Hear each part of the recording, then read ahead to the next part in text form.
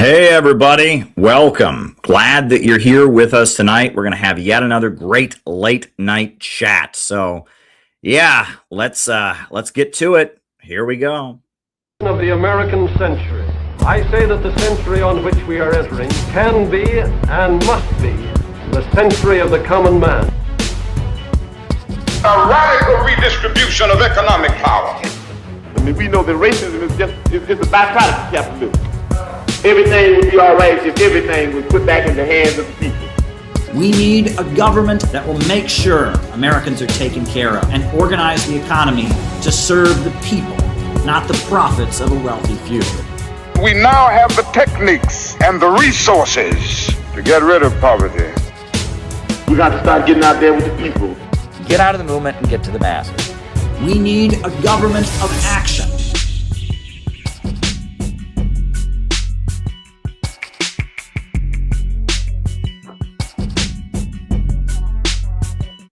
Welcome, everybody. We're having yet another great late night chat tonight. A lot of good things talked about. I've prepared quite a presentation for you all, but I'm glad to do it, and we got a lot on our agenda. So just a quick reminder that if you have something for me to talk about in the second half of the show, the best thing to do is go to buymeacoffee.com/Caleb Maupin. If you go there, go to that website, you can send me a question. A few people already have, New Jersey Dan has sent me 2 questions. I have another anonymous question that's come in. Those will be the first ones that get answered. But go to buymeacoffee.com/Caleb Maupin and send questions for the second half of the show. We also take super chats. So if you want to do a super chat, you can send a question for the second half of the show via super chat. Rumble rants work on the Rumble. But yeah, make the second half of the show fun. Because it's all you guys asking your questions. Now, I did want to remind you all that coming up, the Center for Political Innovation, we're having our national 7-day training program. That'll be taking place in Chicago. It's going to be really good. It's going to be awesome. So I hope that you will join us in Chicago. It's going to be 7 days of activism and education, kind of building up our plans for the organization. So if you'd like to register for the National 7-Day Training Program, go ahead and register at the link below. We will follow up with you about participating in the National 7-Day Training Program, the 7-day workshop that we're doing in Chicago. One of the things we plan to do during the workshop is we will be having a France out of Africa demonstration to build solidarity with the Union of Sahel States. That's the plan. So if you would like to join us, as I said before, there's a link in the chat. You can register to join us for the 7-day program that we're doing, dedicated to anti-imperialism, becoming active in our organization. If you're a member of CPI and you want to become accredited, this is the way you do it, is you participate in our 7-day program. If you've already been accredited as a member, come on back and be part of the fun. If you are just learning about CPI and not sure it's for you, but you want to get to know us better, the 7-day program is a great way to do it. 7 days together in Chicago in August. It's going to be really, really great. August 12th through 19th. We're going to have a hands-off Africa demonstration. We'll be having our national convention. We'll be doing a lot of fun activities. It'll just be a great few days in Chicago. So go ahead and register if you would like to join us in Chicago in August. It's going to be a lot of fun, and I hope that you all can make it. There's going to be a France out of Africa rally. It's going to be great stuff all around. Yes, the Center for Political Innovation is the organization that we're promoting here. That's our group. We are dedicated to building a real anti-imperialist movement. Just today, Noah Shank and Penny Arcos and myself were on Cameroon television talking about our solidarity and anti-imperialist work. The video of that will be up soon. That was just a really, really great, kind of TV program we did that was very much about our work supporting the Union of Sahel States. And it was really, really great. CPI is everywhere, spreading an anti-imperialist message, building a community of solidarity and resistance here in America. The Center for Political Innovation is marching ahead.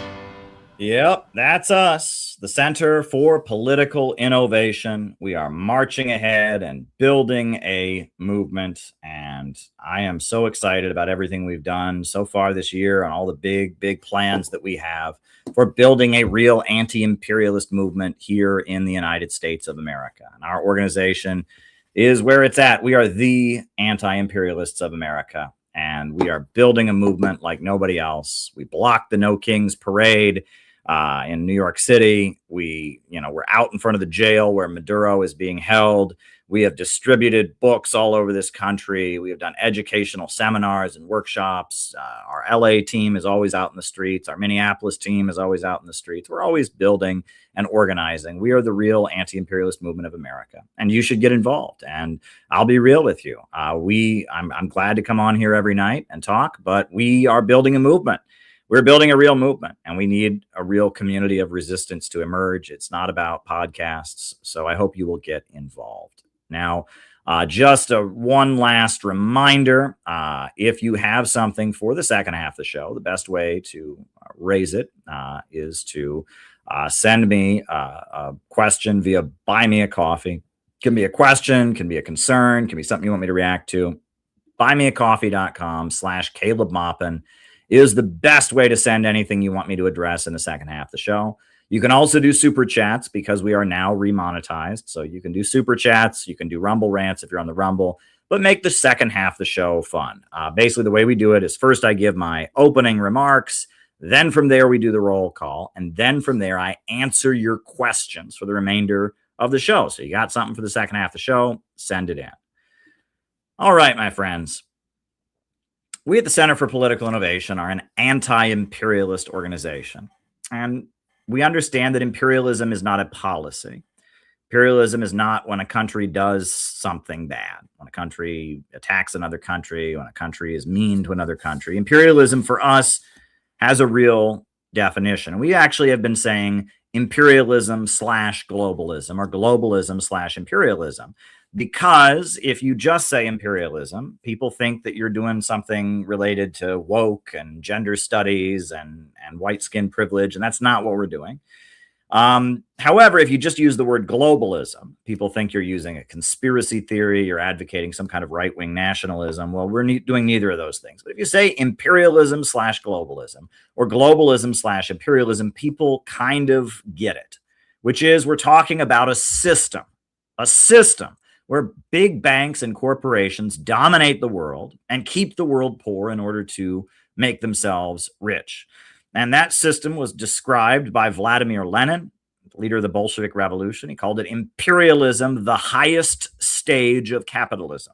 And he wrote about the rise of an international financial oligarchy, the export of capital, banking becoming dominant over industry, the rise of financiers, and the territorial partition of the African continent, of Asia, of South and Central America. This is what Vladimir Lenin called imperialism, the highest stage of capitalism, capitalism in its monopolistic stage.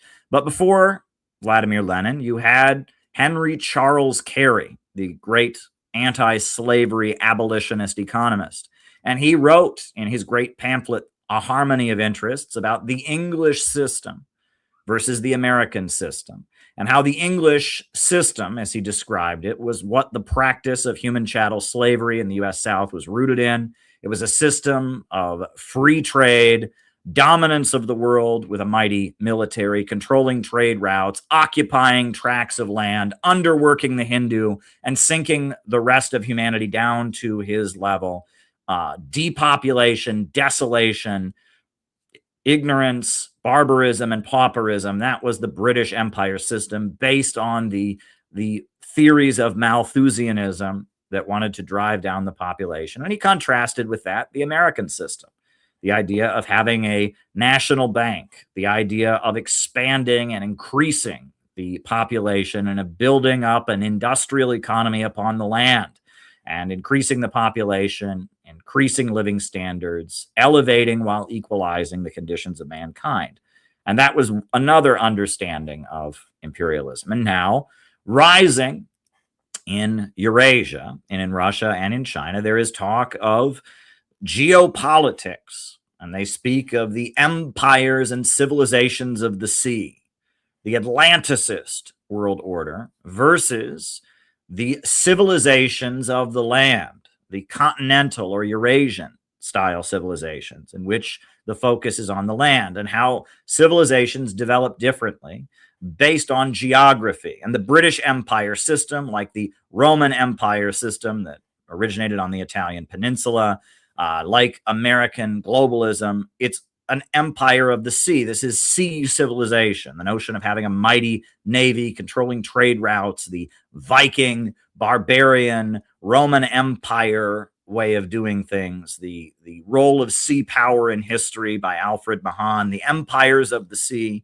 that control trade routes, that make all the wealth of the world concentrate into one mighty city and keep people impoverished, versus the civilizations of the land that have to raise productivity and development and have more of a collective consciousness. If you're building a civilization on the land, to connect the different parts of your empire, you must pave roads. And that's why China had the world's first civil service examination, because they were a civilization and an empire on the land. That's why China developed paper money. That's why China had so many great achievements as an empire, even thousands of years ago, because they were building a civilization of the land. And as a people of the land, they had to hold the land together. And you could say the same for the Russian empires that existed, and that there is a fundamental difference between the empires of the sea and the civilizations of the land. There are many different ways that you can look at it. You can talk about Eurasian and civilizations of the land, geopolitics versus civilizations of the sea. You can talk about Lenin and imperialism, the highest stage of capitalism, capitalism in its monopolistic stage, the rule of the world by financiers and bankers. You can talk about Henry Charles Carey and the English system versus the idea of an American system of industrialization. You can talk about it any way you want, but the reality of the world is this. The international bankers and global monopolies that rule the world right now, the globalist bankers, the international monopolists, the World Business Forums, the Rockefellers, the Carnegies, the DuPonts, the Rothschilds, the Mellons, the international cartels of finance that dominate the world, the huge multinational corporations, they sit atop a system that is dying. A system where profits are in command, a system where human life doesn't matter, a system where human beings' only value is their ability to rent themselves out to a boss, and a system that cannot handle the continued technological development resulting from human creativity. And that system, based on the old colonial order, rooted in colonialism, that system is dying across the world. And across the world, nations are breaking free from that system. And people are fighting to be free from that system in the Middle East right now. People are fighting to be free from that system in Africa right now. People are fighting in Latin America to be free from that system. People are fighting in Asia to be free from that system. In every corner of the world, people are fighting to break out of the old colonial order that views mankind as an animal, as a mere financial calculation, and they are struggling to establish their independence so that they can have economic growth. That is what they are fighting for. And all over the world, humanity is fighting to break out of that system, and we are here as the Center for Political Innovation to say that we must join the fight here in America. America must break out of this system. There is no future for America in globalism. There is no future for America in imperialist, monopolistic capitalism. There is no future for America in the Zionist world order. There is no future for America in the rule of finance and the old colonial system, and that America must break free, and that the only future that America can have is joining with the people of the world and joining with the independent forces in the world economy and joining with the world on the basis of win-win cooperation, becoming part of the rising multipolar world. America must embrace the Shanghai Cooperation Organization. America must embrace the Eurasian Economic Union. America must embrace the Union of Sahel States. America must embrace the axis of resistance in the Middle East. America must embrace the Bolivarian alternative of Latin America. And that right now, American working families must demand a government of action that fights for working families. Because yes, at one point it was true that average Americans were seeing their living standard go up as a result of imperialism. You could say that in the post-World War II generation, that while our leaders bombed and murdered people in Korea, our living standard went up. While they bombed and murdered people in Vietnam, our living standard went up. While they backed death squads in South and Central America, our living standard went up. But those days are over. There's no room for us in the assembly line. There are no more factories for us. And that home in the suburbs with a white picket fence has been foreclosed. And the roads are crumbling. And the water is not properly purified, and our bridges and our highways are falling apart, and our living standard is going down, and all the imperialists are offering us is opioids and prison and war around the world to defend their dying, outmoded international order. And so we must declare independence from it, just as we declared independence from the British Empire system on July 4th, 1776, just as Abraham Lincoln fought to break us out of the British Empire system and defeat the brutal practice of human chattel slavery. We must reassert once again the drive to grow and expand and have a better life that seems to define in a vague way the American spirit, and break out and build a movement against imperialism and fight to establish an America that is not part of the decaying international financial order. And anything to build an anti-monopoly coalition, to demand a government that invests in people and not the speculative wealth of international bankers, not the fictitious capital on Wall Street, but real physical economy, real growth, and real creativity of human beings, expanding population, expanding life expectancy, expanding the economic opportunities for the next generation. That is what we should demand. And the Center for Political Innovation strives every day to build such a movement. And that is why we are inspired by the great African leader, Ibrahim Traoré. That is why we're inspired by the resistance of the people in Yemen against Israel and the Zionists. That's why we're inspired by the Islamic Republic of Iran and its ability to withstand an all-out onslaught from the biggest and most powerful militaries in the world.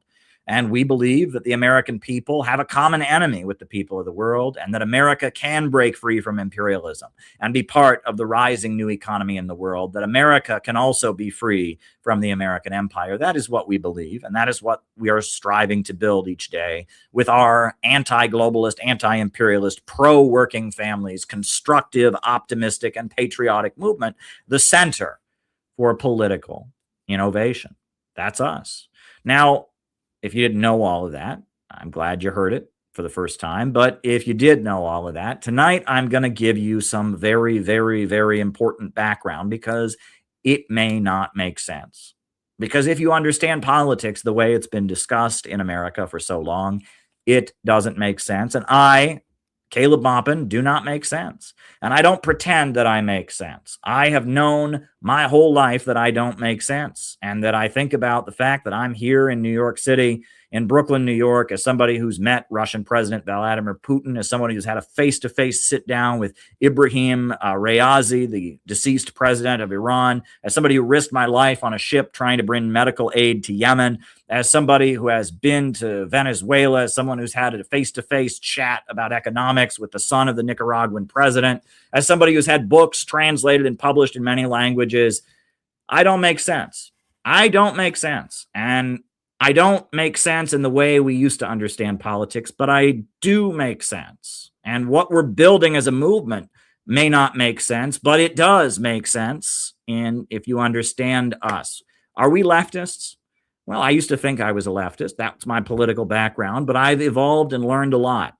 Are we right-wingers? No, we're certainly not advocates of the free market. We're certainly not advocates of any kind of racial or ethnic supremacy, but we also celebrate traditional values, and my faith in Jesus Christ is a huge part of my worldview at this point. So what are we? What are we? How does the Center for Political Innovation make any sense? We're not right. We're not left. We're not backward. We're not forward. We are just a movement that generally is urgently needed in our time. What is the Center for Political Innovation? Where did it come from? And how does it make any sense? Well, I will tell you how it makes sense. I have come to understand that this man is my ancestor. This man is somebody that I am descended from. This is a great, great man in American history. Charles Grandison Finney. And he is my ancestor. Let me tell you a story. I'll tell you a story. My mother, her last name is Finney, and her father was my grandfather. And I knew my grandfather. My grandfather was a very kind man. And my grandfather, he didn't speak very much. He grew up on a farm, quite a large farm in Ohio. He was born around the time of World War I. He fought in the Second World War, but he was a very quiet man. Because he actually witnessed his own father's death when he was a young boy. His father fell in front of the tractor on the farm and died, and he was a witness to it. And he struggled to speak. That's a very traumatic experience for a small child to see their own father die. He saw his father die in a farming accident, and he had difficulty speaking. But he was very, very intelligent. And he fought in the Second World War, and he went to college on the GI Bill, and he was very high achieving. He was kind of a math expert. And after college in the 1950s, he ended up being a member of the Indiana State Agricultural Board, right? So that's how high achieving he was. And he was on the agricultural board of the state of Indiana, but it just wasn't for him because he was a quiet guy. His nickname, I knew him by this name. His nickname, his fraternity brothers gave him in college, was Zip. They called him Zip because he was kind of a quiet guy. And so they named him Zip, like, oh, he's so fast because he's so quiet. It was kind of a joke on the fact that he had kind of a very quiet, calm demeanor. He was kind of a taller guy, but tall and quiet. And so they called him Zip as a joke. I knew him as my granddad Zip growing up. And his name was James H. Finney. But we knew him as Granddad Zip. He was a mathematical expert, and he worked at a chemical research facility, and he raised sheep as his hobby. And that family that my mother's family come from, they all have certain attributes about them. One, they all have long, bony fingers, right? I've got these long, bony fingers. When I was a kid, people always said to me, Caleb, I bet you're going to become a great piano player. You got the long, bony fingers of a piano player. Well, I took piano lessons. I was never very good at the piano, but, my mother's family, they all have long, bony fingers. The other thing about my mother's family is they're very, very religious. My mother's family, they don't drink. All right. My mother was brought up to believe one should never drink alcohol.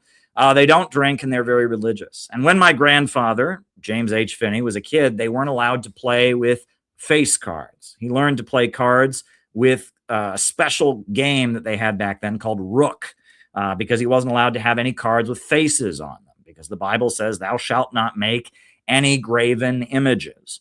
And they're very, very religious, the Finney family that I grew up in. And my grandfather's mother graduated from Oberlin College, which is an important college in Ohio. It's now quite a liberal college, and it was quite a liberal college always. But there was a time in American history where being a radical and being a liberal and being a religious fanatic walked hand in hand. And that's because Oberlin College was started by this man, Charles G. Finney. And I am a descendant of Charles G. Finney. I don't know exactly how I am a descendant of Charles G. Finney, but I do know that my grandfather, his mother, graduated from Oberlin College. I do know that my mother's last name and her whole family are named Finney. I do know that that we all have long, bony fingers, and that my mother's family is very, very religious. I do know that Oberlin College was started by Charles G. Finney, and that my great-great-grandmother was one of the first women to graduate from Oberlin College, and she got into it because she had a family connection with the people who started it. And one way or another, I am descended from Charles G. Finney. He is one of my ancestors in one roundabout way or other. My family is from Ohio, and the Finney family came to Ohio because of the great Charles Grandison Finney. But Charles Grandison Finney didn't start out in Ohio. My ancestor, Charles G. Finney, started out in New York, and he was a pastor in New York City, and he was a pastor at Chatham Chapel. And they changed it to Chatham Garden Theater. And it's right near Wall Street in the financial district. That's the church that he started preaching in. And he preached on Wall Street in that area, and he was a Presbyterian minister at this church. At Chatham Garden Theater is where he had his church services, right near the financial district there in New York City. But he didn't last long. It was the 1800s, and he was preaching in New York City, and he had a little bit of a problem because what is he right next to? Wall Street. He's right next to Wall Street. And as a pastor, as a Presbyterian pastor in New York City in the 1800s, in the early 1800s, being right next to Wall Street, he had a little bit of a problem, which is that he was morally opposed to slavery. He said this is an actual quote from my ancestor, Charles G. Finney. Slavery is the greatest sin in this nation. And while it exists, the church can never enjoy the full blessing of God. Now, that seems like common sense, right? Slavery is wrong. We can all agree on that. But in 1800, in New York City, right next to Wall Street, them was fighting words, because where did Wall Street get its money from? Before the New York Stock Exchange was created, Wall Street was an insurance place. It was an insurance district, a network of insurance cartels and corporations right next to the harbor. They insured exports. People that were taking products from America and shipping them across the Atlantic Ocean to Britain got insurance for their ships on Wall Street. And what were they shipping across America? Cotton, tobacco, indigo. Yes, slave-related enterprises. Wall Street, New York, was a stronghold of pro-slavery sentiment in the North. In the North, they did not practice slavery. But Wall Street, New York, was a stronghold of slavery sentiment. And the Democrat Party, the Tammany Hall Democrat Party machine, was pro-slavery and pro-Confederate, even during the Second World War. And Charles G. Finney, with his church just blocks up from Wall Street, didn't do what was trendy, and he didn't do what was popular, and he preached that slavery was inconsistent with the Bible and inconsistent with Christian teachings. This is my ancestor. I am proud, absolutely proud, to be descended from this great man. And he preached in opposition to slavery, and he refused to give communion in his church to anyone who was involved in the practice of slavery. He said it was the greatest sin in this nation. And they ran him out of New York City, and they attacked him on the street, and they threatened him, and he had to flee to Rochester, New York, because they did not want him in the city. And one of his greatest enemies was the Freemasons. He had been a Freemason as a young man, but as he saw that the Freemasons were involved with the British Empire, and the Freemasons defended the practice of chattel slavery, and one of the leaders of the Freemasons, Albert Pike, went on to become a leader of the Confederacy. He renounced Masonry, and he got involved in anti-Masonic activism because he saw that Masonry was expounding the ideals of the British Empire and justifying slavery. And so Charles G. Finney, my ancestor, made an enemy out of the Masons. He did not like the Freemasons. He thought they were not Christian. He thought they were involved with the British Empire, and he thought they were involved in slavery. So they ran him out of New York City. And he moved to upstate New York. And in upstate New York, he began preaching. He began preaching in upstate New York, and he began the practice of setting up tents outside. Instead of preaching indoors, he would set up a tent by the river. And the practice of tent revival preaching in America was invented by my ancestor, Charles G. Finney. You can look this up. And he began baptizing people in the river in Rochester, New York, and other places, urging them to repent from the practice of slavery and preaching that slavery was an abomination to America. And eventually he moved his congregation out to Ohio and started Oberlin College. And Charles G. Finney was the founder of the Second Great Awakening, a vast religious movement in America that opposed the practice of slavery. This is in my blood. This is my ancestry. I told you about my grandfather. I told you about my grandfather, and I told you about this. This is my heritage. These are my people. And he was opposed to the practice of slavery, and he developed all kinds of methods of agitation. And what was really going on during these years, from the 1800s all the way up to the 1850s, you had the Second Great Awakening. in America. And what was happening was there was a division within the ruling class. There was a division within the ruling class. The slaveholders, their power in the government was overrepresented because the U.S. Constitution said that a slave is 3/5 of a human being, and the slave states had their electoral votes expanded. They dominated the Supreme Court, and they dominated the political system. And the Southern plantation owners, who were in league with the British Empire, and they had their Freemason secret society and Albert Pike, they had taken control of the American government. But there was a rising layer of industrialists, factory owners who didn't believe in slavery. There was a labor movement in America that didn't believe in slavery. And as a result, there was a division in the ruling class. This is called Bonapartism. One faction of the ruling class, the pro-slavery faction of the ruling class, had seized control of the American government.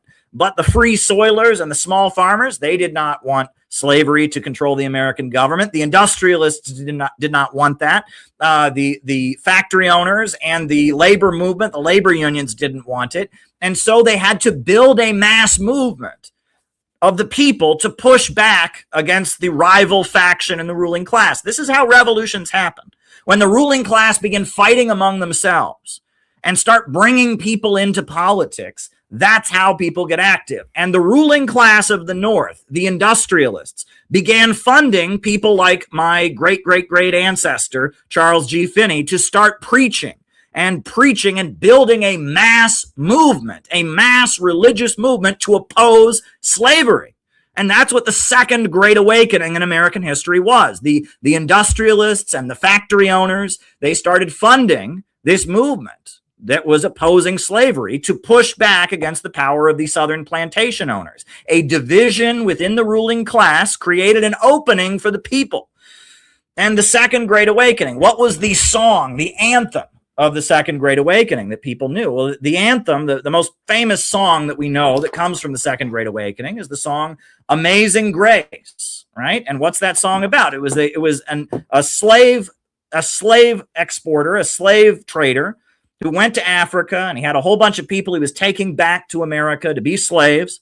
And then a storm came upon the ship, and he feared for his life, and he heard the voice of God telling him, you must turn that boat around. You must repent from the practice of slavery. So John Newton, the slave trader, turned the ship around and brought the African people back to their homeland and repented from the practice of slavery and wrote this song, Amazing Grace, which is considered to be the most American revival hymn.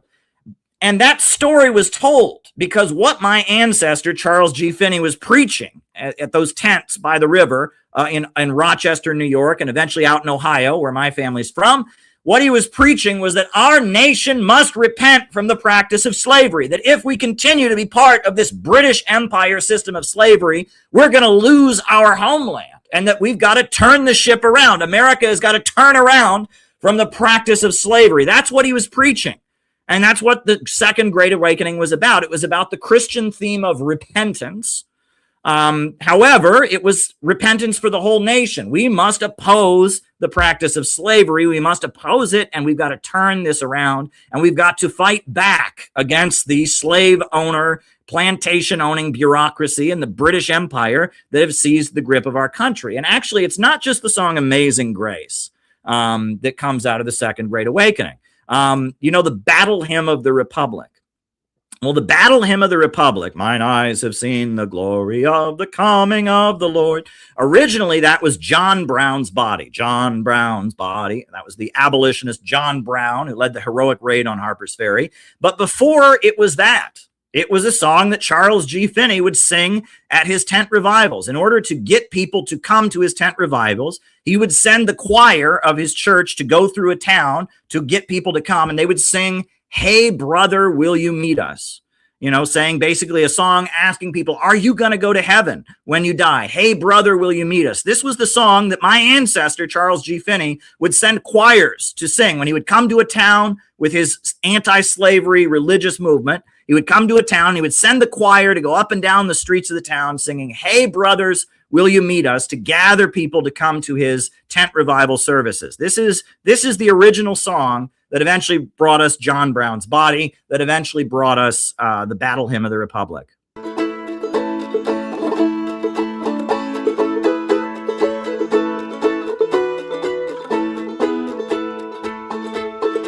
Say, brothers, will you meet us? Say, brothers, will you meet us? Say, brothers, will you meet us on Canaan's happy shore? Glory, glory, hallelujah. Glory, glory, hallelujah. Glory, glory, hallelujah. Forever, evermore.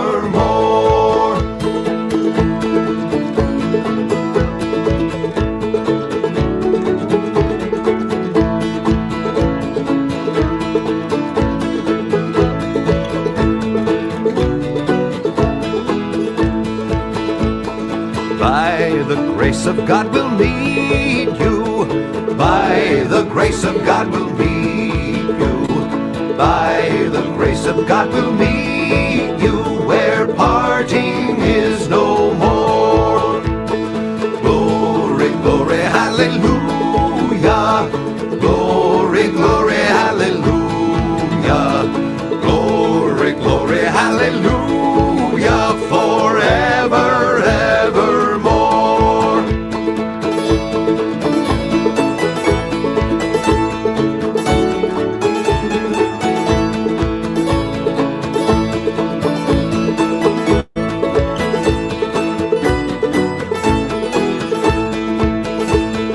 Jesus lives and reigns forever.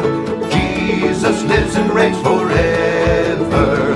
Jesus lives and reigns forever on Canaan's happy shore.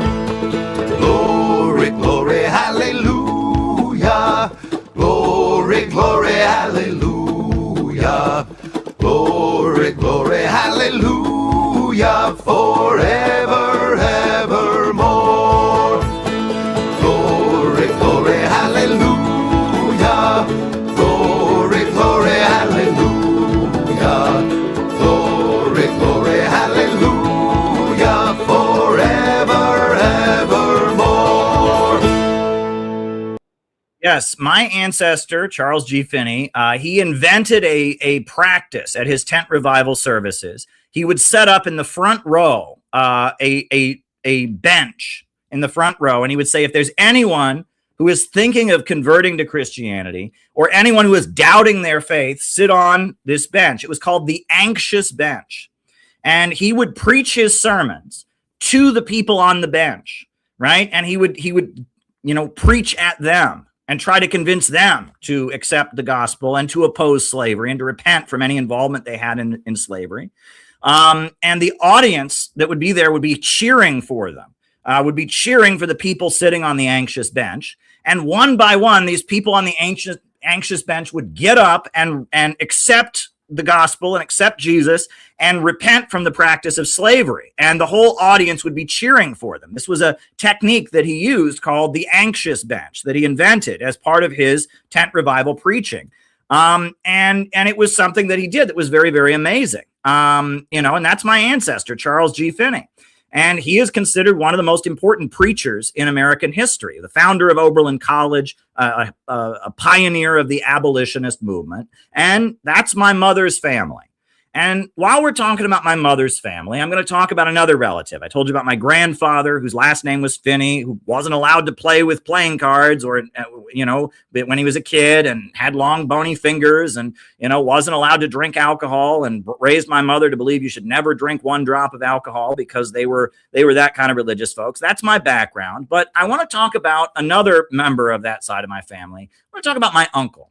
All right. I had an uncle that was a very, very neat guy. I really wish that there were more about him on the internet, but this is his obituary from the Chicago Tribune. It's in the chat. He died when I was 11 years old in 1999. His name was James Finney, but when he got married, his wife, her last name was Pot, so he hyphenated his name. He became James Finney Pot. Right? And that was my mom's older brother. And he was a theater professor in Chicago. And he was a dynamic individual in so many ways, right? I mean, he had this heritage, right? I mean, he was descended from greatness. And, my mother's side of the family are very high achieving people, but he was a theater professor. You know, he was a theater professor, and he was 45 years old. He had Marfan's syndrome, which is a heart condition that he had, a genetic heart condition. And he died at the age of 45. He had a heart attack and died. But before that, he had been in a number of Hollywood movies. He was in the movie A Bridge Too Far. He had a minor role in that film. He had a minor role in a number of films. And he also had, you know, toured the world on a recumbent bicycle. He actually lived in Burkina Faso for a while. And he was part of a special program in the 1990s teaching theater in Burkina Faso. So it's you know, talk about, you know, weird parallels of history. He actually taught theater for a couple months in the African nation of Burkina Faso, that is now where the great African leader Ibrahim Traoré is.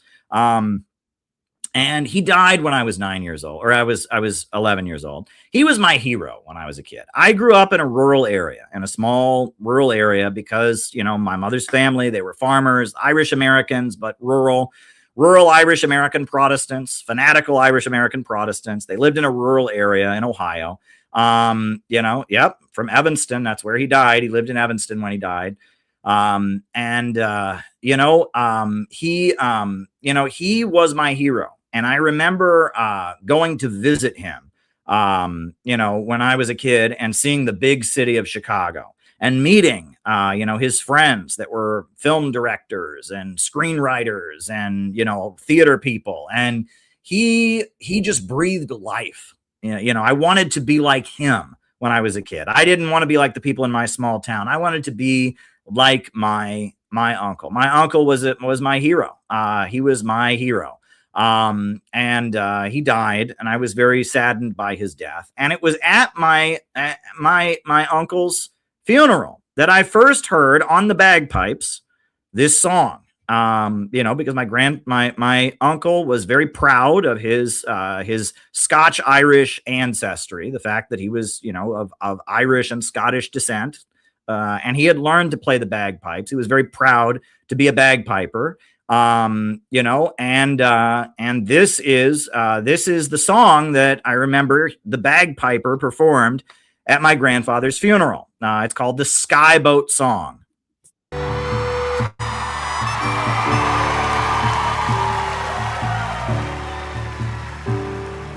Speed, bonny boat, like a bird on the wing, onward the sailors cry. Carry the lad that's born to be king, over the sea to sky. Though the waves leap, soft shall you sleep, the ocean's a royal bed.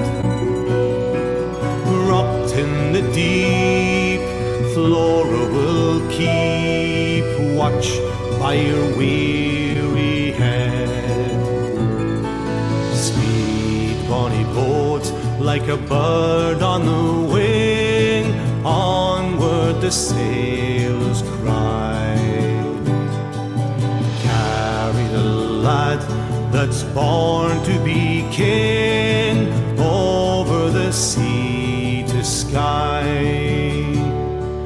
Burned are our homes, exile and death scatter the loyal men.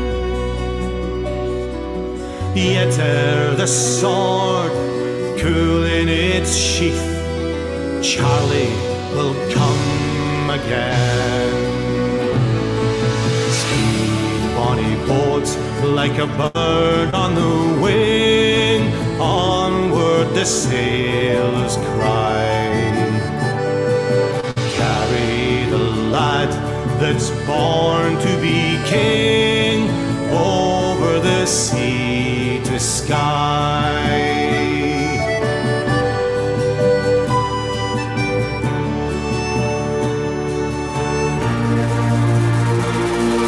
Speed, bonny boat, like a bird on the wing, onward the sailors cry. Carry the lad that's born to be king, over the sea to sky, over the sea to sky.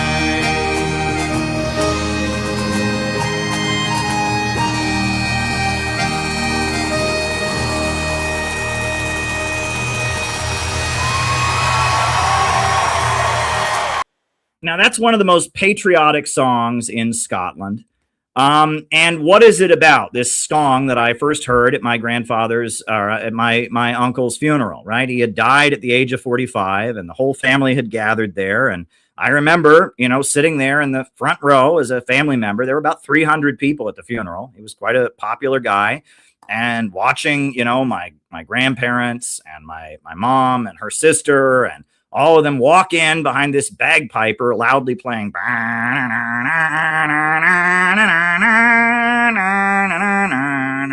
What was that about, right? Well, that song, I later learned, it's about this guy.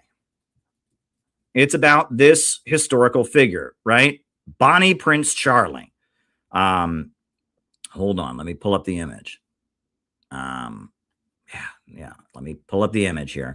It's about Bonnie Prince Charlie, Charles Edward Stuart, who was the leader of the Jacobite uprising in Scotland. So in Scotland, as capitalism was expanding into the Scottish Highlands, many of the Scottish Highlanders were still Roman Catholic. They still practiced the Roman Catholic faith.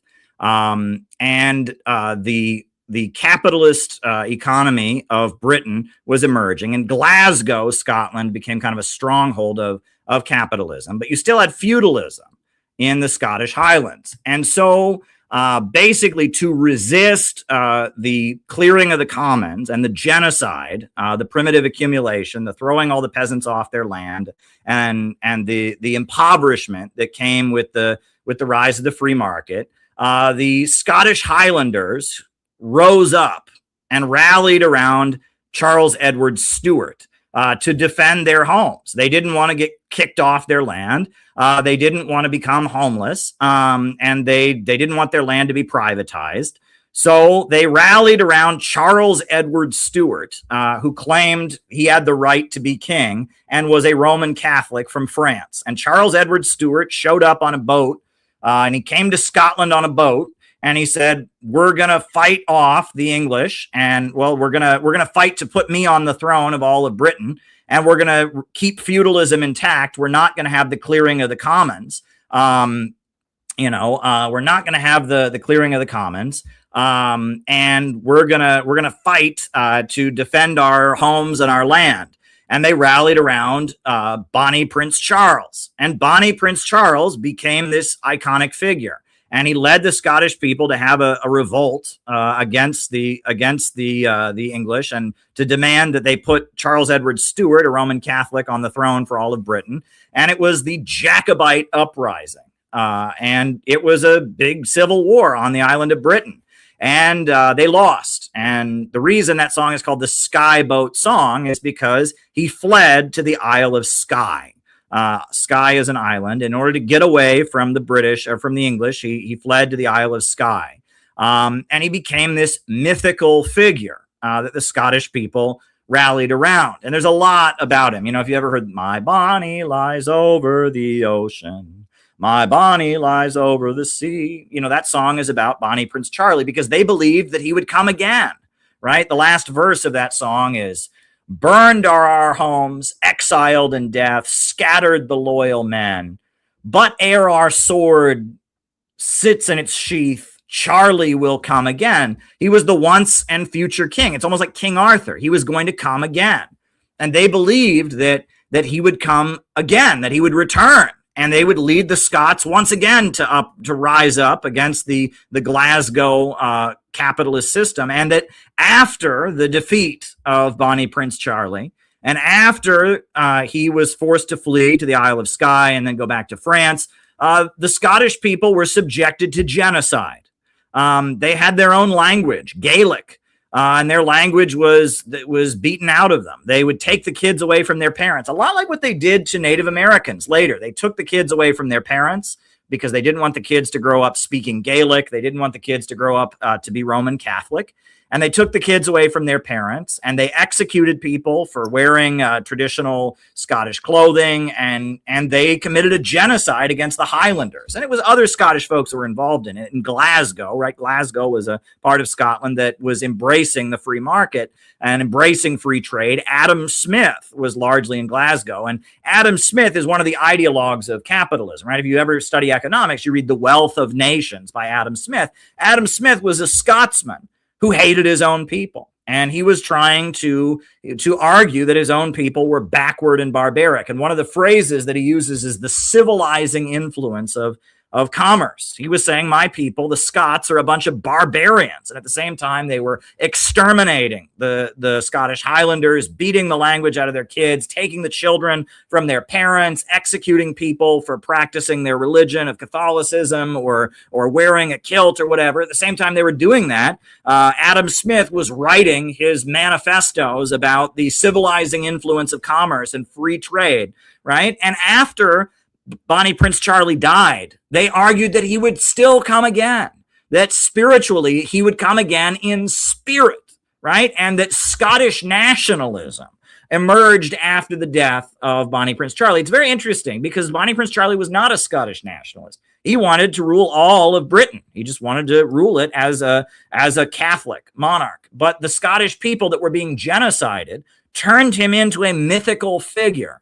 Kind of a mythical savior that they would rally around. And eventually the rise of Scottish nationalism that came later was inspired largely by the myth of the legend of Bonnie Prince Charlie. It's rather fascinating. But what this really points to is that Glasgow is a port city. Right? Glasgow, the center of free trade where Adam Smith was part of the British Empire system, right? Glasgow is by the ocean. It's a port. And like London, it's part of a sea-based empire. It's part of a sea-based free trade Atlanticist system that the British Empire was creating. And the Highlands are landlocked areas, right? Those are mountainous, landlocked people. And this was the civilization of the land battling the civilization of the sea. This was, as the British Empire system that started in London, expanded into Glasgow, and eventually expanded into the Americas, and eventually expanded with its colonization, the people of the land, the Highlanders, the people of the land, were refusing to accept it. And they were rallying in resistance to fight the empire of the sea. They were fighting against the emergence of the British Empire system. They were fighting against imperialism, right? This satanic system that sees human beings simply as a mechanism to make profit, that wants to destroy everything sacred, that doesn't believe right and wrong exists, that upholds the individual above all else and individual self-gain, that views humanity as a burden or a herd of animals, that sees mankind as no different than a flock of sheep and would like to reduce us all to living biologically. That satanic order was emerging.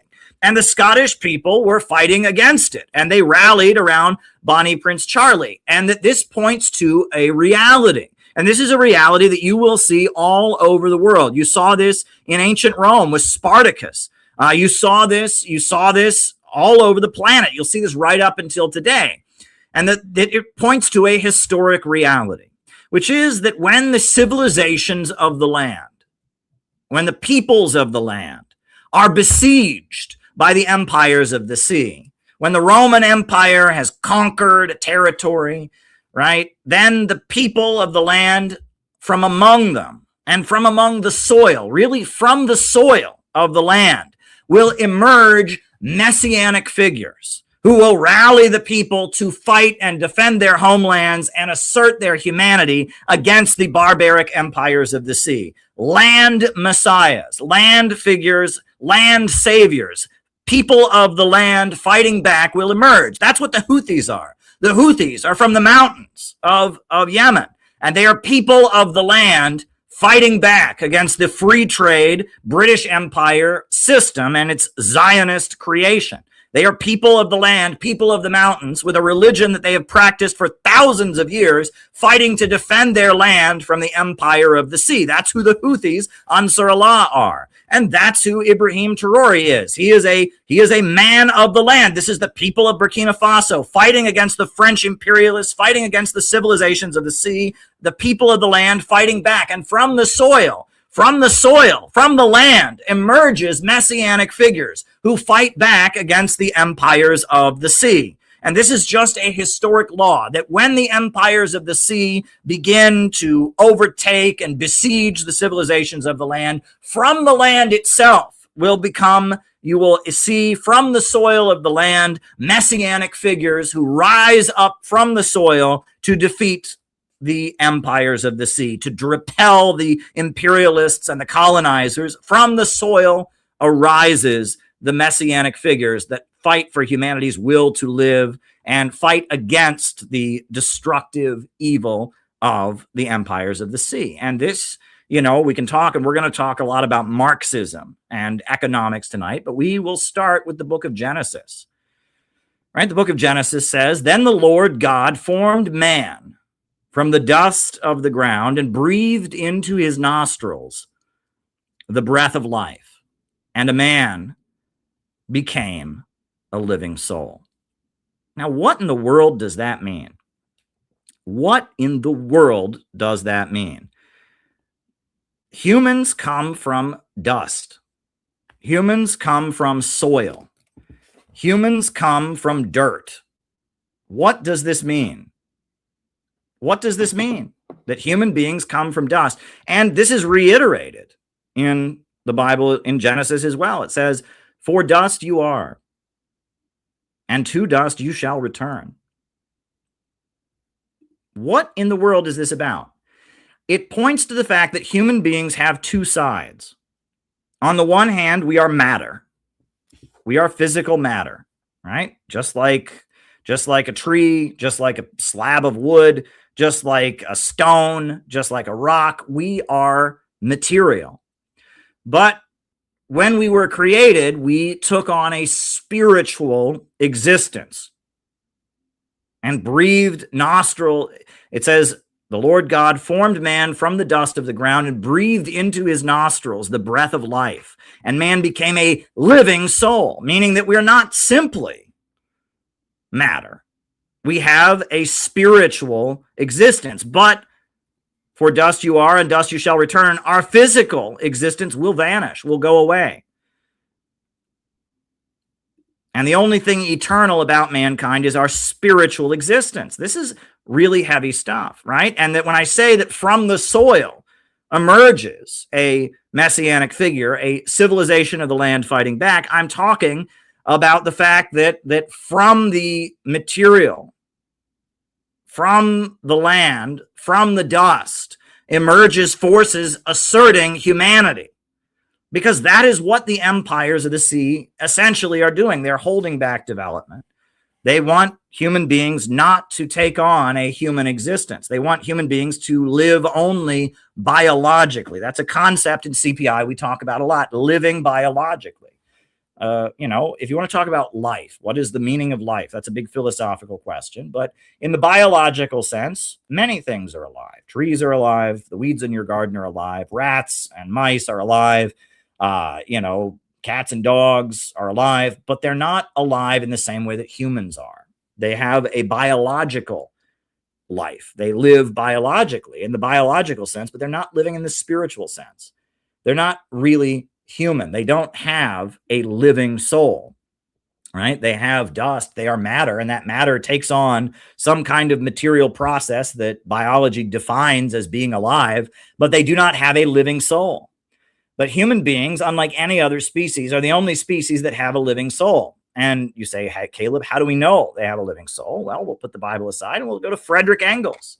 Frederick Engels said all other animals merely use their environment. Man, on the other hand, forces the environment to serve him. Human beings master their environment and force the environment to serve them. All other species, they interact with the environment, but human beings take the world around them and innovate. They reinvent their relationship with nature. They can take nature and say, all right, we're going to change this around. We're going to turn this wood into fire. We are going to take this coal and turn it into steel, right? We are going to develop electrification systems. Human beings are the only species that is capable of rapidly expanding its population, rapidly increasing its life expectancy. No other species has done what human beings have done.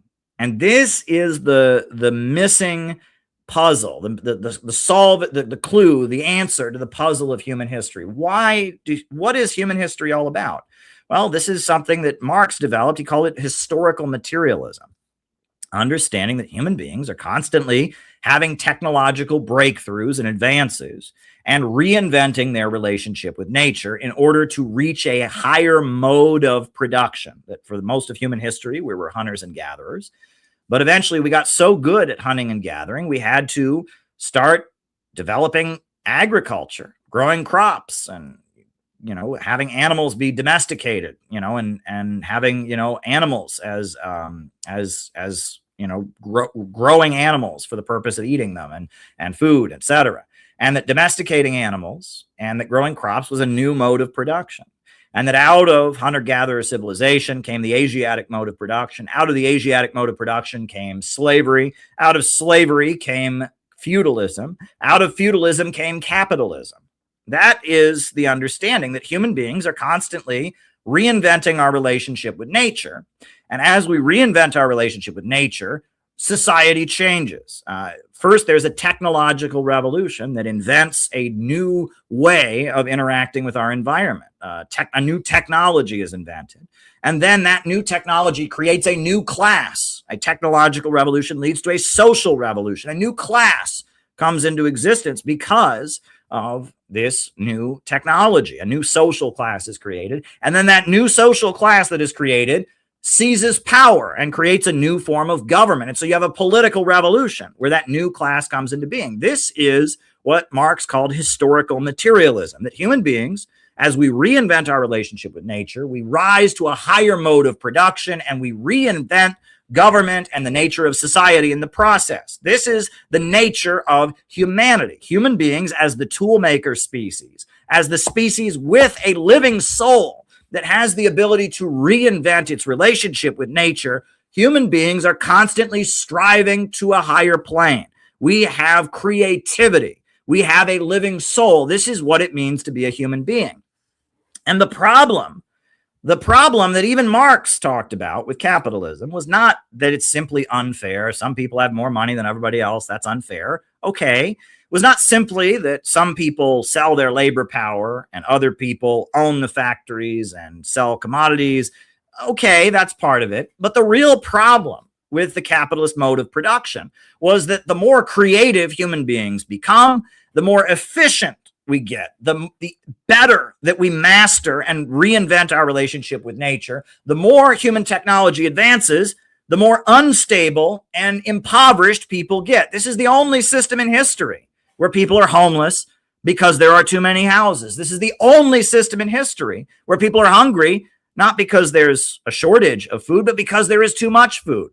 Capitalism has created a situation where the more efficient production gets, the more unstable the economy becomes. People become homeless because there are too many houses. People become hungry because there is too much food. There is abundance created by poverty. Poverty creates abundance, artificial scarcity. Poverty amid plenty. That's the problem that Marx talked about. And none of the socialists and communists these days ever talk about that. They always talk about, the workers in the factories, they make the shoes and they don't get to own the shoes that they make in the factory, see? And the capitalist owns the factory and he has money. They never talk about this. Why don't they ever talk about this? Poverty amid plenty, poverty created by abundance. Why do they never speak of this? They'll talk about income inequality, a phrase Marx never used. They'll talk about employers versus employees, again, something that Marx talked about, but it's not the essence. Why do none of them talk about poverty amid plenty? Why do none of them talk about it? That's what you read the Communist Manifesto. He talks about a problem that would have been an absurdity in epochs of the past. Poverty amid plenty, the problem of overproduction. Why don't they talk about it? Well, I'm going to tell you. This is going to be a long stream. We're going to talk about a lot tonight. But before we get there, let's talk about this problem of poverty created by abundance. I have to show this video. This is the video where I break it all down. This is why AI is causing an economic crisis, right? And you have to understand this. I have to show you this video again because you have to understand what's going on. Because if you don't understand this, you don't get it. The reason that our economy is breaking down right now and it doesn't make any sense. We should be living in a world of vast abundance, but we live in an irrational economic system, and I'll break it down here. Explain what needs to be explained, what used to be considered Marxism 101, about why it is that our Western capitalist economy is crashing and burning. And in order to do that, I'm going to have to do some math. And I hate math. Do you know why I hate math? Because I grew up in America. I went to public school in the United States of America, so I am going to, at risk of embarrassing myself, because math was never my best subject, I'm going to do some mathematics here on the board for you to explain the problem. We very much enjoyed Caleb's speech. So if you are creating a product, right, if you're a factory owner, you're making a product, you are going to need the material through which that product is made, the manufacturing materials. So that'll be A. The simple equation you put forward to explain the crisis of overproduction and the falling rate of profit. And you're probably going to need to transport the product to where it's sold. That's B. It broke down where your money goes. You're also going to have to pay your labor costs. Labor costs are represented by C. Explanations of those concepts that people are able to understand. Then when consumers purchase the product, they're going to pay a final price. And that final price is D. However, there's a problem with that. I like the fact that he framed it that way to make it very clear. Which is that the capitalist can't change how much A costs. He can't change how much B costs. So the profit of the capitalist can only be extracted from the value put into it by the worker. And this is the basis of Marxism, the understanding of surplus value. I've never seen it explained so simply anywhere. I've never been able to explain it that simply. So C, the labor value, is divided. You have C1, which is what the worker actually gets paid. And then you have C2, which is the profit that the capitalist makes. And it all adds up to D, which is the final cost of the product. Now, the way people in the United States who talk about Marxism generally talk about this is they say, well, this is unfair. They say the worker is not getting paid the full value of his labor. But they're missing one of the most important points, which is not just that it's unfair and then people argue, well, what about the employer? He put up the money, doesn't he deserve to be? That's all a distraction. Because the important thing to understand is this. C1 is always going to be less than D.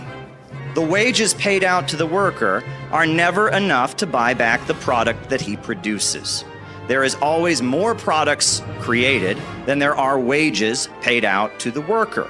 And this is the built-in problem of capitalism, the problem of overproduction. And it is always there in the capitalist economy. It never goes away. And they have invented all kinds of crazy mechanisms to try and deal with the problem of overproduction. Part of the reason that the US government has purchased billions and billions of dollars worth of cheese only to bury it in a cave in Springfield, Missouri, is to deal with this problem. It is an ongoing present problem, and it's a problem acknowledged by most capitalist economists. John Maynard Keynes said the problem was underconsumption rather than overproduction, but he was pointing to the same problem. The military-industrial complex in the United States is an effort to deal with this problem, to keep spending going. There's all kinds of mechanisms that they've invented to try and resolve this problem, but it gets worse. What is the capitalist always trying to do? He wants to maximize the amount of profit he makes. And one of the main ways they do that is with what's called labor-saving technology.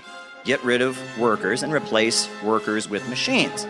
As they eliminate workers from the process of production, as there's fewer and fewer workers involved, as machines take the place of workers, the role of C in production decreases. There's a little bit of a problem with that.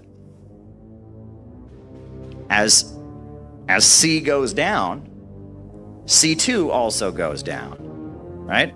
As C decreases, C2 also decreases. And as the role of the worker in production is reduced, the rate of profit that the capitalist makes goes down.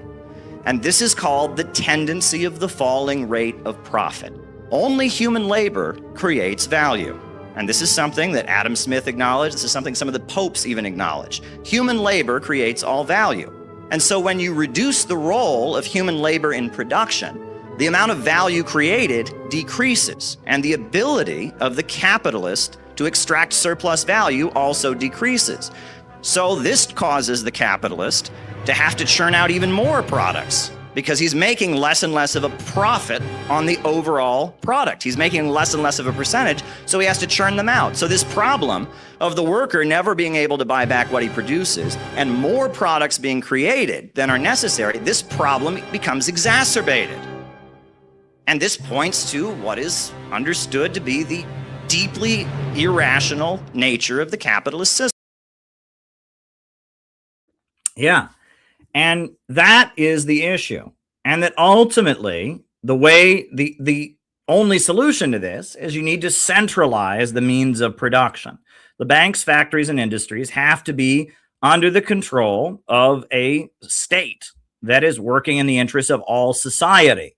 You can't have profits in command, right? You need society to rationally organize the means of production, because if profit is in command, poverty amid plenty will persist. And as technology increases, people will get poorer, and you're going to have continued economic crises. But if the banks and the factories and the industries are centrally planned and operated in the interest of all of society, and you take control of the natural resources, and you take control of the financial system and the banks, and you have 5-year economic plans and organize the economy, you can overcome this problem. However, as long as profits are in command, this problem of overproduction and the tendency of the falling rate of profit, poverty created by abundance, is going to persist. That's the problem. But why is it that socialists don't talk about that? Why is it that, even though this is exactly in the word of Marx and the text of Marx, you can find this, why don't they ever talk about this? Well, there's a process that's been going on for the past several hundred years, because when it really gets down to it, there were two sides of Karl Marx. On the one hand, Karl Marx saw what he called the anarchy of production, the chaos of the market, the irrationality of a system that puts profits over people, that leads to, poverty amid plenty. And so he was striving to create order and stability. On the other hand, Karl Marx took with him the spirit of the age, right? That the communist movement comes out of the 1848 revolutions, the spring of nations that swept throughout Europe, that were a rebellion against the tradition of feudalism and a demand for liberty, equality, fraternity. And that on one side of Marx wanted chaos and instability to tear down all oppressors and all kings, right? Ruthless criticism of all that's in existence. On the other hand, Marx wanted order. Marx had two sides to him, and he had two contradictory aspects. Part of him wanted chaos and instability and constant rebellion, and part of him wanted total order and rationality. And that this is just part of who Marx was based on his historical circumstances. And that his philosophy of dialectical materialism was about celebrating conflict and rebellion and negating any notion of spirituality, because he viewed feudalism as the system that everyone was struggling against, as a system in which there is no conflict, right? Everyone's born into their place. Everything is perfectly ordered, and in which that perfect order is justified in the name of spirituality. And Marx was saying there is no spirituality. There is only material, and conflict is what it's all about. We should struggle and rebel and conflict. Well, that was what you could call an overcorrection. Yes, in feudalism, it was wrong that everyone was told that they had one place and they could not question authority, and they were born into it because of their place. And it was wrong. That was justified in the name of God and religion. And so, in order to combat that system, he negated all religion, and he embraced conflict as the very nature of reality. Well, conflict is a big part of reality, but it's not the very nature. And spiritual aspects are a big part of mankind. Mankind does indeed have a spiritual aspect to his existence. So because of that, Marx was a bit of an overcorrection. And that when Marxism as a movement came into existence, it began, even from its inception, it served a dual purpose. On the one hand, it became a struggle of the worker to demand economic justice. On the other hand, it became a mechanism through which the British, you got to remember the British Empire could sow unrest on the European mainland, right, in which they could assert themselves. The British very much wanted the French society to be full of turmoil, the German society to be full of turmoil, Italy to be full of turmoil, so that they could dominate and become the top dog imperialist. And it's clear that as the socialist movement proliferated in the 1800s, in the late 1800s, and the early 1900s, it was heavily infiltrated from all sides. The German secret police infiltrated it, the British, the French. It was infiltrated by intelligence agencies, right? As the ruling class were fighting among themselves in Europe and in America, they began using radical organizations as counter gangs through which to assert their interests. And when World War I broke out, the Marxist movement became bankrupt because the Marxist movement was supposed to be the movement of the working class against the capitalists. But when the capitalists of Britain and the capitalists of France and Germany, capitalists of Italy, the capitalists of America decided to go to war over who got to colonize Africa, and they marched 20 million working people to their deaths in a war over colonial power and colonial rights, a war for colonialism, a battle among the colonizers. 20 million workers were sent to their deaths, and all the socialists supported it. And if you read Lenin and his criticism of the Second International, he says, look, this war would never have happened without socialists. If it wasn't for the bankrupt leaders of social democracy in Germany, of the Labour Party in Britain, of the French socialist groups, if it wasn't for the sellout corrupt leaders in Austria and Belgium, this war would never have taken place. The sellout social imperialist leaders, they had developed a socialism that was really just a mechanism for the imperialists to utilize. That instead of fighting to overthrow imperialism, in a lot of ways, they'd been fighting to make imperialism work better. In Germany, the Social Democrats had fought for public education. They had demanded the right of every kid to go to school and learn how to read. And the German government said, okay, we'll give you public education. And in school, all the kids are going to learn how to march in perfect formation. And in Germany, the Social Democrats had fought to create a national healthcare service. And the German government had said, okay. And they created a national healthcare service that was a wing of the German military. And that in a lot of ways, social democracy, Marxism had become the social democratic movement, and social democracy was supposed to be a revolutionary movement to overthrow capitalism. But as capitalism moved toward this monopolistic stage of imperialism and finance capital dominating the world, socialism and Marxism as a movement simply turned into a mechanism for making that empire work more effectively. And that actually is what Karl Kautsky wrote about in his very important book, and he was an example of it himself. He sold out and supported the war, but before he did that, he compared the rise of revisionism and social reformism. He compared it to the way the Roman Empire distorted Christianity. The Roman Empire had originally fought and suppressed Christianity as a movement that opposed them, but as the Roman Empire was declining, they adopted their own watered-down version of Christianity to try and save their empire. And Karl Kautsky observed in the 1800s and the early 1910s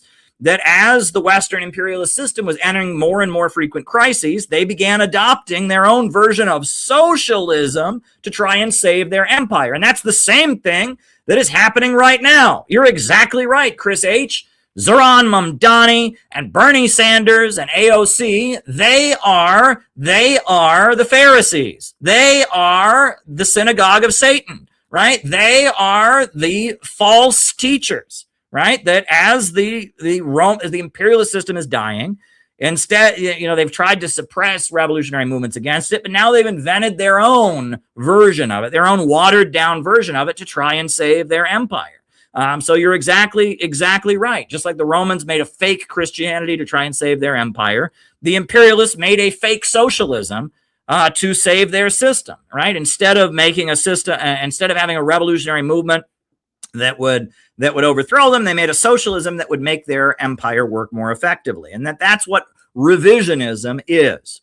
And when Lenin emerged during the Russian Revolution, he was furious. The Bolsheviks were against World War I, and they opposed World War I. And not only did they oppose World War I, but they made war against the war makers, and they got money from the Germans. And Lenin came back to Russia on a sealed train from Switzerland, and they overthrew the government in order to end Russia's involvement in World War I. Peace, land, and bread. And they made war against the war makers. And Bolshevism, the Bolshevik interpretation of Marxism, was a completely new interpretation of Marxism. It said that nationalism among colonized and oppressed people can be a good thing. It didn't reject all nationalism as Marx did. Marx said only workers of the world unite. Well, Lenin said actually nationalism of the oppressed can be a good thing. And Lenin came up with this theory of imperialism. He said capitalism has moved toward a new stage of imperialism, and socialism won't come into the world as a result of the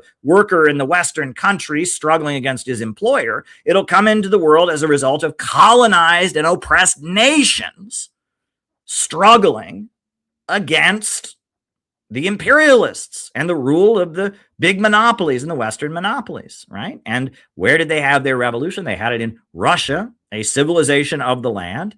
And as soon as they had their revolution, they announced they would support anybody who would fight against the British Empire. And they backed the Emir of Afghanistan, and they backed the Egyptian merchants. And they said, anyone who fights against imperialism is our friend. They organized the Congress of the Peoples of the East. And they said, we are going to build a global movement against colonialism and imperialism.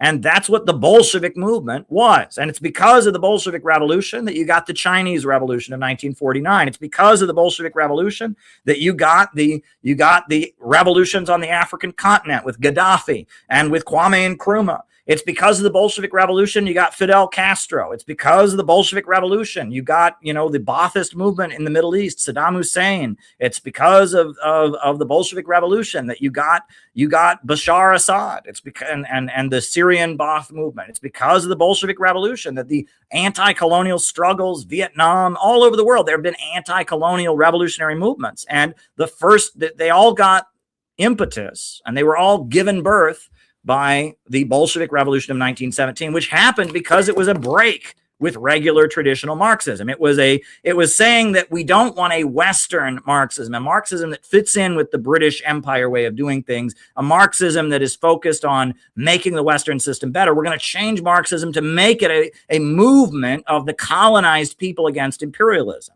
And who didn't agree with that? Trotsky. Leon Trotsky was a leader of the Bolsheviks who said that, no, we should focus on Europe. It's all about Europe. His theory of permanent revolution said you could not build socialism in an impoverished, backward country. That when you have a revolution in an impoverished, backward country, it can only function as a mechanism to spread socialism to the West. That the peasantry is an inherently backward class. Trotsky's theory of permanent revolution was rejected, and the triumph of Stalin over Trotsky was very much a repudiation of European Atlanticist Marxism. And it was an assertion of a Marxism of the land. Marxism divided. There is Marxism of the sea, Marxism of the West, Marxism of the imperialist, globalist world, and there is Marxism of the land, Marxism of the civilizations of the land, of the colonized people resisting the imperialists. There are two Marxisms. There's the Marxism of your college professor. There's the Marxism of Bernie Sanders. There's the Marxism of every Trotskyite anarchist puke. And there's the Marxism of Stalin. There's the Marxism of Mao Zedong and Deng Xiaoping and Ho Chi Minh. There's the Marxism of the colonized people asserting their right. There's the Marxism of Amilcar Cabral. There's the Marxism of Kwame Nkrumah. There's the socialism of Gaddafi. There's the socialism of Hugo Chavez and Fidel Castro. There is the socialism of the land and of the people of the land. And there is the destructive, pessimistic, Western, decadent, corrupt socialism of Zoran Mamdani and Bernie Sanders and Ilhan Omar and all of the other westernized, liberal, destructive elements. There are two socialisms. There is a socialism that is focused on building and construction, And there is a socialism that is focused on spreading global chaos around the world. There is the socialism of George Soros, and there is the socialism of Xi Jinping that are fundamentally opposite. And this is what people don't get. A lot of the people on the right, they think China is just the same as George Soros. Well, they couldn't be more wrong. George Soros wants to overthrow the Chinese government. They think that Stalin was just the same as the obnoxious woke kid on your college campus, and they couldn't be more wrong. And in fact, we have confirmation of this from the very lips of Trotsky. Right? And Trotsky himself told us what he did not like about Stalin. This is what Trotsky wrote a biography of Stalin. It's on the shelf behind me. But in it, he opens by making clear, this is an actual quote from Leon Trotsky from his book on Stalin, quote, Leonid Krasin, old revolutionist, eminent engineer, brilliant Soviet diplomat, and above all, intelligent human being, was the first, if I'm not mistaken, to call Stalin Asiatic. In saying that, he had in mind no problematic racial attributes, but rather the blending of grit, shrewdness, and cruelty, which has been considered characteristic of the statesmen of Asia. Bukharin subsequently simplified the appellation, calling Stalin Genghis Khan, manifestly in order to draw attention to his cruelty, and which had developed into brutality. This is called racism, folks. This is called racism. Trotsky saw Stalin as not sufficiently European. Trotsky saw Stalin as Asiatic, as a civilization of the land. Trotsky said New York City was the foundry where the fate of mankind will be forged. That's what he said. And Stalin, on the other hand, was from Georgia, and he was a man of the land. And Stalin built up the land. And this is the Ballad of Joe Stalin. I'm going to put on the Ballad of Joe Stalin. It's about all of the construction that Stalin did. Stalin turned the Soviet Union into a global superpower with the world's largest power plants, the world's largest steel industry. Stalin, in one generation, he made the Soviet Union an industrial superpower. This is the Ballad of Joe Stalin. Oh, Stalin was a mighty man, and a mighty man was he. He led the Soviet people on the road to victory. All through the revolution, he fought at Lenin's side, and they made a combination till the day that Lenin died.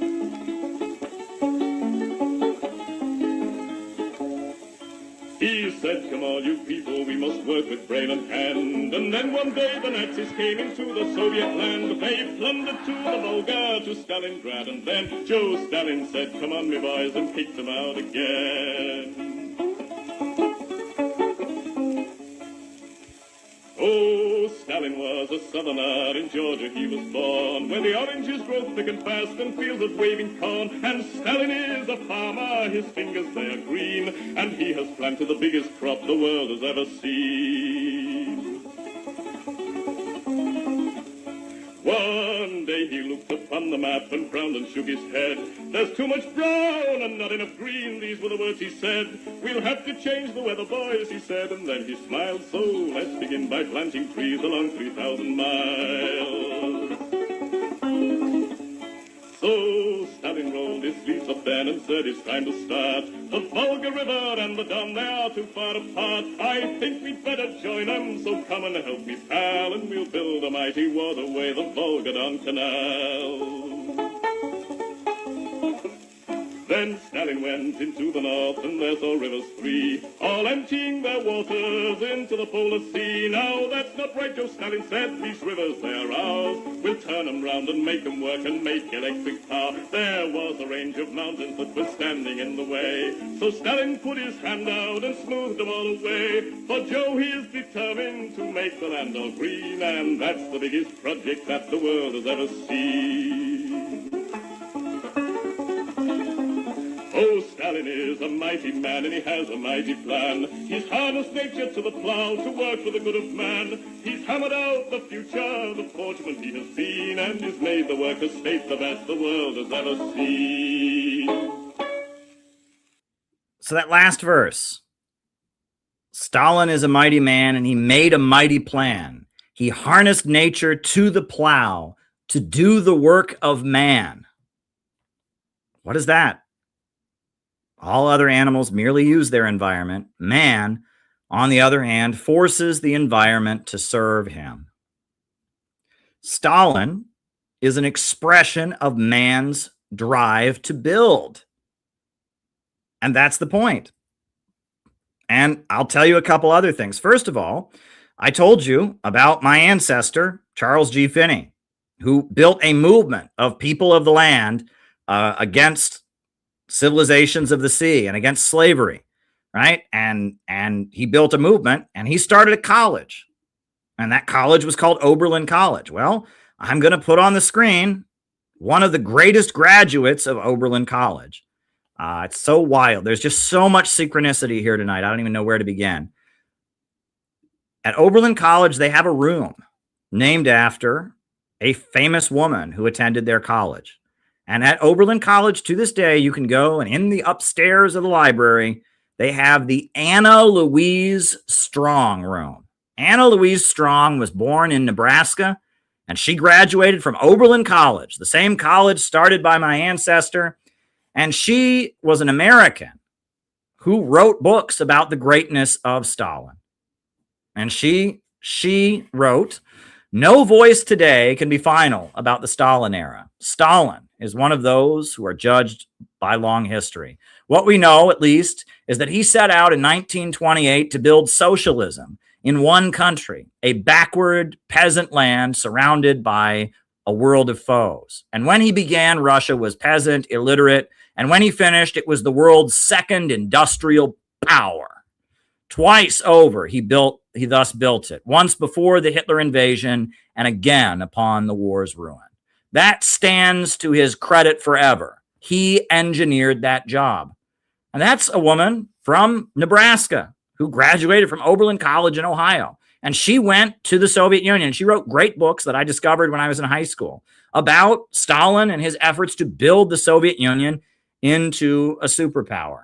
And I got to tell you, folks, it gets even wilder because there's a biography of Stalin called Young Stalin by Simon Sebag Montefiore. And in that biography, this is a passage from that biography, right?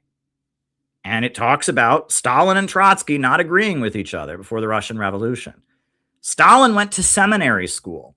That's how he learned to read and write. He was from a poor village in Georgia, but he went to seminary school to be a priest. And at seminary school, he dropped out and he became a revolutionary. But this is what a biography of Stalin says. The workers listened reverently to this young preacher. And it was no coincidence that many of the revolutionaries were seminarists, and the workers, often pious ex-peasants. Trotsky, agitating in another city, remembered that many of the workers thought the movement resembled the early Christians and had to be taught that they should be atheists. So even as he was building an atheistic communist movement, Stalin sounded like a Christian. Stalin was Charles G. Finney. He was a messianic figure of the land who emerged from the soil to fight against the civilization of the sea. And as Russia was being exploited and ripped off by the British Empire and kept in underdevelopment, from the soil, from the heart of the country, from Georgia, emerged this young preacher. Right? I'm telling you, folks, this all makes sense. I've been trying to figure this out and make sense of this, but it all actually makes sense. It all makes sense. And that Stalin and Charles G. Finney and Bonnie Prince Charlie and Ibrahim Traoré, it's all part of the same struggle. There is the civilization of the land battling against the imperialism, the British Empire system of the sea, and this has been going on for a long time. And the Center for Political Innovation makes sense as part of all of this. But now I want to get you to the part that will help you really understand all of this, right? And I'm going to get you to the essential part. I'm going to get you to an important moment I would say one of the most, if not the most important moments in the history of our organization, right? Maybe we'll have more important moments, right? We've only been around, we haven't even been around a whole decade yet. So maybe we'll have more important moments, but one of the most important moments in the history of our organization came on July 29th, 2022. And this is what happened. They handcuffed me and my wife out here. They wanted me to sit on the curb while they were carrying this out, something that I refused to do. They wanted my wife to sit on the curb out here, that she refused to do.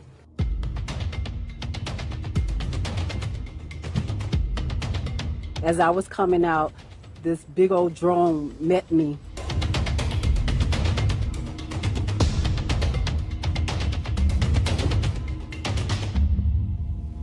The only revolutionary organization that's done something here on the ground practically for African people is the one that's come under attack. Institution that offers a community radio station, a newspaper, a commercial kitchen, an Aquaba Hall rental space, and community office for our organizers. That was the building that has come under attack.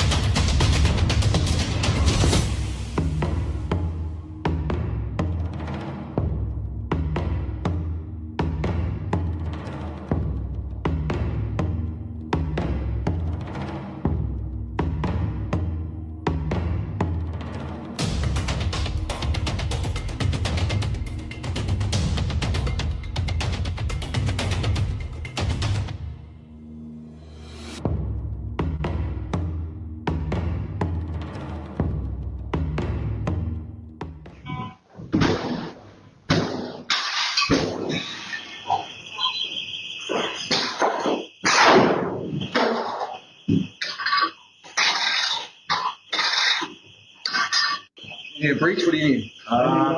They want, I don't know. Let's hold that with money. Don't take it.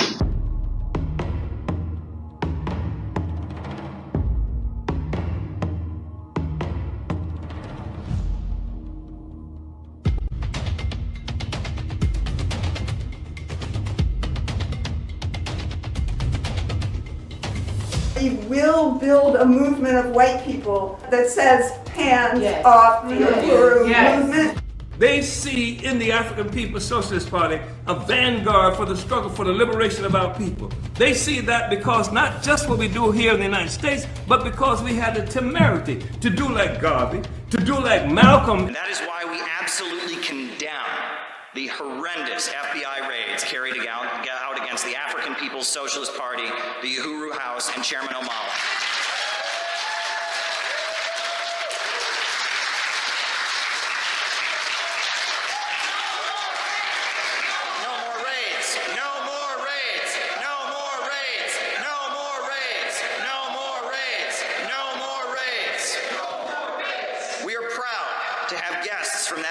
Here today to show that we are not afraid, we are not intimidated, and that we offer nothing but unequivocal full support and solidarity to them while they're under attack. Please stand up, comrades.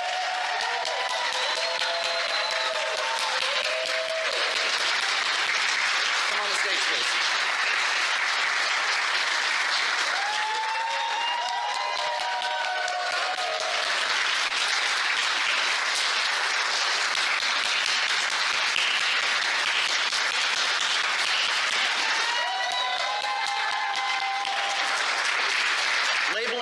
Revolutionaries and civil rights activists as agents of Russia is one of the dirtiest tricks of the U.S. deep state. They called Martin Luther King Jr. a Soviet agent. They called the Nation of Islam foreign agents. And we are here today to say that black people have the right to organize, fight for their rights however they choose, and that the U.S. government has no right to call them Russian agents or repress them in any way. The FBI raids must now stop. Must stop immediately now. Stop the raids. We want to turn the podium, the microphone over to our guests. Thank you for coming. Thank you. Thank you for having me. My name is Columbai Antoinette, and how I always start any speech that I ever do is with a chant. So I want to teach you, or maybe you already know it, join in, because this is just the meditation of my heart, even coming here, and why it would never be any kind of retreat. We would never surrender. We would never compromise. We will continue to move forward and build. Fist up! Fist up! Fist up! Fist up! Fist up! This is what fight back look like. So I just really want to start off by saying I really want to appreciate the organizers that put on this event, no matter what role you have took, small, big, or large, for making this gathering happen and reaching out to the Uhuru Movement and seeing this unjust raid is your fight. That they came after us today, but who's next? Because this is an attack against the whole Black community. We see this not just an attack against Chairman Amalia Shatella, Akile Anai, Deputy Chair Ona Zanae Shatella, Chairwoman Penny Hess, Jesse Knoll, and all of our comrades that were directly attacked from this raid. But this is an attack against all of us. That's how we see it. So I say, I want to slow down, because I have been traveling here for St. Louis, Missouri.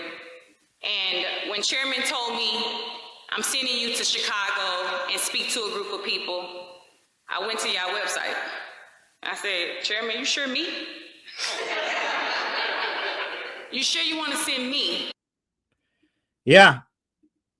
Yeah. Just days after they raided the Uhuru Movement, we did the right thing. We knew what we had to do. It just seemed like common sense. As soon as those FBI raids happened and we found out they were accusing them of being agents of Russia, the day they happened, I called them on the phone and said, what can we do? How can we support you? And the reason I did that was because I'm an anti-imperialist and I support the African liberation movement and I support Russia and I support China and I support Iran and I support the people of the land struggling against the empires of the sea. And so we immediately offered our support and we had our event and we welcomed them as heroes to our event in Chicago. That's what we did. And, you know, it was one of the biggest moments in CPI history, if it's not one of the biggest moments. And it was a defining moment in our history because I assumed, all right, this is how naive I was. I'm learning. We're all in a process of learning. I assumed that every communist group in America would be lining up to support the Uhuru Movement. And I was wrong. I was wrong. The communist groups in America did almost nothing to support the Uhuru Movement. Almost nothing. Some of them put out a statement on their website. The Communist Party of the United States put an article on its website. Oh, that's great. You know, but it got worse than that. Not only did many of the groups not support them, just put out a statement. Some of the groups actually condemned them. Hassan Piker called them a cult and supported the FBI raids against them. And don't you forget it. Now that he's getting some intimidation, we'll support him in the face of the attacks he's getting for his Cuba work or whatever. But don't forget that he didn't stand with the Uhuru Movement.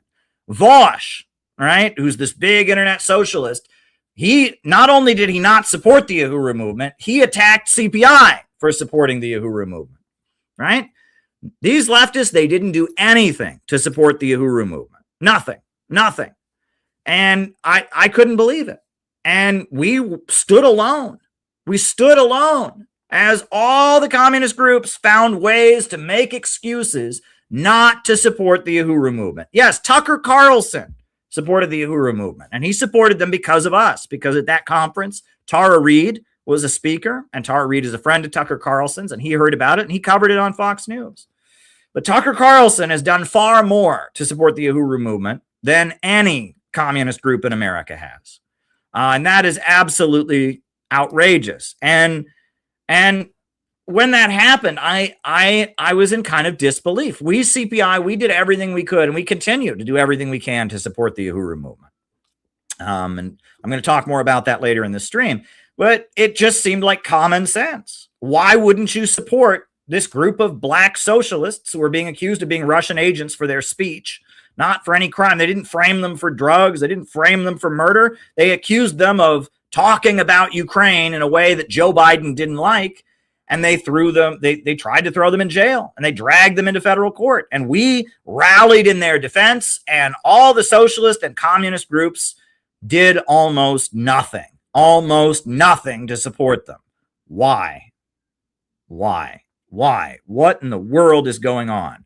What in the world is going on? Well, we now know what the issue is. Folks, it all gets back to the same thing. It all gets back to the same stuff. Folks, Chairman O'Malley was a leader of the Student Nonviolent Coordinating Committee in the 1960s. He was a leader of the Student Nonviolent Coordinating Committee, which was a civil rights activist group. And that organization decided to come out against Zionism. And when that happened, they got attacked. They got attacked and smeared as anti-Semitic. And when I was in the Workers' World Party that pretends to support the Uhuru Movement, I remember when the Uhuru Movement challenged Obama, and they called out Obama.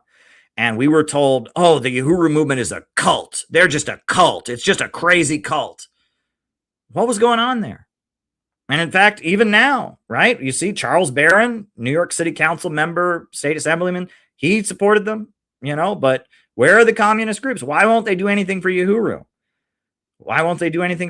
Because they're a movement of people of the land. Where are their two buildings? One's in St. Petersburg, Florida, and the other is in St. Louis, Missouri. And they're building a movement of the people of the land. And the so-called, what they call the white left, hates their guts.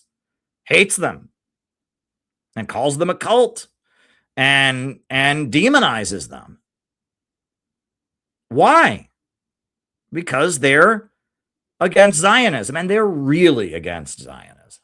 And that's what this all really gets down to, right? There's a lot of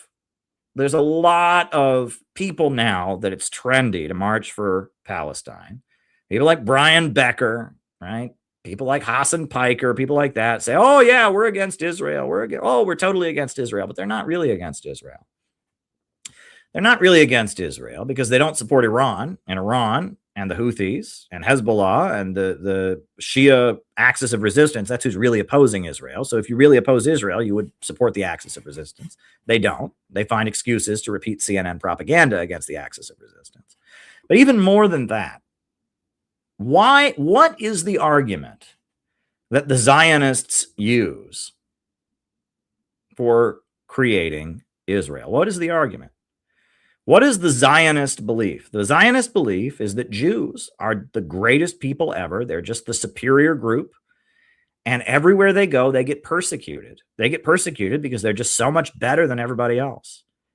And they have to have their own state, because they're just so much better than everybody else. And that the people of Europe, of European countries, the people of Germany and France and Britain and America, deep down are a bunch of anti-Semitic, bloodthirsty haters, and that they've got to be opposed. And that's what Zionism is based on. It is based on hatred for the peoples of Europe, and a belief that the peoples of Europe are inherently anti-Semitic and that Jews are inherently superior to them, and they can never fit in Europe, so they have to have their own state. Now, that belief system, Zionism, Christian Zionism, predates Jewish Zionism. And it was invented by the British Empire. And the British Empire found a Jewish guy named Theodore Herzl, to promote that idea among the Jewish people. And the Jewish people largely rejected it.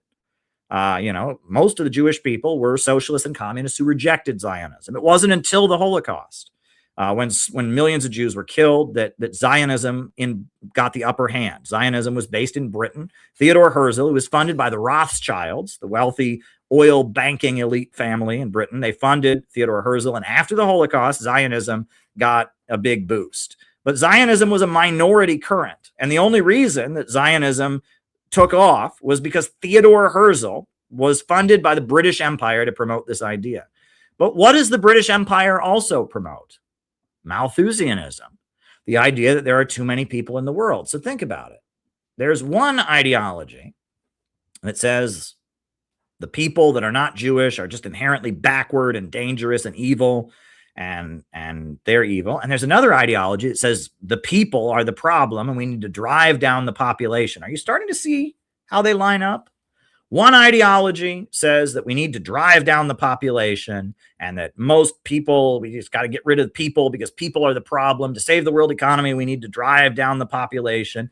And another ideology says one group of people is good, but they're like a really tiny percentage of the human population. And all the other ones deep down are barbarians and animals and inherently bloodthirsty, bigoted anti-Semites. You can see how this kind of lines up. And that the British Empire that was promoting Malthusianism also are the people that created Zionism. And that Zionism was a project of the Rothschilds, and it was the Balfour Declaration that led to the creation of Jewish settlements in Palestine. It was the British Empire, the Malthusian British Empire, that brought us Zionism, and the Malthusian British Empire that is pushing the idea that there are too many people in the world. And I want to tell you a story. The Uhuru Movement they trace their heritage, and they are very, very proud to trace their heritage back to a great man, a great leader of Black people, of African people, named Marcus Garvey. Marcus Garvey. And this is Marcus Garvey, kind of the founder of Black nationalism, right? And Marcus Garvey was thrown in federal prison and went to prison in America and eventually was deported back to Jamaica. He was a Black man in America who built the Back to Africa movement, it was called. Marcus Garvey is kind of the father of Black nationalism in America, and he built the Back to Africa movement. Marcus Garvey, let me put his image on here if it'll ever catch up with me. Marcus Garvey, here we go. Marcus Garvey, right, is the father of Black nationalism, right? And when Marcus Garvey was sent to federal prison, who did he blame for it? Zionists. And you go and read what he said at his trial. He said the Zionists were very happy to champion the rights of Black people and use the Black movement for their own ends. But when he asserted his independence and wouldn't follow their orders, they threw him in prison. Marcus Garvey had been very friendly to Jewish people and had many Jewish friends and backers, but when he was thrown in prison, he pointed out that the crime that they threw him in jail for was not something that he did. They blamed him for being complicit in something done by a Jewish businessman who had worked with him. And the judge who presided over his trial and didn't let him adequately defend himself was Jewish. And the prosecutor who prosecuted him was Jewish. And in fact, the jury didn't want to imprison him, but there were two Jewish jurors on the jury who held out and sent him to prison. And he just said, as somebody who really, had been very friendly and made many, many pro-Jewish statements, he was not anti-Semitic. Marcus Garvey pointed out when he was being railroaded to federal prison, he said, I'm being railroaded to federal prison by Zionists. I'm being railroaded to federal prison by wealthy Jewish folks. That's who's doing this to me. That's what he said. And the Uhuru Movement, they were part of the Student Nonviolent Coordinating Committee, and they came out in support of the Palestinians. And all these wealthy foundations that had been funding the civil rights movement stopped funding the Student Nonviolent Coordinating Committee because they said it's anti-Semitic to support the Palestinians. And I'm telling you, right, if you promote a socialism that is about creating instability and chaos, right, you can say you're against Israel and all of that. But if you are building a movement of people of the land, you're building a movement of people of the land, that's what you're doing. And if you're building a movement of people of the land, they're going to call you anti-Semitic. They can smell it on you. If you're building an optimistic and progressive movement, the Zionists know what that is. They're fine with chaos and instability. They're fine with resentment and rage and hate. But if you're building a movement to bring people together and assert their humanity, they'll tell you Stalin was anti-Semitic. Stalin saved millions of Jews from the gas chambers. But yet they tell you Stalin was anti-Semitic. Why? Why was Stalin anti-Semitic? How could anyone think Stalin was anti-Semitic? But I guess it's just a fact. Why do they say that? One of my coworkers, when I worked at an insurance company in New York City, told me Martin Luther King Jr. was anti-Semitic. I said, why is Martin Luther King Jr. anti-Semitic? How is Martin Luther King Jr. anti-Semitic? He said, well, he's fighting for his people. He's fighting for his people. And that whenever any race is fighting for its people, it means to kill the Jews, right? And this is very, very interesting. And this brings me to another point, right? So this is J. Edgar Hoover, the director of the FBI. This is something he wrote. FBI memorandum, August 25th, 1967. We must prevent the rise of a black messiah who could unify, electrify the black militant nationalist movement. Malcolm X might have been such a messiah. He is a martyr of the movement today. Martin Luther King, Stokely Carmichael, and Elijah Muhammad all aspire to this position. That's the director of the FBI said they must prevent the rise of a messiah. Messiah. That's an interesting word, isn't it? The word messiah, an interesting word. What does the word messiah literally mean? What does it mean? Right? Generally Christians, we associate messiah with Jesus, right? Messiah is Jesus. But the word has a literal definition. The term messiah translates literally to the anointed one.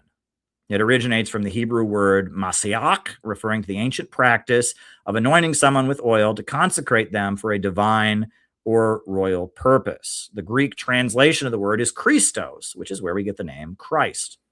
Right? That's what it means. Right? It means anointed one. One who is anointed. Right? That's what the word means. Very, very interesting. But yet the FBI said its official purpose was to prevent the rise of a messiah. Interesting. Prevent the rise of a black messiah. That was what they did. And we know what the FBI did. We know about the murder of Fred Hampton. We know about the questions people raise and all the details and the lawsuits surrounding the death of Dr. Martin Luther King Jr. And that the FBI was saying we need to prevent the rise of a messiah. Very interesting. Very, very, very interesting. And this word Messiah, right, is a word of Hebrew origin. It just means the anointed one. But if you think about it, the word Messiah has got some interesting implications now, doesn't it? For example, right, if you view Christians as inherently anti-Semitic, right? Christians are inherently anti-Semitic. If Christianity, I was told by one of my coworkers, all religions except for Judaism, especially Christianity, are just an excuse to kill the Jews, right? If Christianity is just an excuse to kill the Jews, I guess the founder of Christianity, Jesus, who is considered by Christians to be the Messiah, would be a bit of a problem now, wouldn't he? Now, wouldn't he be a little bit of a problem? Also, right? And this is very interesting. Why is it that Orthodox Jews don't support Israel? Right? Why is it that Orthodox Jews don't support Israel? There's a very heroic minority, a very small but heroic minority of Orthodox Jews, right? Who don't support Israel. Why? I'm going to show you a clip of one of them, right? This is a short clip. I caught an argument between an Orthodox Jew who is opposed to Israel and a Zionist Jew. And this is an argument that they had. I'm going to show it. It's 1 minute and 26 seconds. It was a great moment. It was so awesome that we were able to catch this on film, right? It was just a great moment I wanted to show to everyone. But this is an Orthodox Jew debating a Zionist Jew and explaining why he doesn't support Israel. The Sabbath, which is paramount to anything. Yes, sir, Rabbi? It's Zionist propaganda who is responsible for 77 years of bloodshed. Zionist like he is responsible for 77 years of bloodshed. No. The rivers of bloodshed on account of Zionists. Rabbi? We lived in peace prior to the movement of Zionism. That's not true, because I come from the Middle East, my friend. Rabbi Buddha Kaplan in 1929. That's not true. 1929, my grandfather got thrown out of Hebron in 1929. Rabbi Buddha Kaplan in 1929, he was at the Hebron massacre. He gave a speech that the Zionist was responsible for this bloodshed at Hebron massacre. Oh, thank you. That's like a husband. That's like when Ike Turner used to beat up Tina Turner and says it's hurting me more than it hurt her. It's Rabbi Baruch Kaplan, who was the founder of the Beis Yankov schools all around the world. He spoke at a speech that the Zionists are responsible for this mythology. The Jews lived in harmony with Arabs. When Arabs are under the Jewish rule there. It's a fact. In Iran, in Iran, till today, the Jews live there in peace. You think they're not scared shitless to live in Iran? Till today, they don't open their mouths. They can't talk. They live in peace. I was at the synagogue in Iran. We visited the synagogues in Iran, not he. He believed the Zionist propaganda. You know what? Let him go speak to Iranian Jews. We visited. Let him go speak to Iranian Jews. This is what we did. This is what we did. This is what we did. A Jew in Iran can't speak freely and say how things This is what we did. That's not true. We went to the synagogues in Iran. They live peace. They practice their religion. They are protected by the government. There is no bloodshed there. There's no bloodshed there. Yeah, that debate is very, very interesting. And when it really gets down to it, though, if you talk to a Hasidic Jew, one of the Hasidic Jews who's against Israel, they'll tell you why they oppose Israel with a theological reason. Obviously, they have moral outrage about what Israel's doing. But one of the big things is that it is a belief of the Jewish religion that Jews cannot have a state until it is created by the Messiah. Only the Messiah, the anointed one, can create a Jewish state. And that's why some Orthodox Jews that support Israel won't call it Israel. They call it Eretz d'Israel, meaning land of Israel, but they won't call it actual Israel because only the Messiah can create it. And some of the Orthodox Jews that support Israel still won't serve in the military because they believe you can't have a Jewish state until the Messiah creates it. They won't call it actually Israel. They've explained, well, it's like a landing pad. When the Messiah comes, he'll come there. It's like it's the land of Israel. We're like creating. It's not actually Israel. That only the Messiah can create Israel. And that's why Orthodox Jews don't support Israel to some degree or other. You know, a lot of them make excuses. Some of them won't call it Israel. Some of them won't serve in the military. And then you have a very heroic minority, Neturei Karta, that is absolutely against Israel. Only the Messiah can create Israel. So if you're a Zionist, Messiah is got to be the biggest thing that is a threat to your narrative, because your very religion says that only the Messiah can create Israel. And so any notion of people talking about a Messiah has got to be a big threat to your entire narrative, because there can't be an Israel until the Messiah shows up. And your entire religion says you can't have a state until the Messiah shows up. So any notion of a Messiah is raising alarm bells and forcing people to ask questions about your belief. This is where it all gets very, very interesting. We had J. Edgar Hoover talking about getting rid of a Messiah that could unify the militant Black nationalist movement. We have all of this. So then, folks, I just want to let you know, CPI, we've been on an interesting journey. We've been on a very, very, very interesting journey, right? And, from the moment CPI was formed, certain people saw us and just, they saw red. They just hated us. And I couldn't understand the hatred that people had for us. It made no sense to me. But it was like from the moment we came into existence, I don't know what it was. We waved American flags. American flags are evil and racist. No matter what we did, people just hated us. They just hated us with a passion. But we kept going. And we refused to follow the rules. We called ourselves communists for a long time, and now we've kind of moved on from that, because we are doing something new and exciting. But we called ourselves communists, but we had the understanding that we wanted to do like Stalin. We wanted a pro-growth, anti-imperialist, anti-colonial socialism, a socialism that wasn't about creating chaos and tearing things down, but about loving our community, loving our country, wanting to oppose globalism and imperialism and build things up. And you're not allowed to do that. And just that vibe just made people so angry, right? And it was just a fact. He's a white nationalist. He's a white supremacist. I'm not a white nationalist.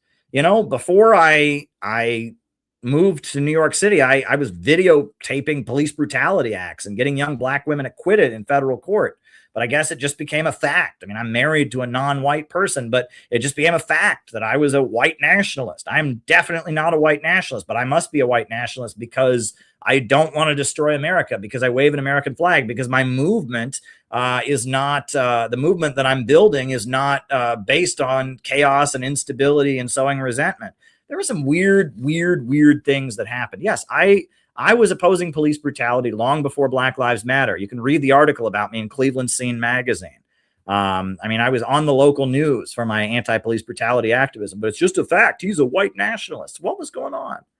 What was going on? So after we stood with Uhuru, right, the attacks on me really escalated. And there was one person, I want to show this clip. So people that have been around the internet and looking at communist stuff on the internet a long time, unfortunately, have encountered a guy named Jason Unruhe. He used to call himself Maoist Rebel News. I was Jason's biggest defender. People were always insulting him and making fun of him. And I said to people, look, I said, he's doing it and you're not. You know, he's got a big audience. More people are listening to him and his YouTube channel than anybody, any communist group. And it was true at that time. You know, he had a big YouTube following. He had an audience on YouTube, and more people were watching his videos than were watching anything any communist group was doing. And I defended him. And I used to go on his YouTube channel and do interviews. And he was anti-imperialist. He defended North Korea. He defended Libya. I liked him. And, you know, he always had a problem, which was he didn't understand that we need a movement. And he had this very pessimistic worldview that there is no hope. And then out of the blue, he just started hating me. And like people, the problem with him is you could inbox him anything and he would believe it. And people were telling him I was trying to frame him for child pornography, which I wasn't doing. And people were just telling him all kinds of stuff. And he just decided I must be a fascist. I was an awful person.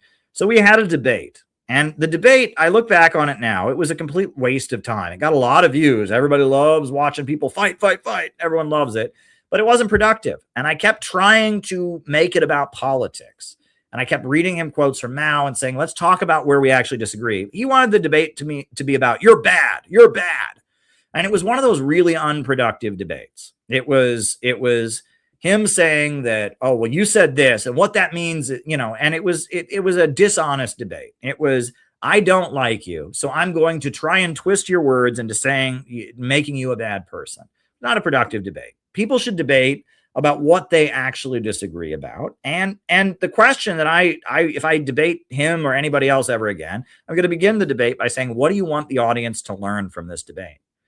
Because if I had said that to him at the beginning of the debate, and I was kind of hinting at that by pulling up quotes from Mao and asking him, he just kept saying, he didn't want the audience to learn. He just wanted the audience to learn that I'm bad, you're bad. But we had the debate. And there's one moment from the debate that really perplexed me. It just completely perplexed me.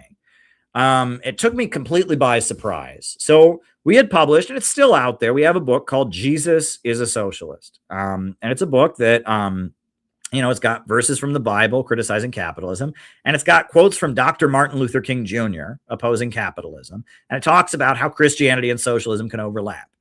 And in my debate with Jason Unruhe, he brought that up as if it was like an awful thing I had done, put out this book, Jesus is a Socialist. Like, how dare I? And this is the moment in the debate where he decided, he brought that up. And watch this. This is bizarre. I apologize if this is going to be triggering for some people, but this is Jason's response to me putting out the book, Jesus is a Socialist. March 26th, 2022. Called Caleb Maupin's Racist Pandering. And at 5 minutes and 3 seconds into the video, you referred to this book, Jesus is a Socialist, that I published. And you claimed that in this book, I advocate a theocracy, and that I say that, people that people are commanded by God to follow me. Can you tell me what page that's on? I've got the book right here. So no, it's not specific wording. It's in the substance of what's being said. So is it all the quotes from Dr. Martin Luther King Jr.? Is that where you got that from? Now, can I answer that, or do I have to? No, go ahead, please. I'm curious where in this book I ever. Okay, cool. Now I'm going to answer. The substance and what you were trying to do, because what it is that you're trying to do is that Jesus would want you to be a socialist, which I find problematic considering that you would first have to show any evidence that he actually existed, but that's besides the point. And because you have crowned yourself the savior by, say, the CPI. How did I do that? I will explain exactly how you're doing that. Only the CPI can save us. I'm trying to answer. Could you please mute yourself? Seriously, mute yourself.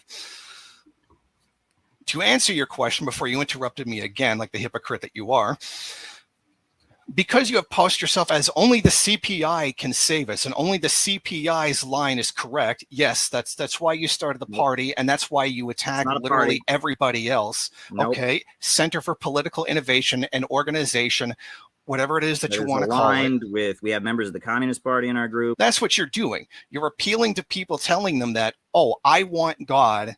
Or pardon me, God would want you to do what I'm doing, and I'm telling you it, so therefore you follow me. This is very similar to how a reverend or a priest acts. That's what I mean. And I love the obnoxious faces. That was exactly like Bosch did. Are you done? It's strange that you're just acting like him. Yeah. Okay. Well, you're using a very common logical fallacy called telescoping, where you're saying, well, you said this, and this means this, and this means this, and this means this, and this means this, so therefore... And that's not the case. First things first, CPI is not a party. There are people in many different political organizations that are members of the CPI. I've never claimed that CPI, that I'm the savior, that CPI is the one true way. And in fact, the whole reason we started it as a think tank rather than a party is to get out of that kind of childish LARPing and actually try and have an institution that can push Marxist politics in a way people can understand it. CPI is not a Christian organization. I would say the majority of the group are atheists. We have some Muslim members. We have some Jewish members. And I'm in the minority as someone in the group who's a Christian. And in fact, the very first book we published was a Muslim socialist book by Gaddafi. This pushes Islamic socialism. So the very first book we published was not a Christian book, was explicitly a Muslim book. So the notion that we put a book of quotations from the Bible and Dr. Martin Luther King Jr. and Eugene Debs and Daniel DeLeon and others out there in order to make the case that we're trying to establish some kind of Christian theocracy is simply poppycock. I mean, it just doesn't add up. I mean, do you disagree with that? To answer your question, it's not telescoping because I'm not making a series of things. I'm taking the collective whole of what's being said. Well, the collective whole of what's being said is we put out an Islamic socialist book. Yeah. By the way, publishing somebody else's work doesn't really count as publishing a book. And I mean, we published Dr. Martin Luther King Jr. in here. The majority of our organization are not Christian. And? So I'm yet you lost. Keep, unless, but again, yes. when I made the criticism, you were at the time pushing the whole Christian socialist thing. So what?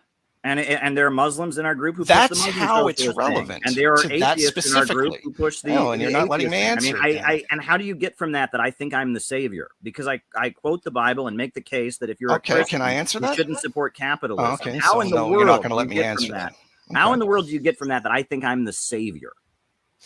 Because the way you've positioned yourself within the organization, not to mention as well as the fact, as was adequately demonstrated by Yankee Tanky, the amount of whatever Maupin says is true, whatever Maupin does is right. And there's no room for anyone to disagree with you. There's plenty so of room you have set yourself up in that way. Yeah, well, that's just utterly false. And no, that's not false. Yes, it is. I'm sorry. Does he have a grudge to pick about something else? Is he lying? Who? Yankee Tanky. You remember he was the person who left your organization and came out against you? First of all, most of what was put out there was personal grievances he had with another member, which I'm not even going to address in this venue, which aren't really relevant. And second of all, a number of his videos have been removed, which is probably an indicator that he no longer wants that out in the public sphere and no longer stands by such comments. So I'm not going to indulge Yankee. Or you threatened him. No, I didn't. I don't know that you did, but I wouldn't put it past you. You just said I threatened somebody, and now I said, or you threatened him. Or okay, all right. Wow, this is really, really great. So based on the fact that I talk as a Christian socialist and I put out this book after publishing a Muslim book, after publishing a number of other writings in a majority non-Christian organization, you, based on that, claim that I believe to myself to be the savior, right? No, you're you calling don't believe me you're some kind of like insane, I believe you used the term cult, all based on the fact that I put together a book of the writings of Dr. Martin Luther King Jr. Do you think that other people watching might think that's a little nuts? No, because the way you've positioned it is that if you disagree with you disagree with Jesus. No, Yes, that's You know, literally the whole things point of it. existed in thousands of years ago. I'm using this book to make a point that the idea, which is widely believed in among normal people in the United States, that Christianity and Marxism are complete opposites. This is wrong. And that if you're a Christian, you can be a socialist. And in fact, there's many things in the Christian teaching that overlap with socialism. I think it's important that we put books out this. Yeah. And I mean, it was beyond me. I mean, I publish a book that's got quotations from the Bible criticizing greed and capitalism and man's inhumanity to man. And got quotes from Dr. Martin Luther King. And immediately he goes to, you think you're the savior. You think you're the Messiah. You're starting a cult. And I'm just like flabbergasted. Like, where do these people, I mean, it's odd. But yet, right, this is the underlying fear, right? That they wanted to prevent the rise of a black Messiah. Messiah is this thing that they're obsessively talking about, right? And even Stalin, right? Stalin's crime was that he was Asiatic and that he was this dynamic preacher who was, didn't teach people that they should be atheists. And that I'm telling you, all of this is starting to make sense, right? And that I'm figuring all of this out as I go, right? I mean, there are things, I know a lot about economics. I know a lot about world history. I know a lot about psychology, but I'm learning. And we're all learning together. And I've been honest with you all. I know I don't know everything, but I'm starting to put all of this together. And I'm starting to figure this out, which is that when civilizations of the land are besieged and overtaken by empires of the sea, from the soil of the land, there emerge figures who lead the people to fight for their liberation. And sometimes they succeed and sometimes they fail. And that is in my blood. That is in my heritage. That's what I come out of. I'm descended from a figure who emerged from the soil to fight the empires of the sea and build an anti-slavery movement. And that I am naturally attracted to such movements, right? And that's my background and that's my origin story. And there is a lot of weird synchronicities, right? The fact that Charles G. Finney, he fled New York and moved to Ohio because he was against slavery. And I fled Ohio because the economy was crumbling and I couldn't survive there. And the party moved me to New York. And I ended up, running from the police just blocks away from where Charles G. Finney's church was in New York City. And that my claim to fame was Occupy Wall Street. And that it was just blocks away from where this church that my ancestor set up was. And that, my ancestor was involved in a struggle to defeat slavery, and slavery was a product of the British Empire system. And that the socialist movement is dominated by crypto-Zionists who are not interested. And their greatest fear is some kind of, movement of the people of the land. And they hate Stalin and they think that I'm anti-Semitic. And there's a lot of synchronicities here. But it really just gets back to this. If you want to understand what it's all about, it really just gets back to this, that Americans have within them the ability to fight to be a people of the land and a civilization of the land. Right now, our country is rotting and deteriorating from within because we are part of imperialism. And because of that, the people of the land, the American people who believe in growth and believe in economic growth in their bones, are angry.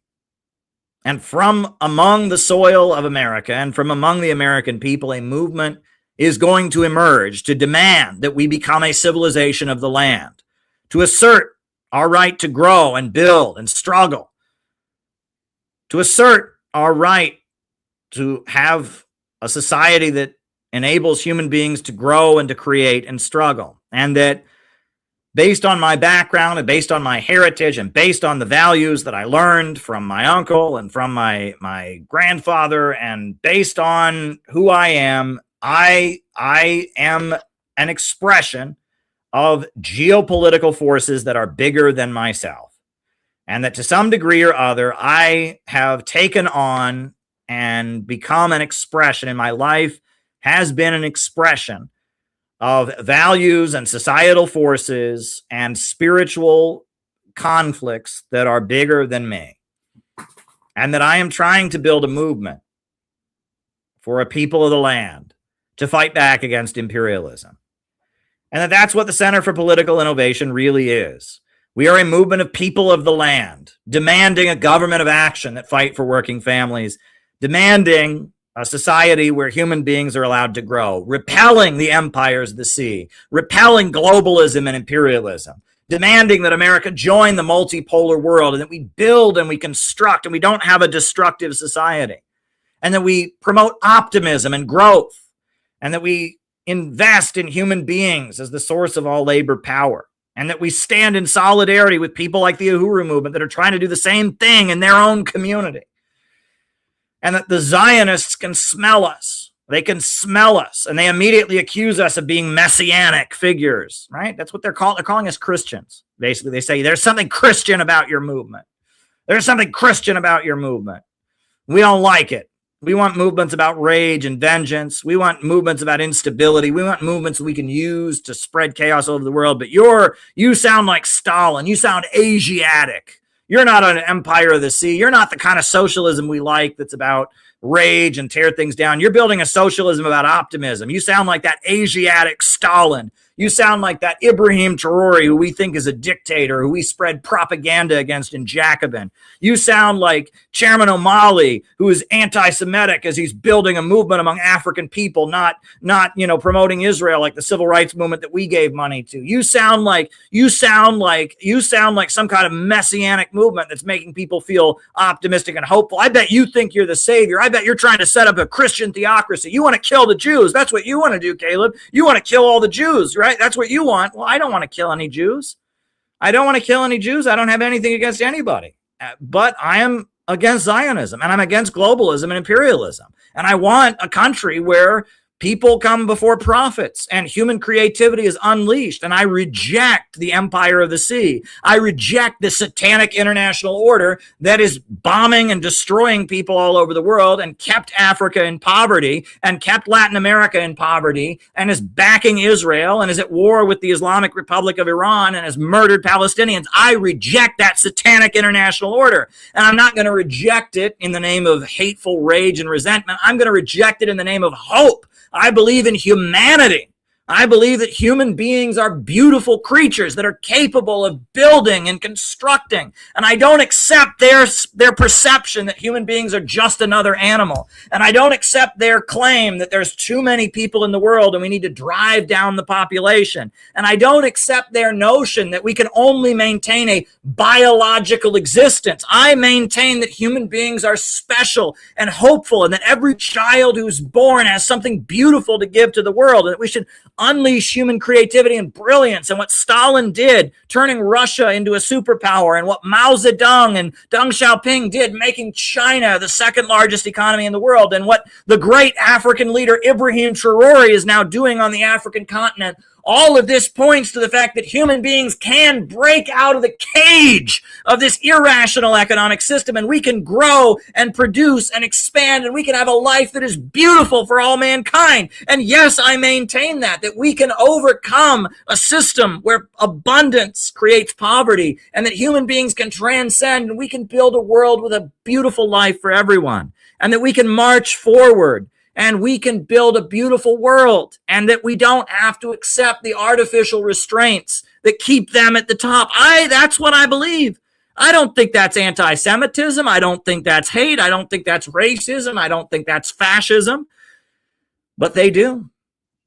They do because it is the antithesis of their system. It's pro-humanity and pro-growth, and they are anti-humanity and they are anti-growth. And the only way the British Empire system can stay intact, and the only way Wall Street and London can stay at the top of the world, is to try and shove humanity back into the bottle, to put us into a mere biological existence, to try and reduce us to being hogs and sheep. Well, humans are not hogs and sheep. Human beings are creative. We build, we construct, we expand, and we need an optimistic movement that brings out the best in people, that organizes the economy rationally so that growth is unlimited, that helps people learn to love and forgive each other, that builds community and understanding, that helps people find their strengths and their achievements, that invests in communities, that invests in the next generation of youth and doesn't invest in wars and prisons and bombs and opioids. That's what I strive for. We need a government of action that fights for working families. We need to build an anti-monopoly coalition to break the power of Wall Street and London. We need a government of action that fights for working families. That's what we need in America. We need to end these wars, and we need America to join arm in arm with the people of the world in the rising new economy that is possible if human beings can assert their will against the forces of darkness that have seized power in this world. The colonial system, the British Empire system, is doomed, and humanity is going to rise. We're building a movement that is about that. We make friends with people that are building a movement that is about that. And those who might espouse ideas similar to us, they can always smell. They can always smell us in our words and our actions. They can smell when we're doing something different. Right? Just like the crypto Zionists became Trotskyites and eventually became neocons, the people that were attracted to communism because they wanted rebellion and instability and chaos, and they couldn't stand Stalin because he was building and constructing, right? Just like the criminal cartel that controls communist groups in America and has made them into a stupid college phase people grow out of, right? It's kind of a cult of destruction and instability that you eventually grow out of, right? I mean, they can smell us, right? The forces of evil can smell us, and they know what we are, and they are honest with us. They think we sound like Christians. They think we sound messianic. They think that we are optimistic and hopeful, and we are not espousing all the negativity that is the package that comes with leftist politics. And we look up to people like Russian President Vladimir Putin, who rescued his country from the nightmare of the fall of the Soviet Union. We look up to Xi Jinping in China and what he's doing with the Chinese dream. We look up to the Houthis and Ansar Allah as they rally their people against the Zionists. We look up to Ibrahim Traoré and the amazing things he's doing on the African continent. We are what they are afraid of. And our socialism is not a socialism they can use to create culture wars and tribalism and instability. Our socialism has the potential to defeat their system. And we put out an optimistic, hopeful message, and we can actually do it. And that's what scares them. That's what scares them. We are people of the land, and our movement is much bigger than any book I ever read or any idea I ever had. This movement's way bigger than anything I ever understood. It's way bigger than any values I learned from my uncle or my grandfather or inherited from my ancestor, Charles G. Finney. It's way bigger than all of us. We are people of the land, and we are fighting back. And America will be a civilization of the land. So dare to struggle, dare to win. God gave the land to the people. The ground on which we stand. Why should we be beggars with our ballot in our hands? God gave the land to the people. First step, sound the blast for freedom, boys, and send it far and wide. March along to victory, for God is on our side. While the voice of nature thunders o'er the rising tide, God gave the land for the people. The land was God who made the land. The ground on which we stand. Why should we be beggars with a ballot in our hand? God gave the land to the people. Hark the shout.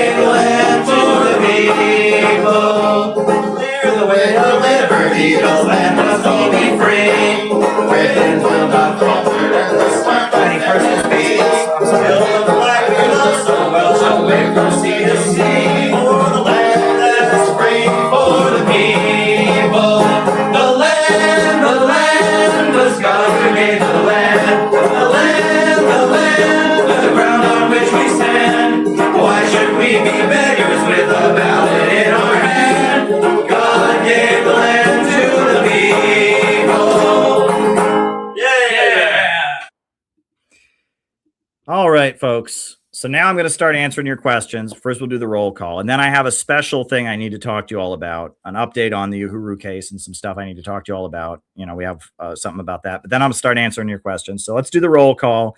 Names and locations. Names and locations. Who is with us at this point? Names and locations. Names and locations. I'll call you all out as I see you. Who is with us? Who is with us? Who is with us? Caleb and CPI were destined for this moment. Damn right we were. Portland, Oregon. Jake, good to see you. Penny in Minnesota. Good to see you. Good to see you.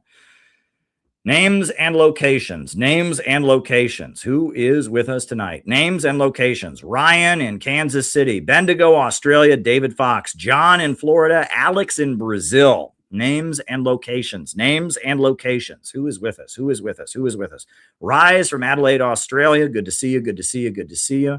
Names and locations. Names and locations. Who is with us tonight? We got Far East Samuel. Blessings. Well, thank you. Good to see you. Names and locations. Names and locations. Who is with us tonight? Names and locations. Names and locations. Who is with us? Who is with us? Who is with us tonight? Names and locations. Names and locations. Names and locations. Who is with us tonight? Names and locations, names and locations, names and locations. Wow, great stream. Brooklyn in the house. Well, it's always good to see you, Phil. Scott in Pennsylvania. Good to see you, Scott. Jay on Facebook is watching from South Padre, Texas.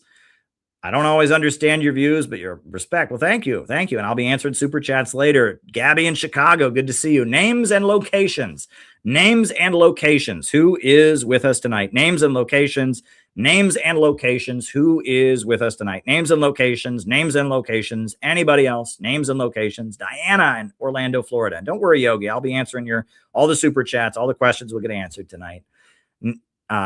New Jersey, Yogi Fish. Good to see you. Names and locations. Anybody else? Anybody else? Names and locations. All right. Okay, folks. So before we get to answering questions, right? After we have to talk about one important thing here, but after that, I will answer people's questions. Super chats work, right? I do super chats, but the best way to send questions is to go to buymeacoffee.com/Caleb Maupin. You can do that later and I'll answer them on the next stream if you're watching this afterwards. So there you go. You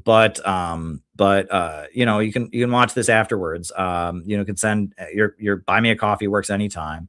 But yeah, send your questions. You can also do Rumble rants on the Rumbles. But yes, questions are good. But before we do that, we need to do an update.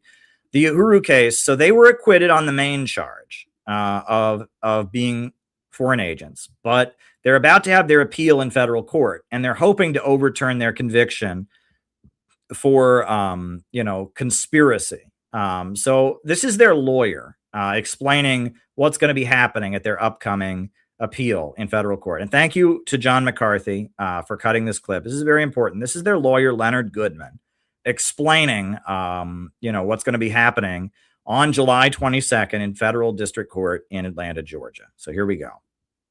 So I will be introducing our guest today, who is our incredible, brilliant attorney from the legal team for the Uhuru 3, Leonard Goodman, joining us from Chicago, Illinois. And I want to start off by saluting this incredible team of lawyers that came together under the leadership of Hands Off Uhuru, under the leadership of Chairman Amalia Shatella, that included Mutaki Akbar, Addie Griffin, Tom Inskeep, Leonard Goodman, and Angela Rainey. And in particular, I want to shout out Leonard, who we're going to be talking to in just a bit, who took on this case from day one pro bono.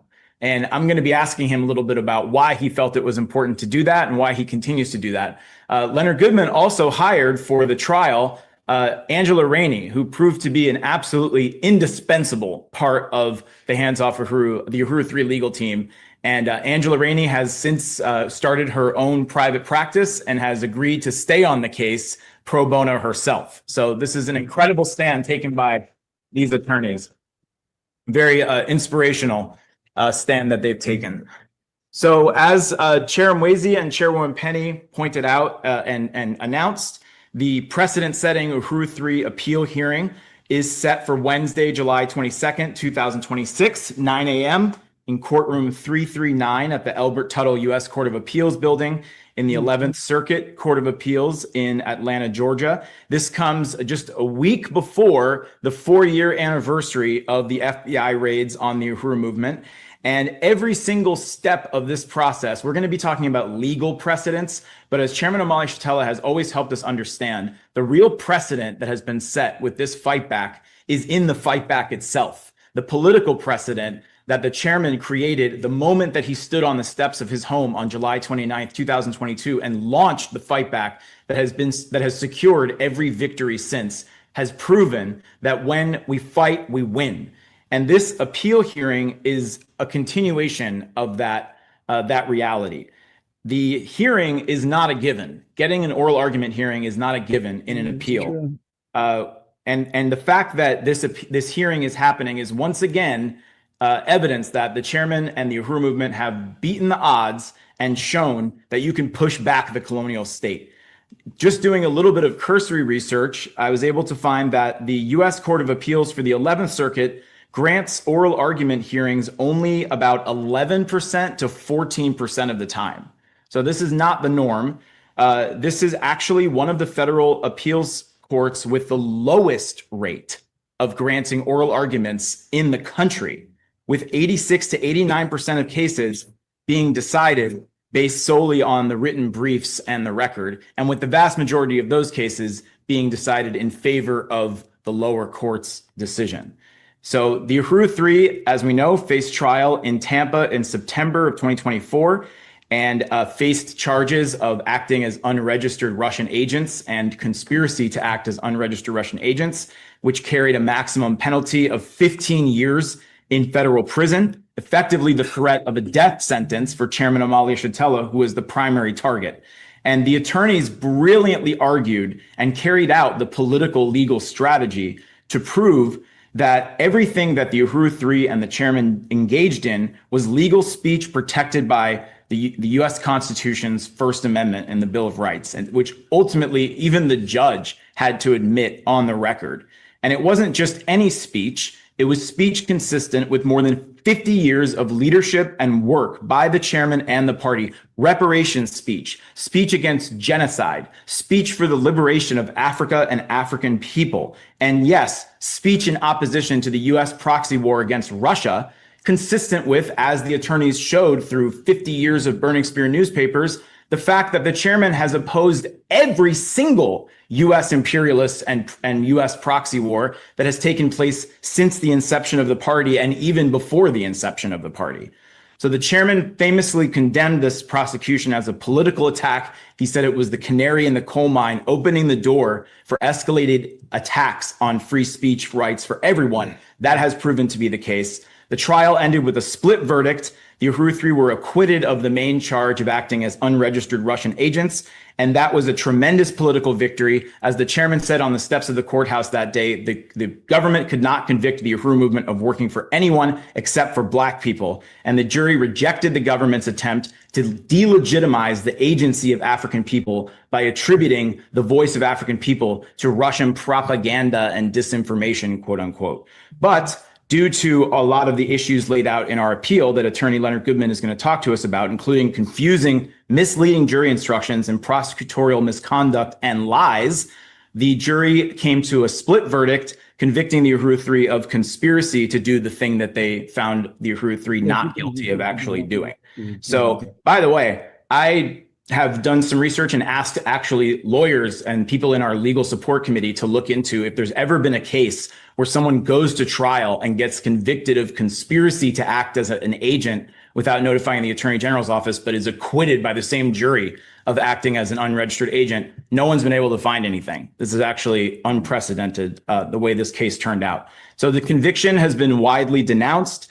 And the sentencing in December 2024, the prosecutors begged for prison time and massive fines. The judge sentenced the Uhuru 3 to 3 years of probation, 300 hours of community service, which he said the Uhuru 3 would do standing on our heads. So we did that. And the judge ended the term, the probation 2 years early this past January. And one quick update to give you. Meanwhile, back in the U.S. Attorney's Office in the Middle District of Florida, things are not going quite so well.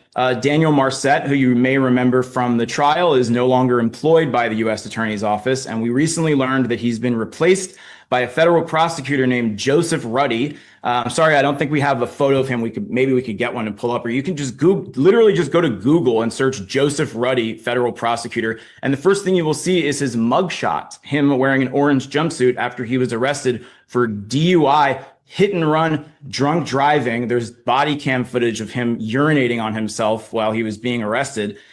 He was never charged, and he still works for the prosecutor's office. This is the guy they have now assigned. There he is. There's the prosecutor who is now attached to the Uhuru 3 case on the local level. So he will not be the one arguing the case in Atlanta for the government. That will be a DC-based federal appellate attorney named Joseph Minta. And on him, the little we know about him, he did argue a foreign agent case in the appeals court a few years ago. And guess what? He lost. So on the other hand, we have an amazing team that's getting ready for this hearing. Attorney Leonard Goodman will actually be the one presenting the arguments at the appeal hearing, the oral argument hearing, and all of the other attorneys will be present to work with him and to prepare with him and the Uhuru 3 during that hearing. So I want to end this introduction by quoting the attorney that we're about to hear from, Leonard Goodman, who said, "The government here is using this foreign agents law to prosecute members of an activist group for political speech and activism in opposition to U.S. foreign policy. In so doing, this prosecution strikes at the heart of the First Amendment." So we just want to welcome and salute the incredible attorney, Leonard Goodman. Uhuru. Uhuru. Uhuru. Uhuru. Good to see you as always. Oh, it's great to see you all. Yes.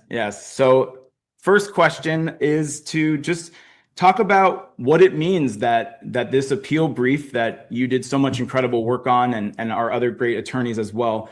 What does it mean that the appeal brief was granted oral arguments, and what can people expect who will be coming to Atlanta on July 22nd? Well, thank you, Jesse. Yeah. First of all, you gave me some news. I was not aware that only such a small percentage of 11th Circuit cases were granted oral arguments. So thanks for that news. I also wasn't aware that you all had broken the prosecutor's office in the Middle District of Florida. So congratulations for that. So we'll have oral arguments. I guess they're rarely granted down in Atlanta. We got one, so they clearly think that our appeal has legs, and they want to hear from the lawyers. They want the government to defend their prosecution. They want to hear our position as to why this needs to be reversed. And we have 15 minutes to make that case. The government will also have 15 minutes to make their case. It's very hard to predict how these things will go. We have basically three issues on appeal. One is that this case should never have been allowed to go to trial because, as you mentioned, it targets political speech. And as Jesse told you, the judge actually came around to this view. It took a while, but at the sentencing hearing, he said, yes, this case was just about political speech. I wish he had come around to that a little earlier. It might have changed this. But really, the argument is you should never have had to stand trial for political speech. And I think we all know why they were targeted. Lots of people make political speech, lots of groups that have followers the way the chairman does and Jesse and Penny do, that have followers make political speeches. So why was yours so threatening? Well, I think if you remember what was happening in July of 2022, the U.S. government was trying to convince Congress to fund a proxy war against Russia. And at that time, the chairman, Jesse and Penny, were espousing views that were pro-Russia. And that can't be had at that time. It was considered dangerous. And so we can't allow that. We can't allow the government to say, yeah, there's free speech, but not when we don't like it or when it harms our political agenda. So that's why this case is so important. And that's why I think this appeal is so important. As Jesse said, all of you have already completed your probation, so it's not about you all facing jail or anything like that. It's about precedent, because if they can do this to these three, the Uhuru three, they can do it to anyone that has political speech, that has followers, that has people listening to them, where that speech is inconvenient to the government's political agenda, and especially their imperialist agenda. Yes. So we have three issues. So the first issue is it should never have been brought. The second issue is, well, there's no evidence. They didn't present any evidence that you all were agents of Russia, which an agent under the law, it means you're under the direction and control of Russia. No, there was no such evidence. Now, normally that's a losing issue to say there's no evidence after a jury comes back with a finding. But in this case, it's very unusual. First of all, they had no witnesses at trial that pointed a finger and said, I saw this guy, these people act as agents, or I saw them do something illegal. Not one person. They've been around South Florida, Tampa, St. Petersburg area for 50 years. Not one person could they find that could say a bad word about them. So it was a paper case, documents that they pulled off the web of their communications with Russian national. And then they called 4 agents to go through these documents and explain them to the jury and explain their significance. Every single one of those 4 agents said there was no evidence that they were under direction and control. They were pursuing their own agenda, and they were not pursuing Russia's agenda, and they would join with Russia on certain issues that furthered their core values. So that should be the end of the matter, really. There is no evidence. They've admitted it.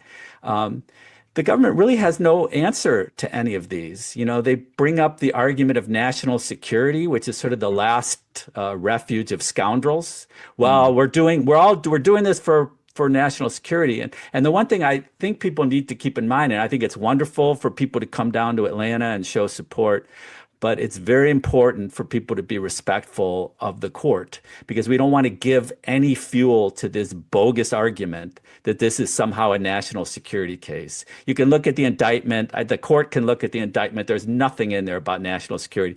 What the indictment says is you all are guilty of spreading pro-Russian speech, which they call propaganda and misinformation. Although, as we showed at trial, there was no misinformation. Everything that you said was truthful. Everything that O'Malley said was truthful about the support of Ukraine, about the coup in 2014, about NATO's encroachment towards Russia's borders. It was all truthful.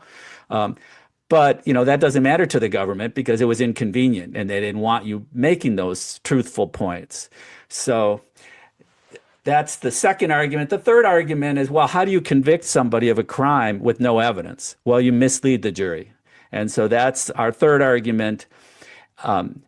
It's probably the least important argument because it would only get us a new trial. The other two would be a complete win, a vindication, an exoneration.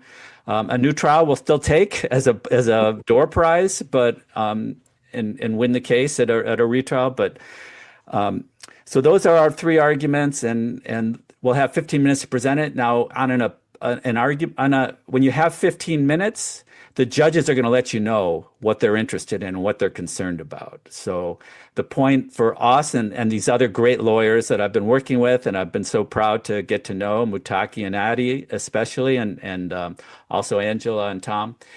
So what we have to do is prepare for whatever the judge, it's hard to predict what the judges are going to be concerned about, but we have to be prepared to answer their questions and satisfy their concerns about our position. Excellent. That was great. Thank you so much, Attorney Leonard Goodman. That was, you answered most of my questions just now, so thank you so much. And I know we don't know who the three judges will be yet. I think that was like maybe July 7th we heard was when those names will be announced, so that will be interesting to see. And I guess, kind of the final question here is, you took this case on, you were there from the beginning in terms of this legal team coming together. You came on pro bono. You've stayed on as such ever since, every step of the way. What has this case meant to you, and why has it been so important to you for you to be a part of this? Well, I believe in free speech. I'm, maybe a free speech absolutist. And this is an incredibly dangerous case to say that we're going to prosecute you under federal criminal law, make you face long prison sentences if convicted. And we're going to do that because we don't like the contents of your political speech. Now, I had known of Chairman Yeshitela's work throughout the years, and I happen to agree with his anti-colonialist views, but that really wasn't the reason why. I believe in what the Supreme Court has said for 100 years, is that the cure for bad speech, if you think somebody is saying something wrong, the cure for that is more speech. Correct them. Go out there and give your own speech. Write your own articles. Write your own op-eds. It's not to censor. It's not to prosecute people for speech that we don't like. And if this precedent is followed, if the courts allow this type of case, we're all in danger. Uhuru. Thank you so much, Attorney Goodman. It's been an honor to have you on, and we're very proud to be represented by you as well as our other incredible lawyers. And we'll see you in Atlanta. Okay. Thank you all. Uhuru. Uhuru. All right. Well, that's an important video where they just kind of go over the basics of what their upcoming appeal is about. So basically what I need to say to you all is that I need to go to Atlanta because, I mean, we were at their trial, and in Florida, we were at the day their trial opened. We were at their sentencing. We've been with them from the beginning, and we need to go to Florida. And John is already figuring out how he's getting there, and I need to figure out how I can get there. But funds are very, very short. And, we were going to have a CPI workshop in Minneapolis and a CPI workshop in LA. We don't have the funds to do that right now. We are doing our national training program in August. We need funds for that too. But, if people can donate, that would be great. And we're going to be having a special telethon stream coming up on a week from today. We're going to be having a special stream that will be dedicated to fundraising. But if people can send funds, a donation to help me get to Florida, to help, the hotel, help pay for the hotel room I'll share with John in Georgia for their hearing, that would be great because I need to be there at their court hearing. I need to be there in front of the federal courthouse. I need to be with them. That's what CPI, we have been so dedicated to this case, and we need to be there. So I do need you to, if you can possibly go to cpiusa.org/donate and just send us a contribution on the Stripe. That would help make sure that we're there, because we as CPI, we need to be there because the other folks are not there. And we act as a bridge. There are folks that will listen to CPI that wouldn't necessarily listen to the Uhuru Movement. And it's really important that we're there. And we have consistently been there. From the beginning, from the time they were raided in 2022 all the way up to there. We've been there. We need to be there on July 22nd at their federal appeal. We need to be there. So we need you to help us out. We need you to send us a contribution to make sure that we can be there. I added it all up, between the plane tickets, between the hotel room and all of that. We're looking at, it'll be about an $800 trip. So if you can help us out with anything towards that, that would be great. Right now the economy is not good. And, everything costs way more. Plane tickets cost way more. Hotels cost more. Food costs more. So anything you can do to help us out, help me get there, help John be there as well so he can share my hotel room. We need you to help us out with this. If we're going to be a month from now at their federal appeal in Georgia, we need you to send us a donation. So go to cpiusa.org/donate and send us a contribution so we can go to their federal court hearing. We need to be there. I'll show you. These are the videos from when I was at their court proceeding that happened when I was at their trial in federal district court in Florida. I'll put the video on for that. Hold on.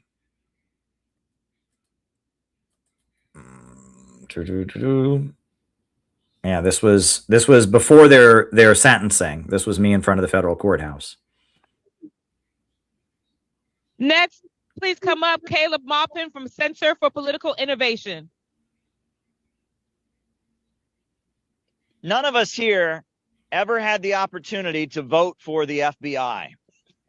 The FBI is not the elected government of the United States, but they seem to think that they are.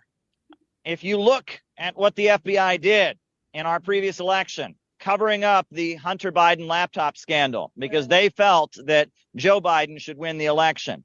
And if you look at the details of this case, the FBI seems to believe it is above the law. I would encourage people to look into the testimony that went on and the conversations, or I guess the revelations that went on the witness stand. How it was revealed that the indictment that was leveled against the Uhuru 3 contained information that the FBI agents could not verify when they got up on the stand, and that the FBI has engaged in all kinds of dishonest activities. If they had told the truth about what evidence they had, this case never would have even gone to trial to begin with.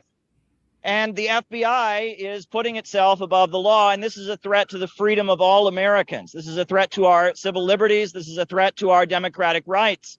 And I must say that the jury came back and said that it was very clear the Uhuru 3 were not acting as agents of Russia. So based on that, there should be no prison time, no jail time. This entire trial should be thrown out. This whole case should be thrown out. But I must also say that I don't consider the activities of the Uhuru 3 to be working against the interests of the United States. They travel around the world. They're connecting us with different countries, and they're working in the interests of America.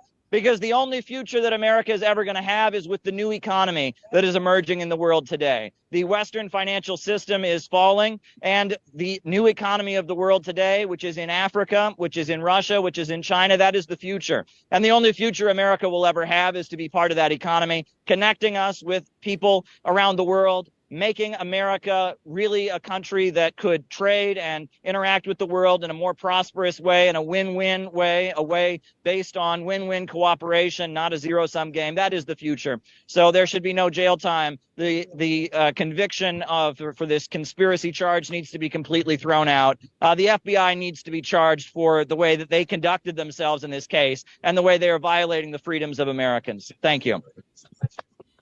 Good. Yeah. And those were my remarks in front of the federal courthouse in Tampa before their sentencing. And here I'll show you, this is a clip we did about the case that we did. This was like we made a little film called Money and American Injustice. And this is the section of that film, the short section of the film. It's about the Uhuru case. It's like a little short clip we did from that film. After the rioting was done, U.S. media kind of forgot about those communities. Well, Uhuru, they went out there because they saw black and brown people like themselves that were out there protesting and rioting, and they stayed there. And they've been there since 2014, providing services in the community, giving these young people in the community something constructive to do, not just go out and break shit to raise awareness about the conditions they're in, but ways to actually feed people and serve the community. And they've been there in St. Louis since 2014 doing constructive work. They have really escalated these programs. They have a farmer's market. They provide classes and services to pregnant mothers, and in particular in St. Louis, Missouri, and in St. Petersburg, Florida. They're trying to undo the damage that the U.S. Department of Justice and the state police and the local police and all the forces have been doing in communities like Ferguson, Missouri. And at the same time that they've done this community work, the African People's Socialist Party has also taken a firm anti-imperialist stance. They support China. They support Russia. They support Cuba. They support Iran. And when the United States started piling weapons into Kiev, they defended Russia's right to intervene. This defensive war in Ukraine that Russia is actually waging against world colonial powers, not Ukraine as a single entity, but the U.S. and all colonial powers who have an interest in colonially dominating African people right here in this country and around the world and extracting resources from the majority of peoples on the planet. That system, this current system, is in severe crisis, and they cannot rule in the same old way. Because of that, their homes were raided. Then months later, the federal government came out with an indictment, and it's charging them with being Russian agents. And it's trying to allege that the election campaign that they ran in St. Petersburg, Florida, was somehow interference in the U.S. electoral process. 4 activists associated with the People's Democratic Uhuru Movement and the African People's Socialist Party have been indicted by the U.S. Department of Justice. The indictment from the U.S. Department of Justice accuses them of spreading Russian propaganda and cites simply some web conferences that they had, some Zoom meetings, some emails they sent out, as well as the fact that they have run routine election campaigns. Is this of concern to the Secretary General as an attack on human rights, freedom of assembly, etc.? I frankly was not aware of the case before you mentioned it. Let me look into it and I will get back to you. What's going on in Africa is directly connected to what's going on here. What's going on in Ukraine is connected to what's going on in Harlem. You know what I'm saying? It's an international global economy that's all connected. Because they go to conferences in Russia, this constitutes Russian meddling in the elections. The whole thing is ridiculous. It's completely, utterly ridiculous. They've been running these campaigns for years, since before I was born. Back in the 1970s, they were running people for office. Their platform of reparations, I mean, Marianne Williamson, she's a major Democrat candidate. She also says she believes in reparations. I mean, it's not a unique message that they have in that sense, but they have been targeted because they're doing what you're supposed to do. I mean, you know, at all of our meetings, we have a picture of Fred Hampton up on the stage because Fred Hampton, he built a free breakfast program. He organized what he called a rainbow coalition, uniting low-income people, white, black, brown, Arab, Latino, into one organization, you know, trying to build up community empowerment, trying to do community service projects while teaching Marxism and socialism.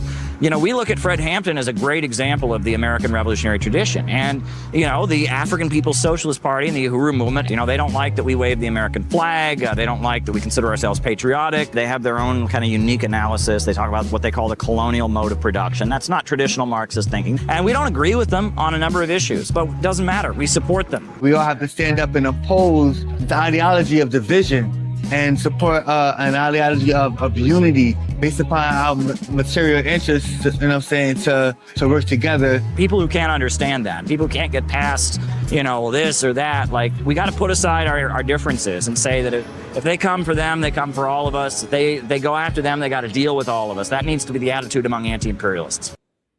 Yeah. Yep. So there you go.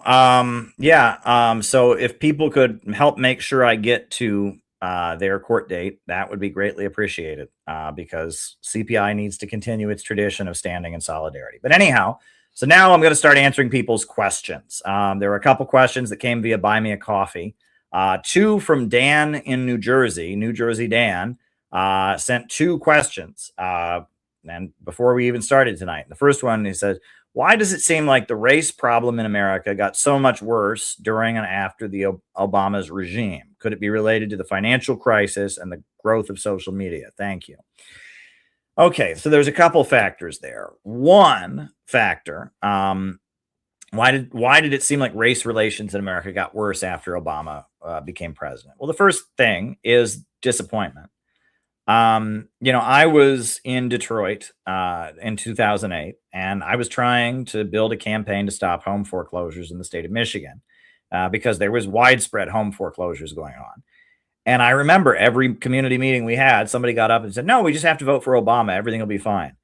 There was a belief among the black community that because Obama is one of us, when he gets in, our issues will be addressed. And after his first couple years in office, it became very clear that was not the case. And so that's what caused a lot of anger. And, you know, you could say that that really fueled the rise of Black Lives Matter and things like that, was that there were many people in the black community who assumed that issues like that would get better when Obama took office, and they didn't. And like, for example, the Ferguson case, I made a documentary film about Ferguson, Missouri. I went out there in 2014 when the uprising was going on. Things actually got worse in Ferguson, Missouri, after Obama got elected. And the way that they had like speed traps set up, and that the community there was just over policed like you wouldn't believe.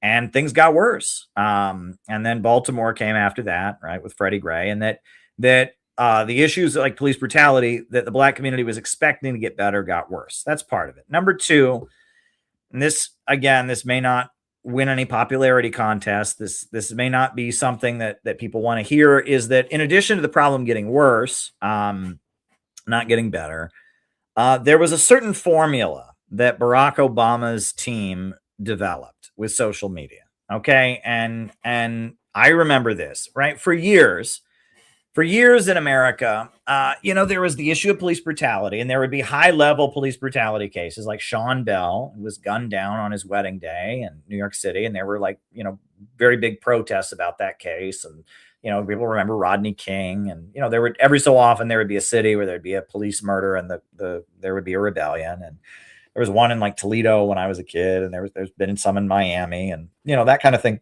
happens, right? That was just kind of part of the late Cold War normal in America. Was every so often there would be a very horrendous act of police brutality, and then the city would rebel. Cincinnati, Ohio had a case like that. But that was just part of the late Cold War normal, was that while suddenly society was all saying racism is wrong, we need to be a colorblind society, police brutality still went on. And then every so often there would be like an urban rebellion against police brutality. That was part of the late Cold War normal. What changed around the time that Obama ran for office was Twitter and Facebook were new, right? Social media was very, very new. I remember, when I was in college, Facebook had just been invented, and you actually had to have an email address that ended in .edu in order to set up a Facebook. If you didn't have if you were not a college student, you couldn't get a Facebook. I remember at first when I first got my Facebook. That's how early it was. But after Obama, when Obama started running, Obama was running for president, and he was running, it was like the first black president, hope and change. And, it was a very amplified, campaign. It was very much, he was presented as like a savior on a white horse. At the same time, there was a new game that they played with social media, which was they would find a case of racial injustice in some little tiny town someplace. And it usually wasn't a case of police brutality. It was like somebody got into a fight or something like that. I remember the Gina 6 in a little town called Gina in Louisiana. There was a case where there was like a fight between some white high school students and some black high school students, and the punishment was unfair. And so they made that case blow up with Facebook, and it was just like all over social media.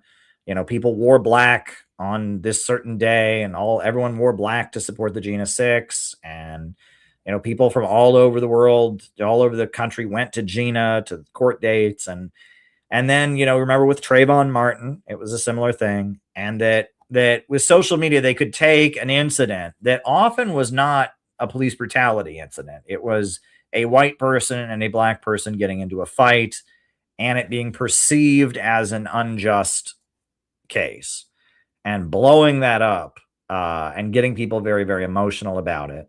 That was a way that you could generate enthusiasm for Obama and the Democrats. And it wasn't a direct thing. It wasn't like, the case, it wasn't directly related. But if you blew up a case like that in the mainstream media and social media, on the black radio stations and such, and you got everyone very, very fired up about a case like that, that would lead to people voting for the Democrats. And Obama figured that out. And there was a lot of that. And that was kind of, I must say, that's a little bit different, right? I am all for activism. I am all for opposing police brutality. I'm all for the black community asserting its right to self-determination. But there's an element of manipulation there. There's an element of manipulation where, these are cases that no one would have heard of, but they're kind of selected. And they're also cases where they're I don't know. There's an element of, it kind of, I don't know. I could go on about this. I'm not going to go into great detail, but it's not that these cases don't necessarily deserve the attention that they got. In some cases, they certainly did. In other cases, I would ask questions, especially about some more recent cases. I'm not going to specify about that because I just don't want to, that would be feeding the problem. Right. But there was a way of like taking a case of like a white person and a black person got into a fight, putting it on national TV, and that would get people very emotional and get people on the Democratic side more likely to go and vote. basically, more likely to donate to the Democratic Party and more likely to vote, because they would get fired up by that case. And that case would often bring out the things in the other side that people are the most afraid of. I mean, the Trayvon Martin case was a great example, right? George Zimmerman, right? He killed Trayvon Martin, and he was somebody, he was kind of what you might call a fail son, right? His father was a judge, but he was a screw up son who didn't really do much. But to make himself feel like a big shot, he patrolled the neighborhood as a community watch guy, and he saw a young black man in the neighborhood and harassed him and followed him for blocks, which was none of his business, called the police, and the police told him he's not doing anything, leave him alone. He ignored them. And at some point then there was a fight and Trayvon Martin was killed. You can understand that the black community says, hey, he wasn't doing anything. He was walking with Skittles and iced tea. This guy who the police told him had no business following him, followed him. But then on the other side, the people that were defending George Zimmerman started saying things, it just brought out a lot of the racism, and I was in the Workers' World Party at the time. And, because we would go to those protests around Trayvon Martin, people would just call up our office and cuss us out. I would answer the phone. It'd be some Southern guy somewhere. And, I heard what the other side thought about the Trayvon Martin case. And it was basically, if I saw some black kid in my neighborhood, I would assume he's a criminal. And so he did the right thing. I mean, it really just brought out the racism, the ugly racism of the other side. Right. That was basically, I heard the other side, and there were many times I saw the Crown Heights riots happen at a literature table. I worked at a literature table in Times Square. And I remember I was in Times Square not Times Square, Union Square. And I had a literature table and we had a leaflet about Trayvon Martin. And this Orthodox Jewish guy came up to my table and he's like, I don't think George Zimmerman did anything wrong, right? If there was some black kid walking through my neighborhood, I'd want to know what he was doing. I would follow him around, how, I'm just spewing racism. And then there was a woman of color who walked, who overheard him and walked over. And then she started saying things about Jews and saying things about anti-Semitism, saying things that are not true, like, that no Jewish person ever gets arrested. I heard that if a Jewish person gets arrested, their rabbi just calls and gets them out of jail. That's not true. Jewish people go to jail. There are plenty of Jewish people in federal prison. And so I stood there. I remember sitting at the table, and this Orthodox Jew and this black woman from Brooklyn had the Crown Heights riots in front of me. And I just kind of sat there, and, the Orthodox Jew was saying that he thought it was fine for George Zimmerman to stalk Trayvon Martin. And the black woman from Brooklyn was saying, Jews run the world and never get arrested and secretly control the police and all kinds of anti-Semitic kind of tropes and conspiracies. And I was just sitting there like, I was thinking the whole time, can you guys take this away from my table? There's probably people I could actually speak to. It was kind of awkward, but yeah, the Trayvon Martin case brought out some of the ugly things of, ugly racism of the other side. And as a result of that, it was it helped the Democrats, and the Democrats didn't have to deliver. One thing I have always, and I have said, you've got to be careful with. There's a certain type of politics that is just stoking anger, not putting forward an answer, not calling for a change in policy, not just stoking anger. And a lot of, classical anti-Semitism, like, 1800s, early 1900s anti-Semitism is that. Right. It's just kind of, it was stoking resentment. Right. It's like, Jewish people were more disproportionately middle class. You had a very big industrial working class in Germany and France and places like that. And it was just kind of, there's this group of people that have life better than you because they're more disproportionately middle class. And they have different values than you because they have a different religion and because they, are more middle class or whatever. Doesn't that make you mad? Aren't you mad at them?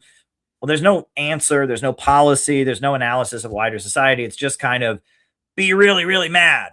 There's a group of people, be really, really mad at them. That's classical anti-Semitism. That's toxic politics. Any politics that puts that out. And I will say a lot of the the right-wing politics that I see is that it's just be really, really mad, you know? And it's like, well, what's your answer? What's your solution? Well, there's no solution. Just be really, really mad. Just be really, really, really mad. There's this group of people and they've got it better than you, or they're mean, or they're this, or they're that. Be really, really, really, really mad. Aren't you really, really mad at how they are? That's not helpful. Right? And I see this all the time on the right and the left now. And like a lot of woke politics is this. There's a group of people and, you know, statistically they get, you know, 15% more than you and you get paid. Aren't you really, really mad about it? We don't have any solution. We don't have any policy. Aren't you really, really mad? Doesn't that make you mad? Or there's, you know, men. I mean, man spreading. Do you remember that? You know, it was this whole thing about how men on the subway, they spread their feet. They spread their feet. And, you know, it was like men, the way they sit because they have balls, they spread their feet. You know, they spread their feet wide, and that's rude. Women sit properly and close their legs and make room for other people. But men are nasty guys who spread, and when they sit, they stretch out and they take up too much space. Doesn't that make you really, really, really mad? Well, I mean, it's like, what are you going to do? Make a law against it? I mean, you know, it was a man spreading. That was a thing. And there's all this all over social media. There's somebody somewhere who does this thing. Doesn't this make you mad? Somebody somewhere acted stupid, and doesn't this make you mad? I see it on the left, I see it on the right, and it's completely not productive. It's a complete waste of time. And it's not any analysis of society. No one's learning anything. It's just kind of, there's people out there, you know, I mean, I see things that make me sad. I could tell you a couple of different examples. One example, right, is there was an older woman who I used to work with years ago politically. I mean, she and I have moved apart politically. She's not my biggest fan anymore. We worked with politically. She's an older white woman, lives in Brooklyn, and she's very pro-black. In fact, that's her whole identity. Is she got involved as a young woman because she supported the civil rights movement growing up in Virginia, and she supported the Black Panthers and all of that. And, you know, she's been an activist her whole life, and, you know, was a communist activist and is pro-black. That's like her whole identity. Is she grew up in the South and became pro-black. You know, and you know, she lives in Brooklyn, and so she was shopping at Target at one day, and she was wearing a t-shirt that said Black Lives Matter. And she's a white woman, and she was shopping in Brooklyn, and someone took a picture of her, and I saw it going around. And the picture was like, oh, she thinks this shirt keeps her safe. It was really nasty, right? And they were basically calling her a Karen and saying that she wore the shirt because she was afraid to get robbed and she must be a racist and all this stuff. And I'm thinking, like, you don't know this woman. This woman, like, has been arrested at anti-racist rallies. This woman, you know, won't speak to me because she thinks that I wave the American flag and that's the flag of American, you know, and like, they don't know anything about this woman.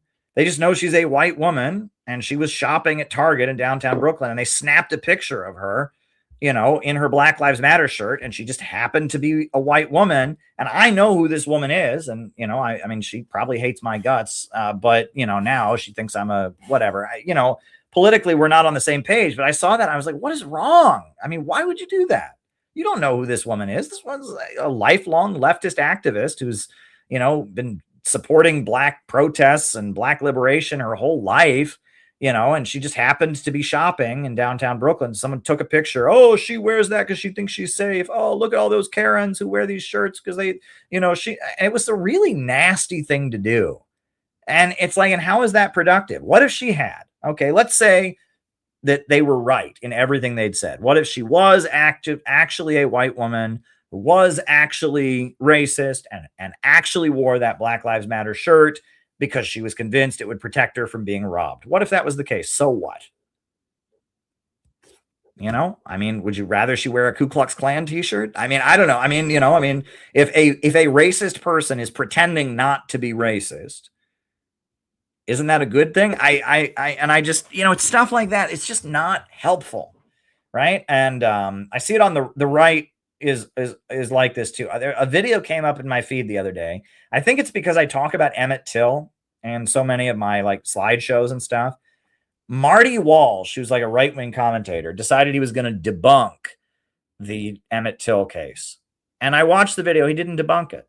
And I was like, oh, I want to see this because, you know, I'm critical of the left to some degree. But if I've been repeating something that's not true about the Emmett Till case, I want to saw it. Watch this video. He didn't debunk it.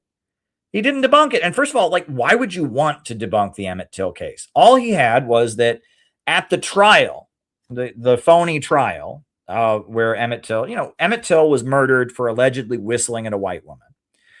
At the trial, after there was so much outrage about the case, they did have like a trial where the two guys who did it got acquitted. At the trial, the woman said, well, he did more than whistle at me. He put his hands around my waist.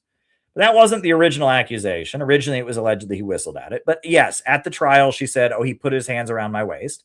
And then he spent the rest of the video talking about how the woman who had said that, he said she had later retracted her story, and how like, well, it's not clear that she actually retracted the story. And that's it. Well, Emmett Till was brutally murdered. And at the time he was brutally murdered, everyone said he did it for whistling at a white woman. The two guys who did it then bragged about having done it in a national newspaper and had some really nasty quotes about why they did it. And they set up a kangaroo court where they were acquitted in an hour by an all-white jury for doing it. And they only put them on trial after there was so much outreach. I mean, the case is true. The Emmett Till story is completely true. The only thing that he questioned is that later the woman said he did more than whistle at me. That was one thing. And then it's not clear that the woman said she made the whole thing up later. That's not clear, right? But like in 1954, the outrage was about the fact that this young black man had been brutally murdered for allegedly whistling at a white woman. That happened. So like, why would Marty Walsh make a video trying to debunk that? He made a video trying to debunk that because it's like somebody wants that to not be true. And that's one thing that I do find about the right wing that is particularly obnoxious. It's like, why is it important to you? Who wants the story of Emmett Till to not be true? Like, so that, like, what do you gain? So let's say that the story of Emmett Till wasn't true. What do you gain? Nothing. Like, why is that? Why would you want that to not be true? Why would you want, or Dinesh D'Souza makes these whole films about, well, the Native Americans all actually died from disease. There was no genocide. That's not actually true. But like, so what? Like, why do you want that? It's like they're just so desperate. They just can't bring themselves to possibly think the system is bad. They want the system to be good. But then these are the same people that are all constantly complaining about the system. Globalism, and, they hate the system, but they just want the leftist critiques of the system to be bad or something. It's like they just can't, like, anything that might sound left-wing must be wrong. And so, but then they hate the system. They talk about censorship. They get censored. I mean, the system has gone after them. They tried to throw Trump in jail. I mean, the right wing knows the system is bad, but anything that sounds left wing must be a hoax because the system must be good, even though the system is bad. It's like this weird thing where it's like they are just desperate to think that slavery wasn't so bad, or colonialism wasn't so bad, or everything they don't like is communism. It's just, it's annoying to me. But anyway, I don't know how we got on that. We got more things to talk about, more questions. So New Jersey Dan also said, has there ever been an example of a counter gang or prominent figure from a counter gang that has went on to actually play a positive role in the struggle against globalism and imperialism? Absolutely, NJ Dan, absolutely. First of all, what a counter gang is in the eye of the beholder. Counter gang is just a term for, basically a way of quelling an insurgency, as you create a rival insurgent group, right? And you create, you muddy the waters by diversifying the insurgency. And that's what Frank Kitson did. You had the Mau Landed Freedom Army that were fighting the British. So he created his own Mau, people who pretended to be Mau, who did false flags or gathered information. And, and that if you make the opposition confusing, you confuse the opposition and insurgency, you can effectively isolate or weaken the insurgency. That's all that is. Are there forces that have been backed by the United States or backed by the occupier that turn around and become anti-colonial? Absolutely. At the end of the day, and that's, if you read the Handbook of Fourth Generation Warfare by William S. Lind, the Pentagon strategist, one of the points he makes is that, that war in our time is increasingly fought by what he calls non-state actors, not governments, but religious groups, gangs, non-state actors, political movements. Non-state actors are increasingly who fights wars, not states. Okay. It used to be people were loyal to their state. Now people tend to be loyal to a religious group or a political movement or something like that. Non-state actors, one reality about them is they're loyal to themselves more than anything else. A great power, a big major country like the United States or China or Russia may give money or support to a non-state actor. But that doesn't make the non-state actor agents of that country necessarily, right? That non-state actor might at some point determine they want to do their own thing, right? And there's many examples of that. Saddam Hussein was supported by the United States. Saddam Hussein was an anti-imperialist, was a Ba'athist Arab socialist, but then he saw that Iran, had the Islamic Revolution, and Shia Muslims were a big religious group in Iraq, the religious majority, and he was an Arab nationalist and he hated Persians. So Saddam Hussein worked with the United States. The USA gave Saddam Hussein weapons to attack Iran. And then the United States invaded Iraq and overthrew him. I mean, Saddam Hussein, at times he collaborated, and at other times, because that's part of the thing. And that, anti-colonial movements, non-state actors, sometimes they collaborate with the imperialists, sometimes they don't. I mean, yes, there's many, many examples of that. Fidel Castro, when he started his guerrilla war against Batista, the USA supported Batista and gave weapons to Batista to fight Fidel Castro. But then when it got to the point that it was pretty clear that Fidel Castro was going to win, the US government switched sides and gave money to Fidel Castro and gave him military support and stuff. And when Fidel Castro took power, there were big parades in New York City. Dwight Eisenhower said he will be the Thomas Jefferson of Cuba. And the USA, he toured, he went to the Lincoln Memorial, and they had him on TV. And the USA tried to buy off Fidel Castro. And then he went back to Cuba and he started nationalizing things. And then they turned against Fidel Castro. And actually, I started talking about the Congress for Cultural Freedom around the time of the 2016 elections. And there were articles that came out that said that program backfired. A lot of the Sandinistas, the Sandinistas it was the Communist Party of Nicaragua, was this very reformist, Khrushchevist group. But the Sandinistas were the dissident left, largely, various leftist groups of Nicaragua that weren't in the Communist Party.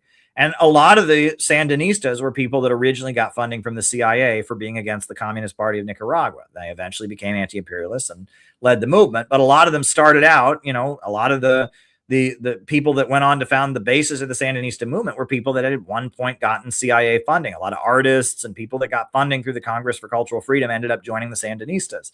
And that happens. And non-state actors, at the end of the day, the non-state actor is loyal to itself. It has to exist, right? And so if a great power stops supporting them, they'll find another great power to support themselves, or they'll generate grassroots support for themselves. And there's a lot of examples of that, of movements that at one point get Western backing, that then, the Kurds, right? The Kurds, the Kurdish movement in the Middle East, at times it has played an anti-colonial role. It was backed by the Soviet Union at various points, backed by China.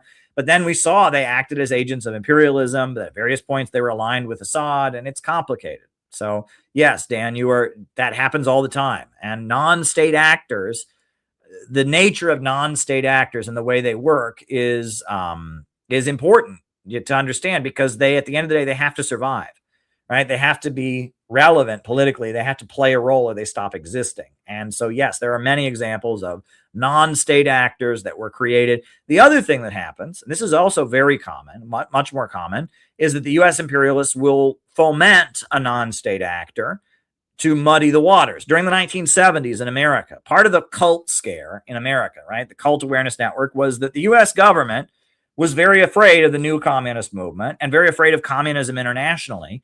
So to muddy the waters, they funded and allowed all kinds of illiberal movements that were not communist or anti-communist to blossom. And in the 1970s, the reason there were all these quote-unquote cults all over America was basically the U.S. government was saying, okay, we want people, there's a lot of people that might join an illiberal might join an illiberal movement. We don't want them to be communists. So maybe they can become Buddhists, or maybe they can become Hare Krishnas, or maybe they can become Scientologists. And the U.S. government enabled all kinds of other illiberal movements to blossom. And a lot of those movements, they ended up persecuting. L. Ron Hubbard, fled the country, and I think like he was like charged with all kinds of stuff and fled the country, and he was originally a naval intelligence officer. L. Ron Hubbard had started out as a U.S. naval intelligence officer and studied PTSD and developed Scientology out of that.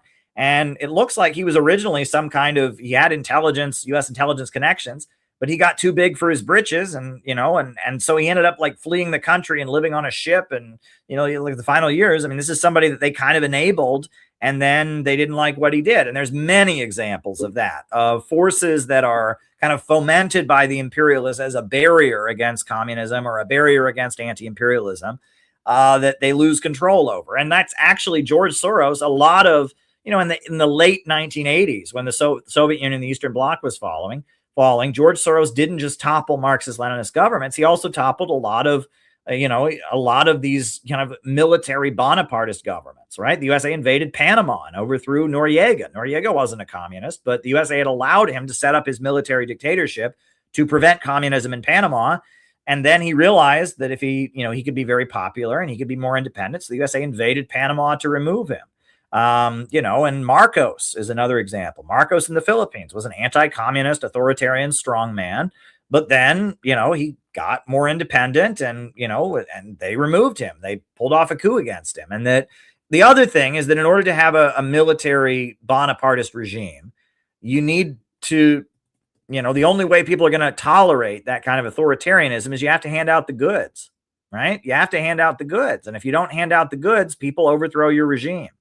And so those governments, they weren't going to engage in austerity because they had to stay in power. Another question from New Jersey Dan. I said, what are your insights about Cop City and the protests against it? I see that as divisions within the ruling class. I mean, I am all in favor of civil liberties, and I don't want America to become a police state. So to some degree or other, I would admire the protesters of Cop City, and the way they were gone after seemed to have some constitutional questions threatening the right to protest. I didn't follow it very closely because a lot of the people that were involved in that are people that are not friendly to CPI.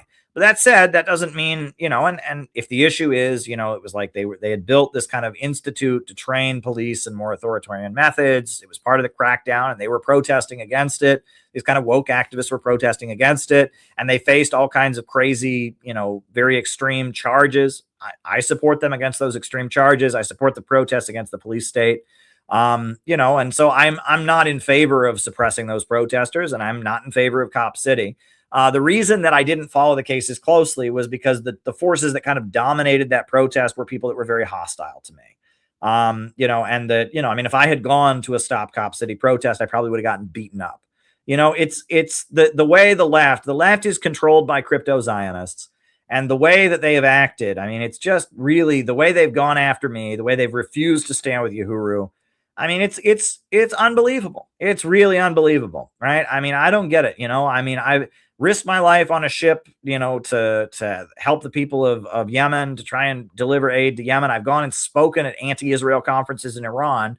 But yet I go to a Palestine protest, and people, I'm trying my hardest not to be noticed because these people want to beat me up because, oh, I heard he's a white supremacist. I went to a protest at City College in New York. They had a pro-Palestine encampment. I went to it, and we tried to interview people at the protest. And there was a group of people following me around with a drum and beating on the drum so we couldn't interview people. And I said, we're on your side. Like, no one does more sympathetic coverage to the Palestine protests than RT. It's like, so why are you doing this? And I was told by somebody in a black mask over their face, we know who you are, Caleb. You only support the Palestinians because of Russian imperialist bullshit. Okay. Well, what if that's true? Wouldn't you rather have some sympathetic coverage? Like, most of the media in New York City is calling the protesters anti-Semitic and, saying the protesters are terrorists and all of that. And I agree with you guys, but I guess I don't do it for the right reasons because I like Russia and Russia bad. Fuck those people. Fuck those people. And fuck PSL and fuck Jewish Voices for Peace. I mean, they're awful. They're awful, right? I agree with them when it comes to Israel, and I go and cover their rallies, and I get treated like a criminal. I mean, it's awful, right? And I sympathize with them. I cover their rallies in a sympathetic way because I agree with them and I agree with their message. But I'm still, because I'm not part of their stupid woke club, right? Because I didn't support the FBI and Joe Biden protecting our FBI against Trump. Fuck those people. Fuck them, seriously. And fuck PSL and fuck the Answer Coalition. They're garbage. They really are. If they can't get along with me, right? Someone who agrees with them on pretty much every foreign policy issue, someone who agrees with the same economic theory. I'm an advocate of a planned socialist economy, and you still can't get along with me. Do you think these people are ever going to lead any kind of revolution? They can't even get along with me, right? I'm somebody who's written books about Marxism. I've spoken at anti-Israel conferences in Iran, and you still can't even get along with me. So you think you're going to leave the masses of people of America into some kind of revolution against imperialism, and you can't even get along with me, right? You can't even get along with me. I'm too toxic, right? Me, right? I'm too toxic. I'm too much of a white supremacist. I'm an evil racist. You think I'm an evil racist? You can't even get along with me, and you think you're going to lead some kind of revolution? Wait till you meet the average American who doesn't support Iran. They're evil people. They're evil grifters, right? And that's the most cynical thing about it. They don't care, and that's the cynical thing. And a lot of people like me who do actually want to change the world get taken advantage of. And that's what infuriates me. There's a lot of 20-year-olds who are in PSL now, and 2 years later, they're going to hate socialism, they're going to hate communism, and they're not going to want to be involved in any kind of activism. And they're going to think, I got scammed. And that sucks. That really sucks. And it's all just a big competition. It's all, fuck them. Seriously. I hate to get too fired up on here. I don't want to get too negative, but, we went to the pro-Palestine conference in Detroit, giving out free copies of a book. We paid $60 to get in. They kicked us out. They told us they would refund our credit cards. They didn't. So I had to call my credit card company and dispute the transaction. We paid $60 to get into the conference. We just gave books out for free. They removed us, didn't tell us why they were removing us, right? Because we weren't selling anything. And they said, you can't sell stuff. We said, we're not selling. We're just giving them away. They escorted us out, right? They told us they would refund our credit cards. They didn't. I had to call my credit card company and dispute the transaction, right? Fuck them. Fuck them. Right. And what don't they think that the Palestinians and the Ansar Allah supporting the Palestinians is a good thing? Fuck them. Right. But we were getting in on their cash cow. Right. We were infringing on their ability to grift off the Palestinian cause and make money. Somebody read this book. They might read this book and realize it's better than anything Brian Becker's ever written. And then he'll get, he won't get as much money to live in his mansion in Washington, D.C. Fuck them. Fuck them, seriously, right?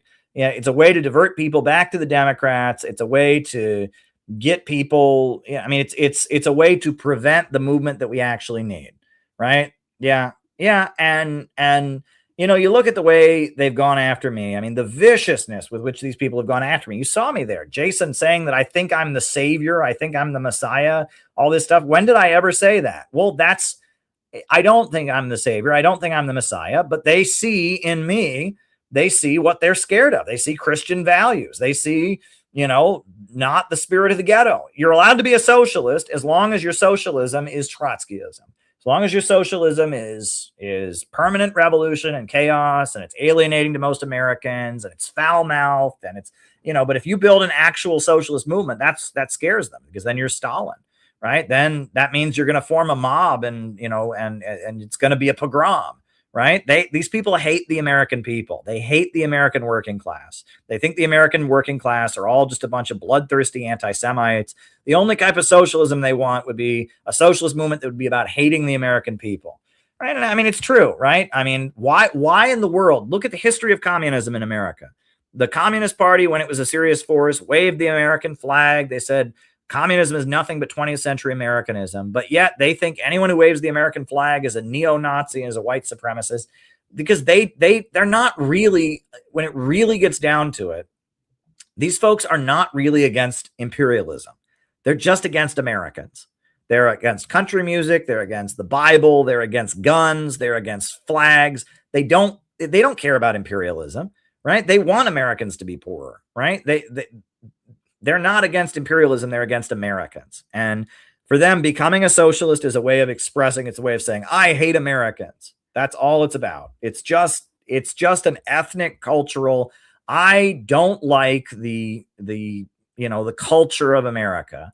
And I want everyone to know how much I hate the culture of America. That's all it is to these people. They're not interested in the economics of imperialism, and any movement that would actually bring the bulk of the American people into politics on their own behalf, they are terrified of. They think it's fascism. So yeah, don't get me started. I'm sorry for being negative here. All right, let's get more positive. All right. We got 2 more Buy Me a Coffees that have come in.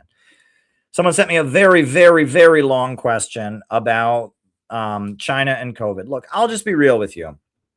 And it's about Tulsi and China and Falun Gong. And look, I am very pro-China. I think China is a force for good in the world. China, the Belt and Road. China is a socialist country that's lifted itself up from poverty. The overwhelming majority of things that pro-China voices say, I agree with. There is one thing that I disagree with, which is there's a line of argument, and I don't actually hear it as much anymore, but closer to the pandemic, there was a line of argument that China is amazing because they had such good lockdowns, and the Western countries are not as good because they didn't lock down as effectively. I don't agree with that.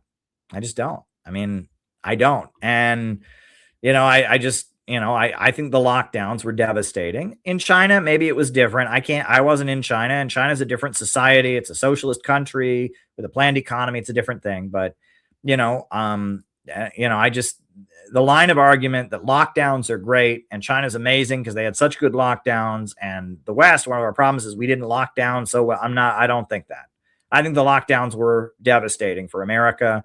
More people died of suicide because of the depression and isolation that resulted from the lockdowns than actually would have died from COVID. The lockdowns were a disaster. The vaccine mandates were a disaster. And the idea that we should hail China and point to the COVID authoritarianism in China, they have the right to do it. I'm not criticizing China, but I'm saying the idea that we should point to China's success as an argument for more COVID authoritarianism, wrong. No. And I think that's a really mistaken line of argument. I'm with Max Blumenthal on that. And I'm not going to get up and advocate for more COVID authoritarianism. I'm just not going to do it. And I see that. I don't see it as much anymore. I used to see that. And that was one thing that pro-China media, I'm with China on many things that I'm not with China on, right? I'm not, right? And honestly, I think it hurt China because the lockdowns in the West were so devastating.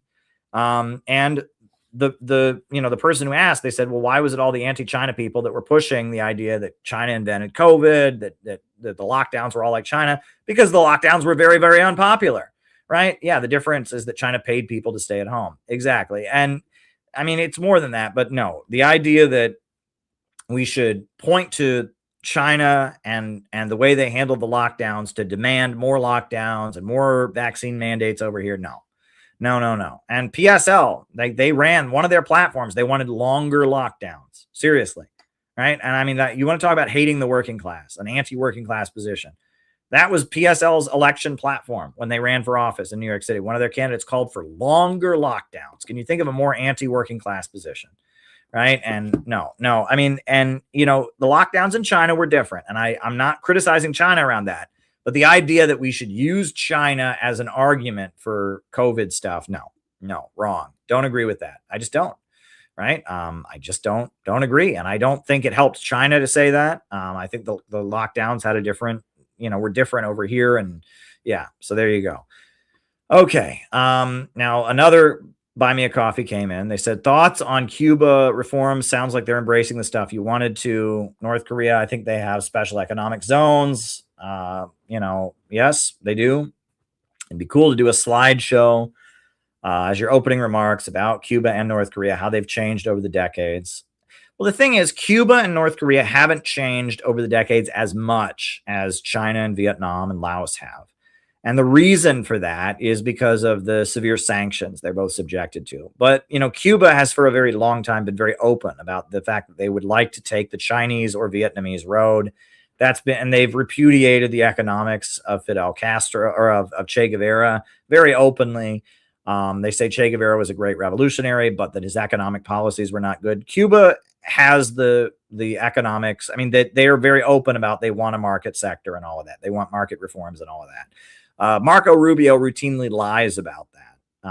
And that's, I've talked about that before. But anyway, but yeah, but both those countries have a hard time with that because they're subjected to such extreme sanctions.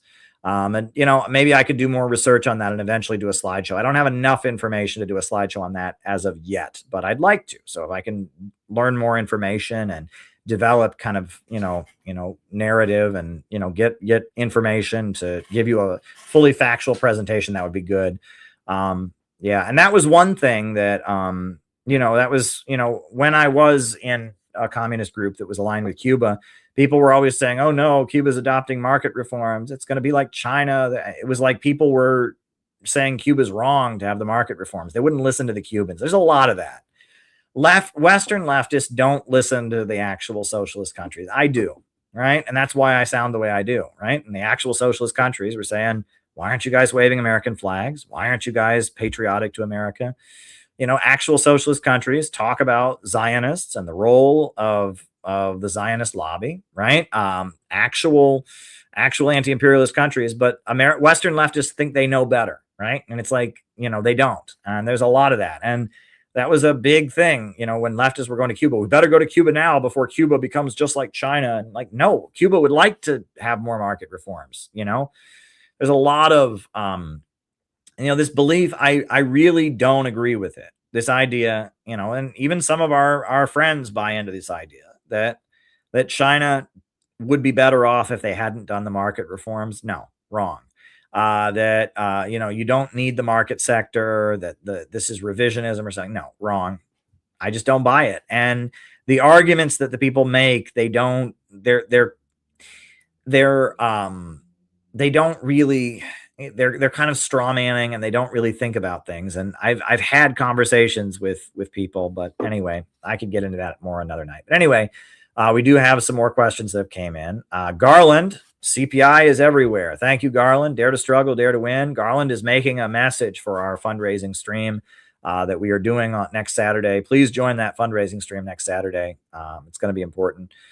Did Stalin assassinate Trotsky, though? I think he did. But there are some people who say he didn't. The guy who killed Trotsky, it's widely understood that guy did it on behalf of the KGB, but it's not 100% proven. He went to jail in Mexico. After he got out of jail in Mexico, he went to Cuba, and the Cubans gave him a parade and a medal and honored him for doing it. And then he went back to Russia, and he was, hailed in Russia as a great guy for doing it. It was considered to be, and Stalin tried to kill Trotsky. That's been proven. And Grover Furr has found there's many places where Stalin said, yes, we need to kill Trotsky, because Trotsky was against the Second World War.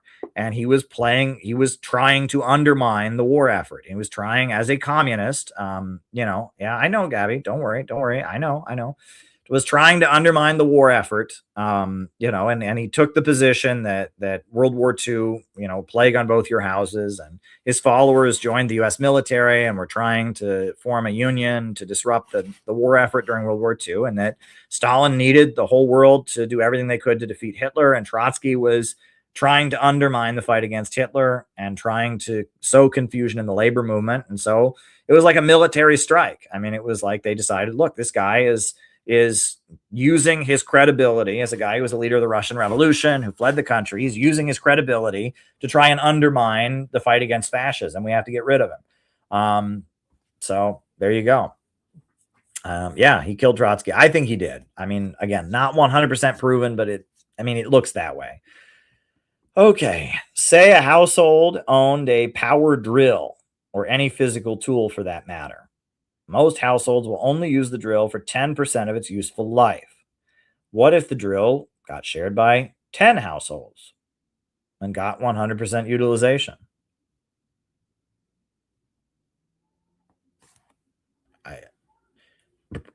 Cool. Yeah, that would be more efficient use of resources. And it would also, you could then charge every family a lot less for the drill. They wouldn't have to buy a whole drill. They would just have to borrow it. I mean, that sounds good to me. I don't see a problem with that. That's not degrowth, right? And that's the thing. Degrowth is a logical fallacy, right? This is if you're trying to say that's an argument for degrowth, that's not degrowth in my view. If you're able to use the same resources more efficiently, that's growth. That's not degrowth. Degrowth would be we just don't have it because, you know, we need less, right? But that's just more efficient use of resources. I've had people try to tell me working from home is degrowth. How is that? If you can do the same job and you don't have to travel to your office, you can do it from your house, that's growth, right? And that the degrowth people, degrowth that is a Malthusian argument. It's the idea that growth is somehow bad. The problem with capitalism is you just want more and more and more. No, capitalism is inefficient in its use of resources. Like what he's describing here is an inefficient use of resources. If we use resources more efficiently, that's called growth, right? If we have, and then everyone would have more money. We would have to spend less on drills, right? We'd have the resources to use elsewhere, right? That's not degrowth. That's growth. Right? There would be more money in people's pockets. There would be more, you know, equipment out there because we wouldn't produce as many drills. That would be growth, right? The only difference is that, you know, yes, corporations wouldn't make as much money, but that's because we have an irrational economic system. But the degrowth people always do this, where they invent some way that degrowth is something that's actually growth, and that's growth, right? If we're using resources in a more efficient way, we invent a way that we can use drills and produce less of them and get more value and more use out of the drills that we do have and save and have more spending power on the part of families. And that's called growth, right? Degrowth would be if you said we should just stop having drills because having drills is bad for the planet. And that's degrowth people say that too, but this is how they cover up for it. Is they cover up for it by slipping in growth into their degrowth argument, right? So that's the important thing. I don't know that that's necessarily what you're saying. Maybe you're just describing the inefficiency of capitalism, right? But being more efficient is not degrowth. And capitalists will also sometimes be more efficient. If in this case, this is an example of capitalism being inefficient because they're trying to maximize profits by selling as many drills. However, you know, if it's an employer, right, and he's trying to figure out how to save money, maximize his profits, he might buy fewer drills and use one among his employees, you know, so capitalism can also drive toward efficiency sometimes too. So there you go. I don't always understand all your views, but I know you're sincere. Respect as always, brother. Well, thank you. I appreciate that. And look, you don't have to agree with everything I say. One of the problems with the internet is everything's out there. And look, everyone watching right now, inevitably sometime I am going to say something on this stream that you disagree with. I'm going to hit a sacred cow. There's going to be something that's important to you that I brush off or I have the wrong view about, or there's going to be an experience that you had that you're going to feel that I trivialized, etc. Right? And that's the problem with the internet, is that everything's out there and no two people are going to be exactly alike. And that's one of the issues is the internet. Now your whole life is out there for everybody. And with me, I do put myself out there. And that's what someone said about me. I'm a little bit brave, and that I come on here night after night and talk for hours, and parts of me that maybe it would be more strategic if I didn't show the whole world are out there for everyone to see. Well, I've been doing this long enough. This is stream 1060 something. You know, I can't undo it, right? But, you know, but look, there will inevitably be something that I say on these streams that you're going to disagree with sometime. There will inevitably be a time that I'm insensitive towards something that's important to you. And I apologize for that preemptively. I never want to offend anyone. But at the same time, this is not entertainment. I want to build a movement. I'm trying to build an organization. And if all this is to you is entertainment, you will eventually change the channel. If this is just a TV show you watch, eventually you will watch a different TV show. I want this to be a movement that you become part of. And that's why, we have other people rising, in the CPI community. Noah is doing a lot more public stuff, right? Penny is doing a lot more public stuff. Dan, our LA member, is always out there. And I want to bring forward other voices and make CPI a diverse chorus of people that are dedicated to our ideas, right? This is not simply an internet form of entertainment. I'm trying to build a movement, right? That's what I'm trying to do. So, I believe if you join a movement and you make friends in that movement and all that, you're likely to stay involved. If this is just a TV show you watch, eventually you'll get sick of watching it. So I would like to recruit you to CPI. Really, the only way you're going to stay part of this community is you eventually join it and it becomes more than just something you listen to. So I hope you will join CPI. I hope you'll come to our 7-day training workshop in Chicago. I hope that you'll get involved, and that way you'll stay with this. If not, you will eventually change the channel. All right. Now, Gabby sent a question via Cash App. And the question she sent was, I saw the Blue Burqa song from the early 2000s on social media. Got me thinking, when Western countries focus on women's rights in other countries, is it always genuine concern, or can it reflect liberal interventionism, a colonial mindset, a white savior attitude? Where do you think the line is between helping and imposing your own values? Well, first of all, I don't know what the Blue Burqa song is, so I need to look it up. Blue Burqa song. What is the Blue Burqa song? Blue Burqa is a self-titled album in 2003, performed anonymously, all the women wearing burqas, in an apparent attempt to protest the Taliban's rule. Members were never officially identified to protect themselves from threats. I wasn't aware of this. Well, look, how do I put this? First of all, everything that, like, the worst thing about the burqa thing, right, is that what country has burqas more than anybody is Saudi Arabia. And that's who the USA supports. This notion that, that the USA is invading the Middle East in order to, in order to bring them into the modern age, it's the opposite. The countries supported by the United States are the ones that have the most backward practices. And the countries we've overthrown, like Libya had one of the best, best conditions for women in the region. Syria was a secular country. Iraq, had Christians in the government, women held elected office. And it's the countries we overthrow that are the most advanced in terms of human rights. And the countries that are backed by the United States are the ones that maintain this primitive thing. And that's what these people don't get. I've had people try to tell me, oh, women in Iraq couldn't go to school under Saddam Hussein. Well, no, actually, women in Iraq went to school more under Saddam Hussein than they do now. Because since the overthrow of Saddam Hussein, they've become much more religious and conservative. And, religious and conservative groups have kind of filled the void. And there's actually a lot less women in school now, so this is a thing that, it tends to be the modern countries that the USA attacks, the ones with revolutionary anti-colonial governments that are advancing women's rights. And it tends to be the countries that have more backward stuff that get backed by the United States. So there's that. Iran has women that are brigadier generals in the military. There are Iranian women that are members of the parliament. I mean, there are more women in the Iranian university system than men at this point, right? Are there things about Iran in regards to the way women are treated that you could say need reform and need to be changed? Sure. I'm not going to pretend Iran is like a paradise for women, but compared to Saudi Arabia, compared to a lot of the countries in that region, Iran is pretty advanced. But yet, it's selective outrage more than anything. I don't know. I mean, Islamophobia is dumb. Okay. It's one thing to say that some of the practices of like Wahhabi, groups that want to restore the caliphate, that they're very backward and that they're, yeah, fine.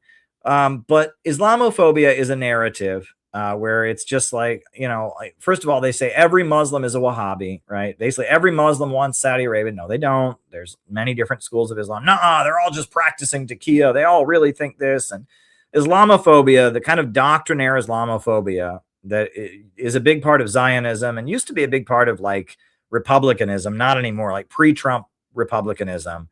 It is very, very dumb, right? Where every Muslim is secretly a terrorist, and it's really, really dumb, right? Are Are there cultural differences between men and women? Yes. And or between Islam related to the issue? Yes. And you know, we want to be sensitive about these things, but there's this narrative that, I don't know, there's some people that are just really, really desperate. They have a lot of anger, but they just can't bring themselves to ever be angry at anyone more powerful than them. And that is something I've seen my whole life. And that's a problem with the right. Okay. The right that I knew, and it's still kind of a problem with the right. There's an element of people, they can't be mad at Wall Street. They can't be mad at the Pentagon. They have to be mad at Muslims or immigrants or poor people or people who get welfare. They have to be mad at them. And they're just like, it's like scary to them to ever feel empathy or sympathy for somebody who's suffering. And it's a really nasty character trait. I went to college with a lot of people like that. You would tell them about a corporation, polluting an area and getting a whole bunch of people sick. And they'd say, well, what about the corporation? You got to think it from the corporation's perspective. And they just had this fear, and it was like, it was weird. But and they just couldn't ever feel sympathy for the underdog. And I think a lot of them, it's kind of an authoritarianism thing. It's that they themselves kind of are an underdog, and that if they were to start thinking about underdogs, that would force them to think about times where they were the underdog and they were mistreated, and there'd be a flood of emotions they've been trying to suppress that come out. Right. And there's a lot of people like that, I think, who are very afraid of their own trauma and their own pain.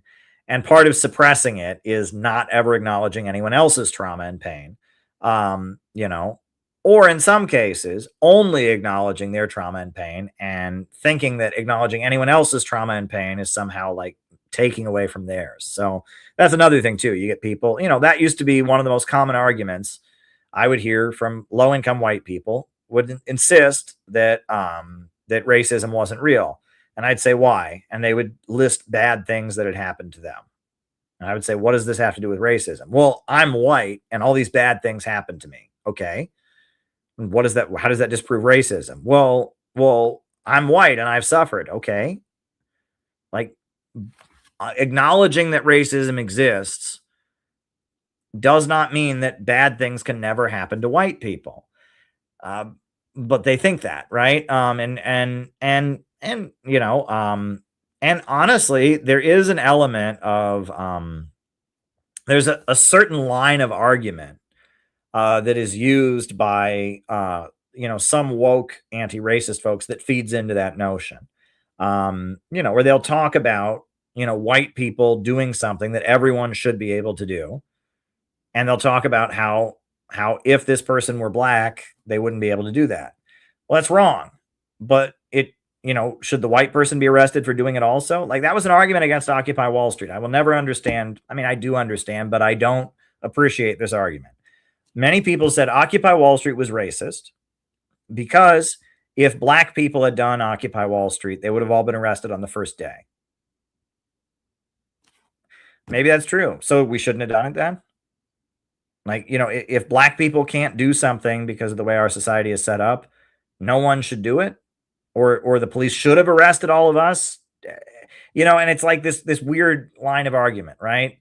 And it's like, okay, that's true, right? There are certain things that people of color are not able to do, and it's really unfair that they're not able to do that. I agree. So therefore, it should be impossible for other people to do that too, just because, part of the reason Occupy Wall Street was allowed to happen was the deep state wanted it to happen. I mean, I think, if some communist group had done Occupy Wall Street on their own without somebody in the power structure letting them do it, they would have been all arrested on the first day also. Occupy Wall Street, in a lot of ways, was engineered from above, and I was certainly there. But there was this line of argument that, like, Occupy Wall Street was racist because if black people had done it, they would have all been arrested. Or Occupy Wall Street activists intentionally getting arrested in civil disobedience was racist because black people get arrested all the time. It was just this weird line of argument. Like, during the civil rights movement, Martin Luther King Jr. and his supporters intentionally got arrested. Should they not have done that because black people get arrested all the time? I mean, it was just like this line of argument of like, yes, yes, white people in America have it better than black people does that therefore mean we should make life worse for white people to make it fair? You know, is that the argument?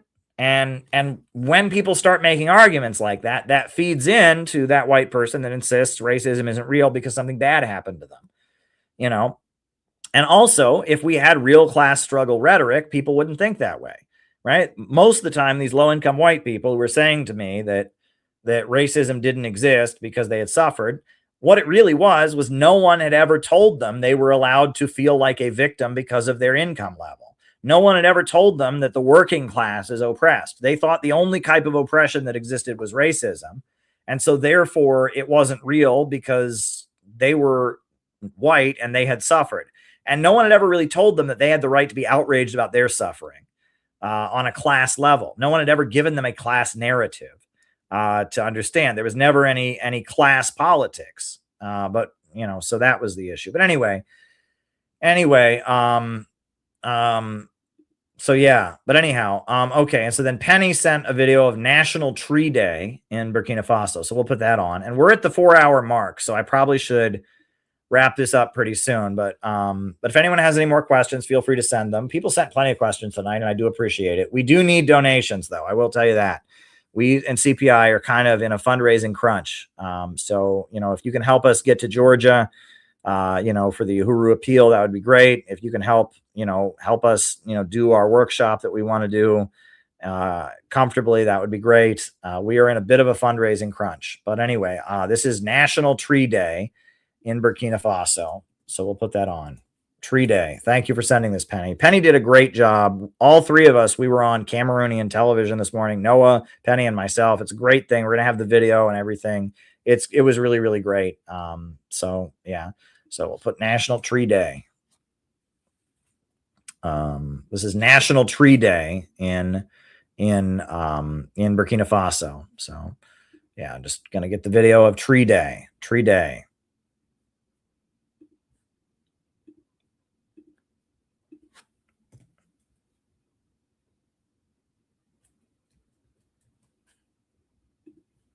Years ago, Captain Thomas Sankara, who served as the president of Burkina Faso from 1983 to 1987, led one of the most successful mass reforestation campaigns in the African history, in a bid to combat the encroaching Sahara Desert. Under his leadership, millions of trees were planted throughout the country, with an astonishing 10 million trees, for instance, being planted in just 15 months from October 1984 to early 1986 to stop desertification and achieve food sovereignty. Today, Captain Ibrahim Traoré is carrying on with this noble legacy that is not only aimed at combating ecological degradation and arresting the Sahara Desert's expansion, but also aimed at providing essential herbal medicines, providing food to man and wildlife, and generally sustaining humanity.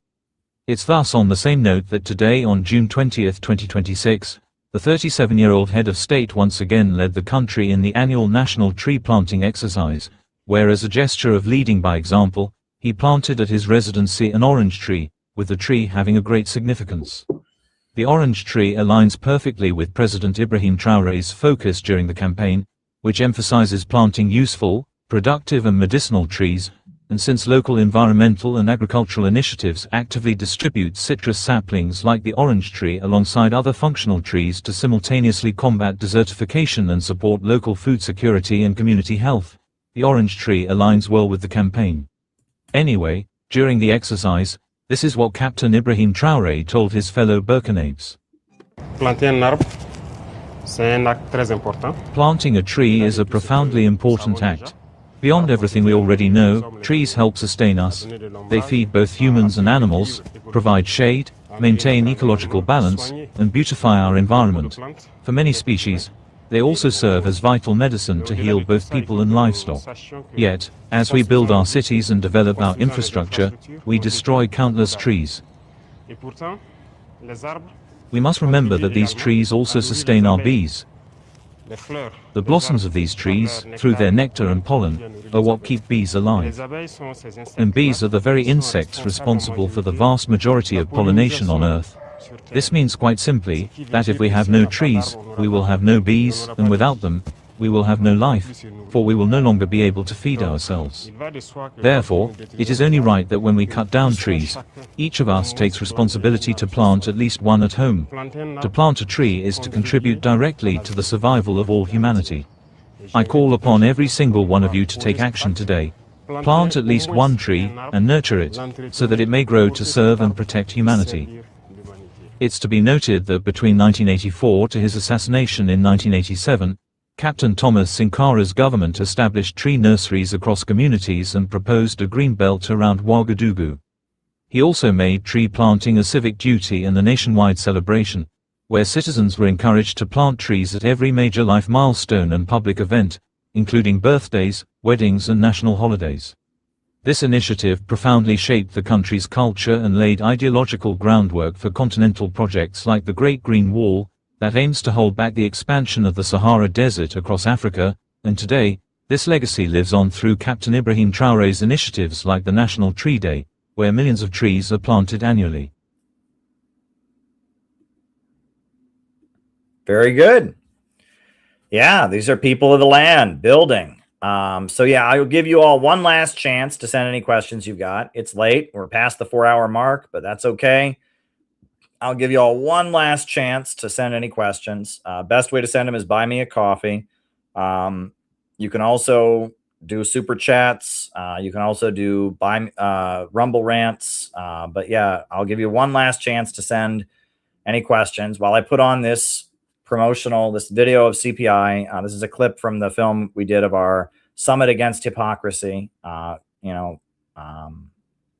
Yeah, so yeah, we'll put that on. This is the part called Country Joe and the Fish. Then after that, I will answer any more questions that have come in. So buy me a coffee is the best way to send your questions. And then we're done. So here we go. I did start to get passionate. I told some stories from my own past and how I got involved in it and what this movement and socialism has really meant in my life, how grateful I am for the older communists who mentored me. I've made a lot of sacrifices to be where I am, but I've also gotten a lot of help and mentorship over the years, and I want to acknowledge that. Really one of the most interesting nights of my life, which is when I was invited to speak at the hall where Malcolm X was assassinated in Harlem. There was a political prisoner's benefit, and it was a political prisoner's benefit. There were supporters of people from the Move 9 who were still locked up at that point. There were supporters of Mumia Abu Jamal and Jamil Al-Amin. And I walked into this auditorium and they had like a light where at the spot where Malcolm X had died, and I was on a panel and I was like the one white guy there. People were joking about the flyer and they're like, one of these speakers is a little bit different than all the other ones.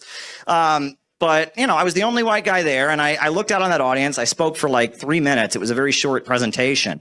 But when I looked out on that crowd of several hundred people in there, I thought, I'm speaking to a group of veterans. I looked out on that crowd because these were black liberation fighters. These were Black Panthers. These were, Black Liberation Army former members. These were black nationalists and others, and in walkers. And when people were speaking, they were shaking and having flashbacks, and there were a lot of tears in their eyes. And I thought, this is like a veterans gathering. This is like speaking at the VFW, right? And I mean, there's rooms like this in Ireland, in Northern Ireland. There's rooms like this in South Africa. There's rooms like this in people's Korea, and this is a group of people who have made great sacrifices, and they're there to support their comrades who are still locked up, and they're in this for real, and they've seen it. And I looked out on that crowd and I thought, again, these are people who understand how serious it is, and this is how important all of this can be. Communism will save America. China has created a system that's raising up its poorest people, its peasants, raised out of poverty. They're creating a system that gets to the base of the economy and recreates it so that the working class can rise. Unlike in this country, where homeless people sleep a block from the White House. At the summit, we protested against the Museum of the Victims of Communism, which is nothing but spreading pro-imperialist lies, demonizing the history of the Soviet Union and China. So trying to fight something that literally involves circumstantial change. Well, instead of fighting against people around the world, we should be fighting against those bankers who set up that situation. We should be building a coalition of people with different perspectives. We're going to stand up against big banks and corporations. That's what I think. You're looking at Country Joe and the Fish.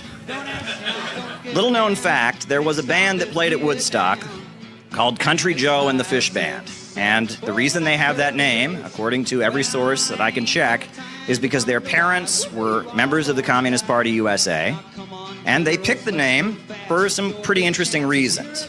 Now, this guy was Country Joe because he was from Georgia, from the countryside. He grew up in a small village. He was the son of a bootmaker.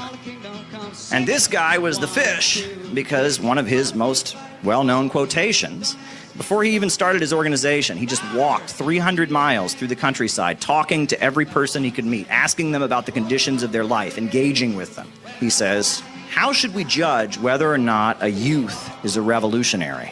How can we tell? Well, there can only be one criteria, namely, whether or not he's willing to integrate himself with the broad masses of the workers and the peasants, and he does so in practice. The masses are the water, and the revolutionaries are the fish. Country Joe and the Fish." We are educating, we're agitating, we're demonstrating, and we're normal people. That's the best part. Pretty normal. Let's fix our government right here at home to provide for working people before we go 7,000 miles away to waste young, precious lives over something as dumb as anti-communism. Afterwards, a few of us went to New York City to protest against Tsai Ing-wen, the Taiwan president. All the polls show the American people don't want a new war. The American people are sick and tired of our money being wasted on bombs and weapons and destruction, provoking a war with China, provoking a war with Russia, while our dreams are derailing. People in the United States are suffering. Tsai Ing-wen came to the United States to beg for more weapons and to demonize China. And the Center for Political Innovation, we were in the streets of New York City confronting the Taiwan president and her effort to spread war. China is not our enemy. China is not our enemy. China is not our enemy. Get out of our country. Stop trying to sell war in our country. Stop trying to sell war in our country. We don't want a new war with China. We love America and we don't want a new war with China. China is not our enemy. Stop trying to sell war. Get out of our country. Stop trying to sell war. You know, what we did with Tsai Ing-wen, that went viral in Chinese media. Over 1 million shares. I was interviewed about it by Global Times. The Global Times, one of the main publications in China, made a point of highlighting the Center for Political Innovation, finding out about our work and why we do what we do. That was really, really great. I'm a patriotic American. I love my country and I don't want World War III. After all is said and done, Summit for Hypocrisy was a great success, and we can see that success. Look at all of the leftoids tailing us. They were calling us fringe, they were calling us cringe, and then a week later they all shut up, and then they started copying our organizing tactics. And I'm glad that they do. We know what the problem is, we are offering solutions. In my eyes, CPI represents faith in humanity and the belief that there's an optimistic future to fight for, that your neighbor and the people around you aren't just stupid and in your way, but actually the hope for the future is in building relationships. Yeah, that's us. So Yogi asked, what do you do to protect your mental health and family health dealing with stress of social movements? Well, you know, I would recommend actually that you go to the CPI website. We have a book called What is Innovationism? And there's a section in that book called Living as an Innovationist. I'll just link it here in the chat. Living as an Innovationist. Here, let me pull it up here. This is the PDF. You can read the whole PDF on the CPI website, where we talk about certain practices that will keep you on the revolutionary road. And I also have a slideshow I did about how to stay on the revolutionary road. There's the link. It's in the chat if you'd like to check it out. But, you know, there are certain things you can do that will keep you on the revolutionary road, that will combat the Atlanticist pathology, that'll keep you on the revolutionary road. I recommend starting and ending every day with classical music. I recommend having icons, to have hanging in your house, images of great revolutionary leaders who you'd like to look up to. You need to cultivate your superego. I have quite a bit, on this topic of how do you maintain your mental health in order to stay on the revolutionary road. And there are various practices you can do. But the main thing is you need to join the movement. I mean, you can't do it alone. You're not meant to do this alone. You are meant to be part of an organization. The party is the most precious thing. I mean, in this case, it's the organization, but you need to be part of an organization. You need to join CPI, right? You need to have comrades and you need to be involved in the struggle, because if not, you're just going to know all of this is bad and you're going to feel like you're not doing anything about it. You won't see any victories. You won't experience any progress. You need to be part of the movement. But yeah, there are various things you can do. Mantra chanting, that's something that, you know, we've learned about doing. And staying engaged is really, really important, right? You need to be involved. And in fact, when you feel like you can't stay involved, that's when you need to be involved. When you feel hopeless, when you feel too tired, when you feel demoralized, that's when you really need to get on the Zoom call. That's when you really need to come to the event or come to the meeting, is when you're feeling hopeless. That's when you need it, right? When you feel like you can't, that's when you need it, right? When you want to, it's easy, right? But it's when you don't want to, when part of you just wants to give up, that's when you need to engage. You need to plug in the most. I will say this, people who go back to living biologically, in my experience, the first thing that they do is they stop engaging, right? It's not that they disagree about something or whatever. It's that they stop engaging. And then on top of that, they do something else often, which is they hold on to hurt, which is that, you know, it was interesting. I was reading, of all things, it's funny. I randomly got my hands on this book, which is like an essay about, you know, being a leftist. It's like essays about being a leftist activist. And one of the things it talked about is that when people, quote unquote, burn out, it said, they don't burn out simply because they are tired. It's that they're tired, and in the process of being tired, they get their feelings hurt, right? That there's kind of an affront to their dignity. They feel belittled. They feel unappreciated. And I read that and I thought, that's true in my experience. The people that I've known who are on the revolutionary road and then give up, they always say, well, I'm tired, I just felt burnout. But it's not that. It's that they're tired, number one, and then somebody, you know, hurt their feelings. However, there's a third component, which is they didn't resolve it. They just held on to it. And I can think of multiple cases, I'm not going to get into specifics, where somebody was tired, which is, we're all tired. I mean, and look, you're allowed to be tired. You're allowed to take a break, you know, and, you know, we don't have the kind of organization where people are being pushed beyond their limits, you know, and I don't want that. I respect people.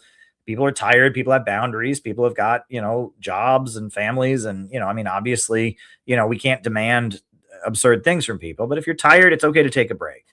However, you know, they're tired, which is fine. They're tired, and then they get their feelings hurt. And then they make a choice not to talk about it, not to come forward and say, look, I didn't like the way this person talked to me. Look, I don't feel right about this thing the organization is doing. Look, I don't agree with this aspect of what we're doing. And that is the problem, is that rather than resolve their disagreement, they hold on to it as their excuse to leave. And there's really nothing I can do about that, right? If we had an atmosphere in CPI, look, I was in a group for a while, Workers' World, where you weren't allowed to disagree. And that was wrong, right? That's not CPI, right? People call me up all the time, mad that CPI is not doing this, mad that CPI is not doing that, you know, and they're allowed to do that. I don't kick people out for disagreeing with me. You know, people can disagree with me all they want, you know, but if we don't have the atmosphere where people can just people aren't allowed to disagree. We just don't have that atmosphere in CPI. However, you know, there are people, I've noticed that when people leave, they leave because something happened, they're upset, and they don't want to resolve it. Rather than try and get it addressed or even just let people know and talk it out, they hold on to it, and it's their excuse to leave. And often it's because they're trying to please somebody else. And that's the main thing, is that often and I've noticed this often, people that leave, it's because there's a partner who's abusive and wants them all to themselves, right? And we all need to be in relationships. I'm married, and it's okay to, people need romance in their life. They need love and all of that. But a very common thing that happens is you'll get kind of an abusive partner who doesn't want the person to be politically active. They want them all to themselves. And so the person, there's that, and there are things that happen. Okay. I don't even want to get into details, but there are things that happen. But the main thing is that people get tired. Something happens where they get their feelings hurt, but then they choose to hold on to the hurt rather than resolve it, which in CPI is a choice, because we don't, there's plenty of people in the group that have disagreed with me about this or disagreed with me about that. And that's fine. We're not workers' world. Yeah. In workers' world, you weren't allowed to disagree. And so it wasn't a matter of holding on to hurt. It was just, you weren't allowed to disagree. If you ever disagreed, they would say, that's uncomradely, that's disrespectful. We don't do that in CPI. You're allowed to disagree. And, people don't always get their way. There's disagreement about what we might do, but we're not going to kick you out for saying I don't agree. And we're not going to call you a bad person. There is an atmosphere. We have an atmosphere where dissent and discussion is tolerated. If you're upset about something and you choose not to raise it with the group, that's on you. That's not on us. And at the end of the day, I've learned, unfortunately, I can't pressure people to do anything, right? I was in groups that pressured people to do things. You know what I mean? I was, and I was pressured to do all kinds of things. I've learned, unfortunately, that if you pressure someone to do stuff that they don't want to do, maybe they do it. But they start to resent you. And it's only a matter of time before they tell you to go F yourself, right? You have to either convince people to do it, that they want to do it. You have to convince people to want to do it politically. You have to win them politically to wanting to do it. Or you have to, get them to be enthusiastic or whatever. But you cannot, if people don't want to do something, if people start giving you, I just don't feel like this, just say, fine, just move on. Because, I've learned, unfortunately, no chasing after people. And that is one of the problems. I mean, I'm just learning as an organizer. I'm learning just like anybody else. I'm learning, and I've learned no chasing after people. You can't chase after people, right? You can't chase after people. Because if you chase after people, first of all, right, you're going to compromise your principles. We have certain things we're committed to. Right. And if we start trying to please people, if you start playing a game where people are like, well, if you don't do this, I'm leaving. Oh, no, we have a mission that we're on. Right. We can discuss aspects of the mission. We can discuss different ways of doing it. But we're not going to play this game of, well, do this or I leave. Oh, well, do this or I leave. No, we're not doing that. Number one. And number two, right. If people don't want to be involved, let them go. Let them go. That's generally my experience. If people don't want to be involved, let them go. Because it's better to, it's better to have people around that are committed to the project, and that having people around that aren't committed, will prevent you from meeting people that are committed. You know what I'm saying?